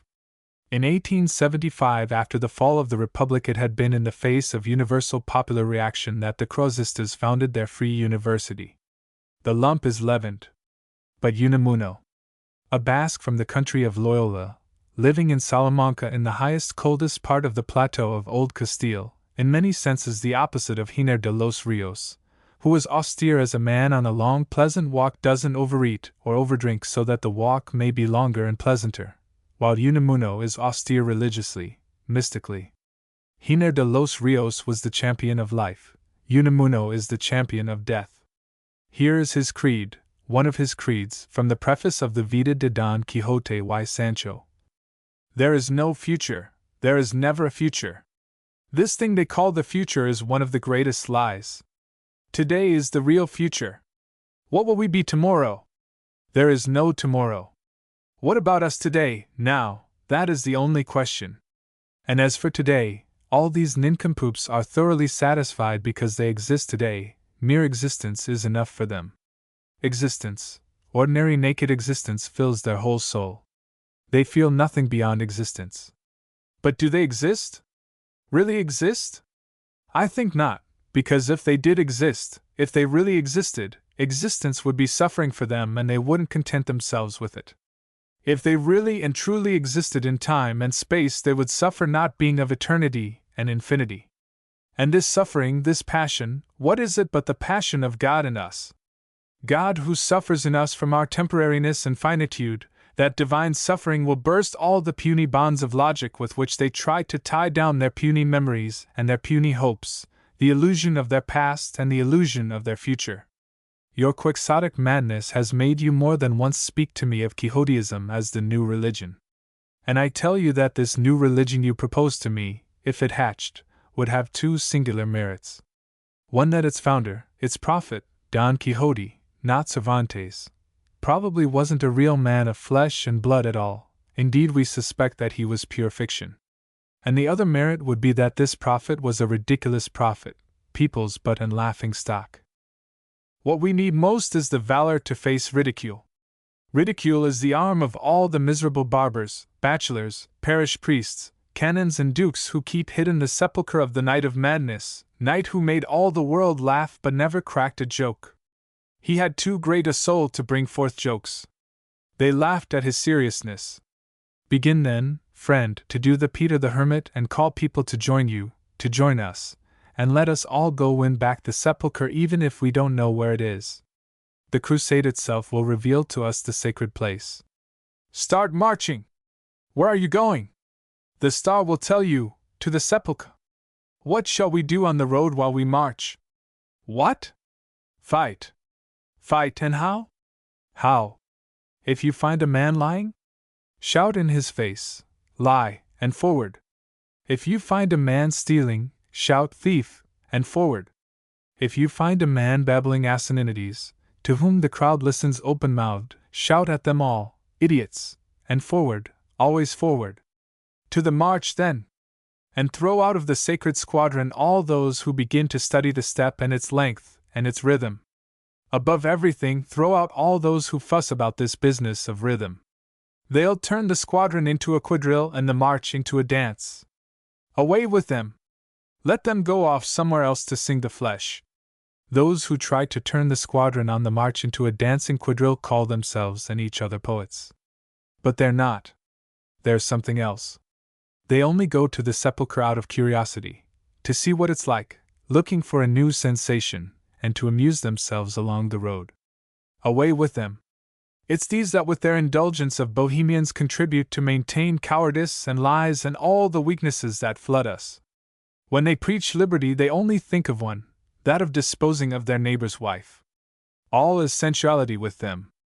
They even fall in love sensually with ideas, with great ideas. They are incapable of marrying a great and pure idea and breeding a family with it. They only flirt with ideas. They want them as mistresses, sometimes just for the night. Away with them! If a man wants to pluck some flower or other along the path that smiles from the fringe of grass, let him pluck it, but without breaking ranks, without dropping out of the squadron of which the leader must always keep his eyes on the flaming sonorous star. But if he put the little flower in the strap above his cuirass, not to look at it himself, but for others to look at, away with him. Let him go with his flower in his buttonhole and dance somewhere else. Look, friend, if you want to accomplish your mission and serve your country, you must make yourself unpleasant to the sensitive boys who only see the world through the eyes of their sweethearts. Or through something worse. Let your words be strident and rasping in their ears. The squadron must only stop at night, near a wood or under the lee of a mountain. There they will pitch their tents and the crusaders will wash their feet, and sup off what their women have prepared. Then they will beget a son on them and kiss them and go to sleep to begin the march again the following day. And when someone dies they will leave him on the edge of the road with his armor on him, at the mercy of the crows. Let the dead take the trouble to bury the dead. Instead of the rationalists and humanists of the North, Unamuno's idols are the mystics and saints and sensualists of Castile, hard stalwart men who walked with God, Loyola, Torquemada, Pizarro, Narvaez, who governed with whips and thumbscrews and drank death down greedily like heady wine. He is excited by the amorous madness of the mysticism of Santa Teresa and San Juan de la Cruz. His religion is paradoxical, unreasonable, of faith alone, full of furious yearning otherworldliness. His style, it follows perforce, is headlong, gruff, redundant, full of tremendous pounding phrases. There is a vigorous angry insistence about his dogmas that makes his essays unforgettable, even if one objects as violently as I do to his asceticism and death worship. There is an anarchic fury about his crying in the wilderness that will win many a man from the fleshpots and chain gangs. In the apse of the old cathedral of Salamanca is a fresco of the Last Judgment, perhaps by the Castilian painter Gallegos. Over the retableau on a black ground a tremendous figure of the avenging angel brandishes a sword while behind him unrolls the scroll of the Dies Irae and huddled clusters of plump little naked people fall away into space from under his feet. There are moments in Del Sentimiento Tragico de la Vida and in the Vida de Don Quixote y Sancho when in the rolling earthy Castilian phrases one can feel the brandishing of the sword of that very angel. Not for nothing does Unamuno live in the rust and saffron-colored town of Salamanca in the midst of bare red hills that bulge against an enormous flat sky in which the clouds look like piles of granite, like floating cathedrals. They are so solid, heavy, ominous. A country where barrenness, and the sweep of cold wind and the lash of strong wine have made people's minds ingrow into the hereafter, where the clouds have been tramped by the angry feet of the destroying angel. A Patmos for a new apocalypse. Unamuno is constantly attacking sturdily those who clamor for the modernization, Europeanization of Spanish life and Spanish thought. He is the counterpoise to the northward yearning apostles of Giner de los Rios. In an essay in one of the volumes published by the Residencia de Estudiantes he wrote, "As can be seen, I proceed by what they call arbitrary affirmations, without documentation, without proof, outside of a modern European logic, disdainful of its methods. Perhaps I want no other method than that of passion, and when my breast swells with disgust, repugnance, sympathy, or disdain, I let the mouth speak the bitterness of the heart, and let the words come as they come. We Spaniards are, they say, arbitrary charlatans, who fill up with rhetoric the gaps in logic, who subtilize with more or less ingenuity, but uselessly, who lack the sense of coherence, with scholastic souls, casuists, and all that. I've heard similar things said of Augustine, the great African, soul of fire that spilt itself in leaping waves of rhetoric, twistings of the phrase, antithesis, paradoxes, and ingenuities. St. Augustine was a Gongarine and a conceptualist at the same time, which makes me think that Gongarism and conceptualism are the most natural forms of passion and vehemence.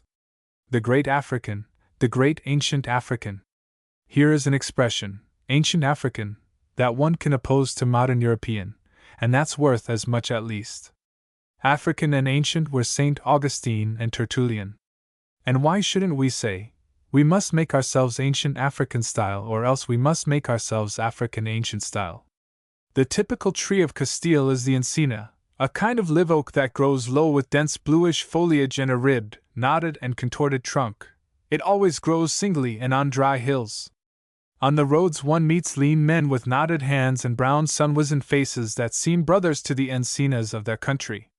The thought of Unamuno, emphatic, lonely, contorted, hammered into homely violent phrases, oak-tough, oak-twisted, is brother to the men on the roads and to the encinas on the hills of Castile.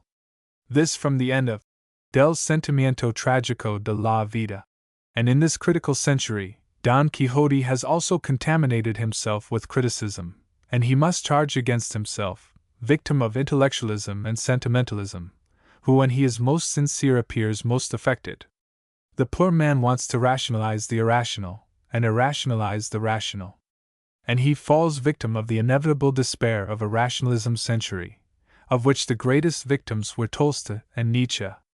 Out of despair he enters into the heroic fury of that Quixote of thought who broke out of the cloister, Giordano Bruno, and makes himself awakener of sleeping souls, dormitantium animorum excubitor, as the ex-Dominican says of himself, he who wrote, heroic love is proper to superior natures called insane, not because they do not know, non sano, but because they know too much, soprasano.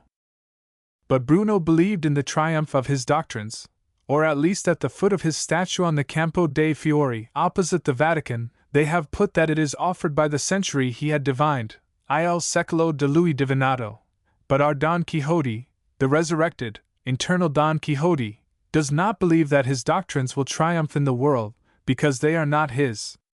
And it is better that they should not triumph.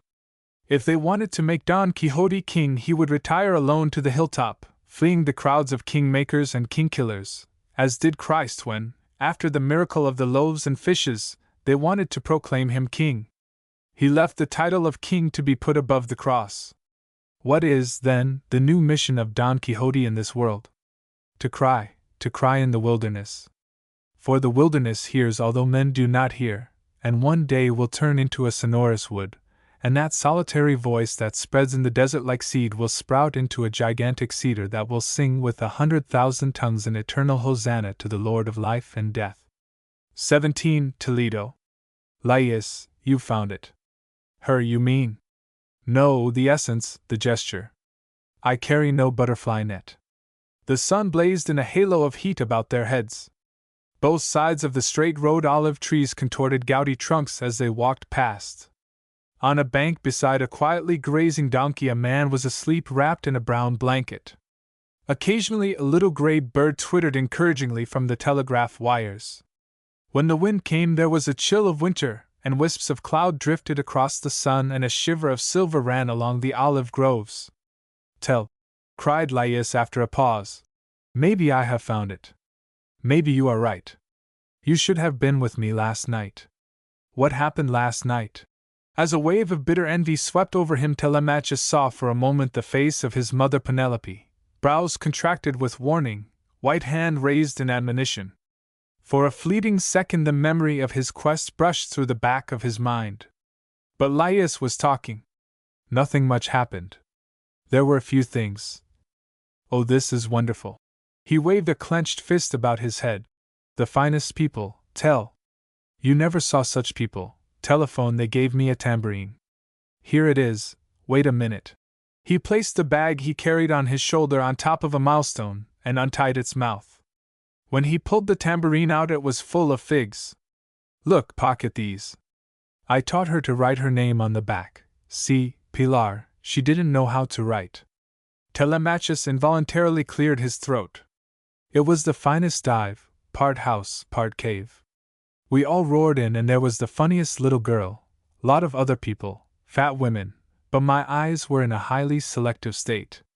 She was very skinny with enormous black eyes, doe's eyes, timid as a dog's. She had a fat pink puppy in her lap. But I meant something in line, movement, eternal, not that. There are very few gestures, said Laius. They walked along in silence. I am tired, said Laius. At least let's stop in here. I see a bush over the door. Why stop? We are nearly there. Why go on? We want to get to Toledo, don't we? Why? Because we started for there. No reason at all, said Laius with a laugh as he went in the door of the wine shop. When they came out they found Don Alonso waiting for them, holding his horse by the bridle. The Spartans, he said with a smile, never drank wine on the march. How far are we from Toledo? Asked Telemachus. It was nice of you to wait for us. About a league, 5 kilometers, nothing. I wanted to see your faces when you first saw the town. I think you will appreciate it. Let's walk fast, said Telemachus. There are some things one doesn't want to wait for. It will be sunset, and the whole town will be on the paseo in front of the hospital of San Juan Bautista. This is Sunday of Carnival. People will be dressed up in masks and very noisy. It's a day on which they play tricks on strangers. Here's the trick they played me at the last town, said Laius, agitating his bag of figs. Let's eat some. I'm sure the Spartans ate figs on the road. Will Rosinante, will your horse eat them? He put his hand with some figs on it under the horse's mouth. The horse sniffed noisily out of black nostrils dappled with pink, and then reached for the figs. Laius wiped his hand on the seat of his pants, and they proceeded. Toledo is symbolically the soul of Spain, began Don Alonso after a few moments of silent walking. By that I mean that through the many Spains you have seen and will see is everywhere an undercurrent of fantastic tragedy.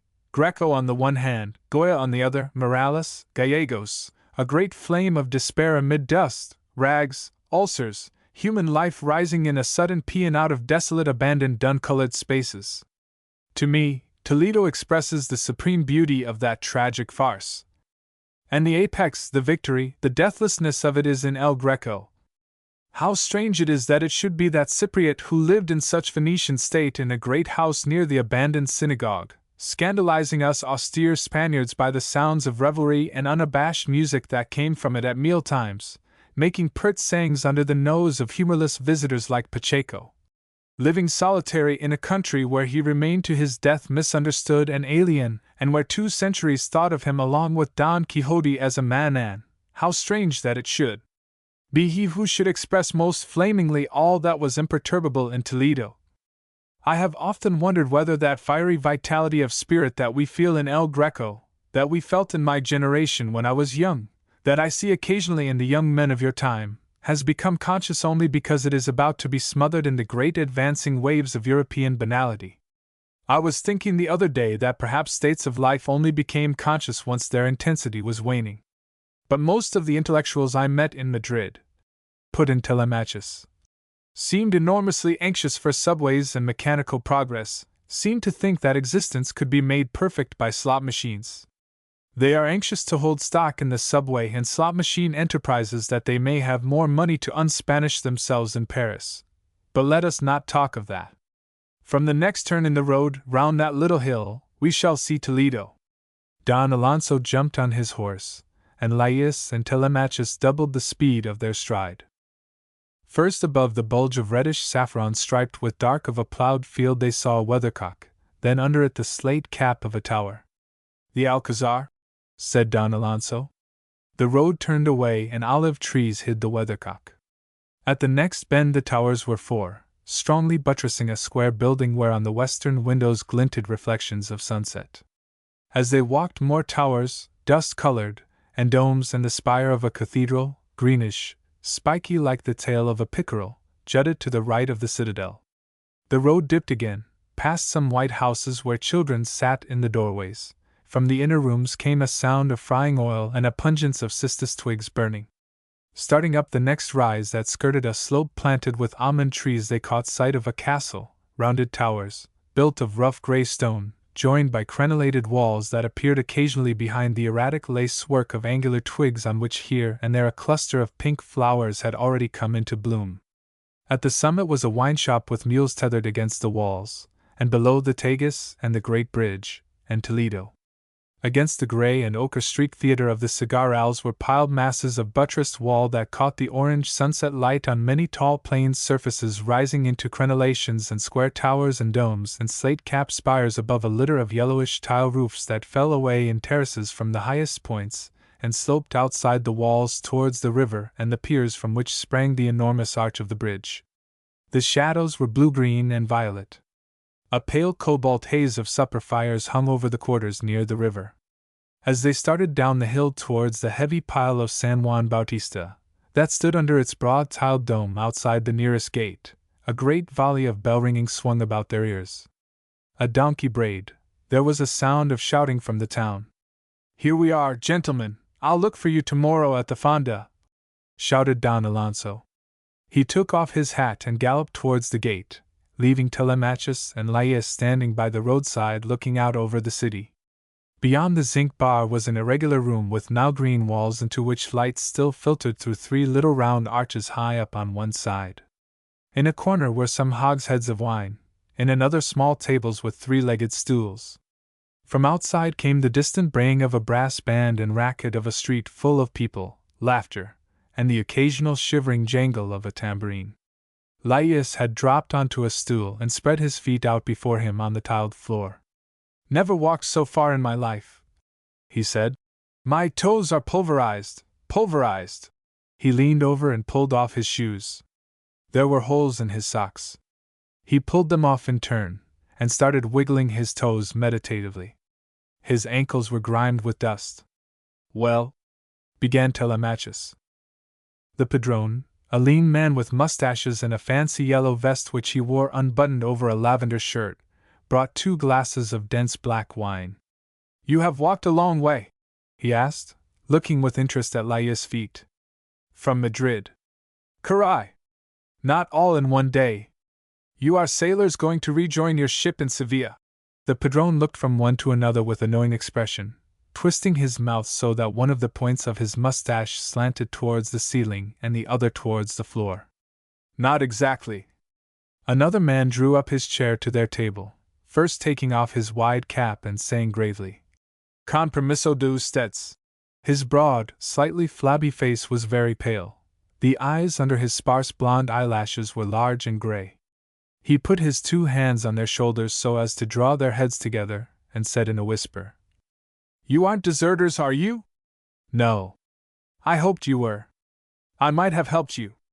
I escaped from prison in Barcelona a week ago. I am a syndicalist." "Have a drink," cried Laius. "Another glass?" And we can let you have some money if you need it, too, if you want to get out of the country. The padrone brought the wine and retired discreetly to a chair beside the bar from which he beamed at them with almost religious approbation. You are comrades?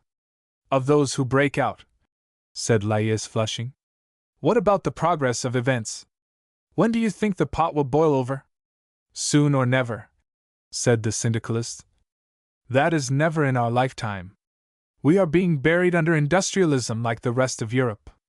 Our people, our comrades even, are fast getting the bourgeois mentality. There is danger that we shall lose everything we have fought for. You see, if we could only have captured the means of production when the system was young and weak, we could have developed it slowly for our benefit, made the machine the slave of man. Every day we wait makes it more difficult. It is a race as to whether this peninsula will be captured by communism or capitalism. It is still neither one nor the other, in its soul. He thumped his clenched fist against his chest. How long were you in prison? Only a month this time, but if they catch me it will be bad. They won't catch me. He spoke quietly without gestures, occasionally rolling an unlit cigarette between his brown fingers. Hadn't we better go out before it gets quite dark? Said Telemachus. When shall I see you again? Said Laius to the syndicalist. Oh, we'll meet if you stay in Toledo a few days. Laius got to his feet and took the man by the arm. Look, let me give you some money. Won't you be wanting to go to Portugal? The man flushed and shook his head. If our opinions coincided. I agree with all those who break out, said Laius. That's not the same, my friend. They shook hands and Telemachus and Laius went out of the tavern. 2 carriages hung with gaudily embroidered shawls, full of dominoes and pierrots and harlequins who threw handfuls of confetti at people along the sidewalks, clattered into town through the dark arches of the gate. Telemachus got some confetti in his mouth. A crowd of little children danced about him, jeering as he stood spluttering on the curbstone. Laius took him by the arm and drew him along the street after the carriages, bent double with laughter. This irritated Telemachus, who tore his arm away suddenly and made off with long strides up a dark street. A half-waned moon shone through the perforations in a round terracotta chimney into the street's angular greenish shadow. From somewhere came the seethe of water over a dam. Telemachus was leaning against a damp wall, tired and exultant, looking vaguely at the oval of a woman's face half surmised behind the bars of an upper window, when he heard a clatter of unsteady feet on the cobbles and Laius appeared, reeling a little, his lips moist, his eyebrows raised in an expression of drunken jollity. Laius, I am very happy, cried Telemachus, stepping forward to meet his friend. Walking about here in these empty zigzag streets, I have suddenly felt familiar with it all, as if it were a part of me, as if I had soaked up some essence out of it. Silly that about essences, gestures tell, silly. Awake all you need. Laius stood on a little worn stone that kept wheels off the corner of the house where the street turned and waved his arms. Awake! Dormitent animorum excubitur. That's not right. Latin's no good. Means a fellow who says, wake up, you son of a gun. Oh, you're drunk. It's much more important than that. It's like learning to swim. For a long time you flounder about, it's unpleasant and gets up your nose and you choke. Then all at once you are swimming like a duck. That's how I feel about all this. The challenge was that woman in Madrid, dancing. There are things too good to talk about. Look, I'm like St. Simeon Stylites. Laius lifted one leg, then the other, waving his arms like a tightrope walker. When I left you I walked out over the other bridge, the bridge of St. Martin, and climbed. Shut up, I think I hear a girl giggling up in the window there. Laius stood up very straight on his column and threw a kiss up into the darkness. The giggling turned to a shrill laughter, a head craned out from a window opposite. Laius beckoned with both hands. Never mind about them. Look out, somebody threw something. Oh, it's an orange. I want to tell you how I felt the gesture. I had climbed up on one of the hills of the Cigar Owls and was looking at the silhouette of the town so black against the stormy marbled sky. The moon hadn't risen yet. Let's move away from here. Then, flor de mi corazón, shouted Laius towards the upper window. A flock of goats was passing on the road below, and from somewhere came the tremendous lilt of heads! Cried Laius, throwing himself round an angle in the wall. Telemachus looked up, his mind full of his mother Penelope's voice saying reproachfully, "You might have been murdered in that dark alley." A girl was leaning from the window, shaken with laughter, taking aim with a bucket she swung with both hands. "Stop!" cried Telemachus. "It's the other." As he spoke, a column of cold water struck his head, knocked his breath out, drenched him. "Speaking of gestures," whispered Laius breathlessly from the doorway where he was crouching, and the street was filled with uncontrollable shrieking laughter.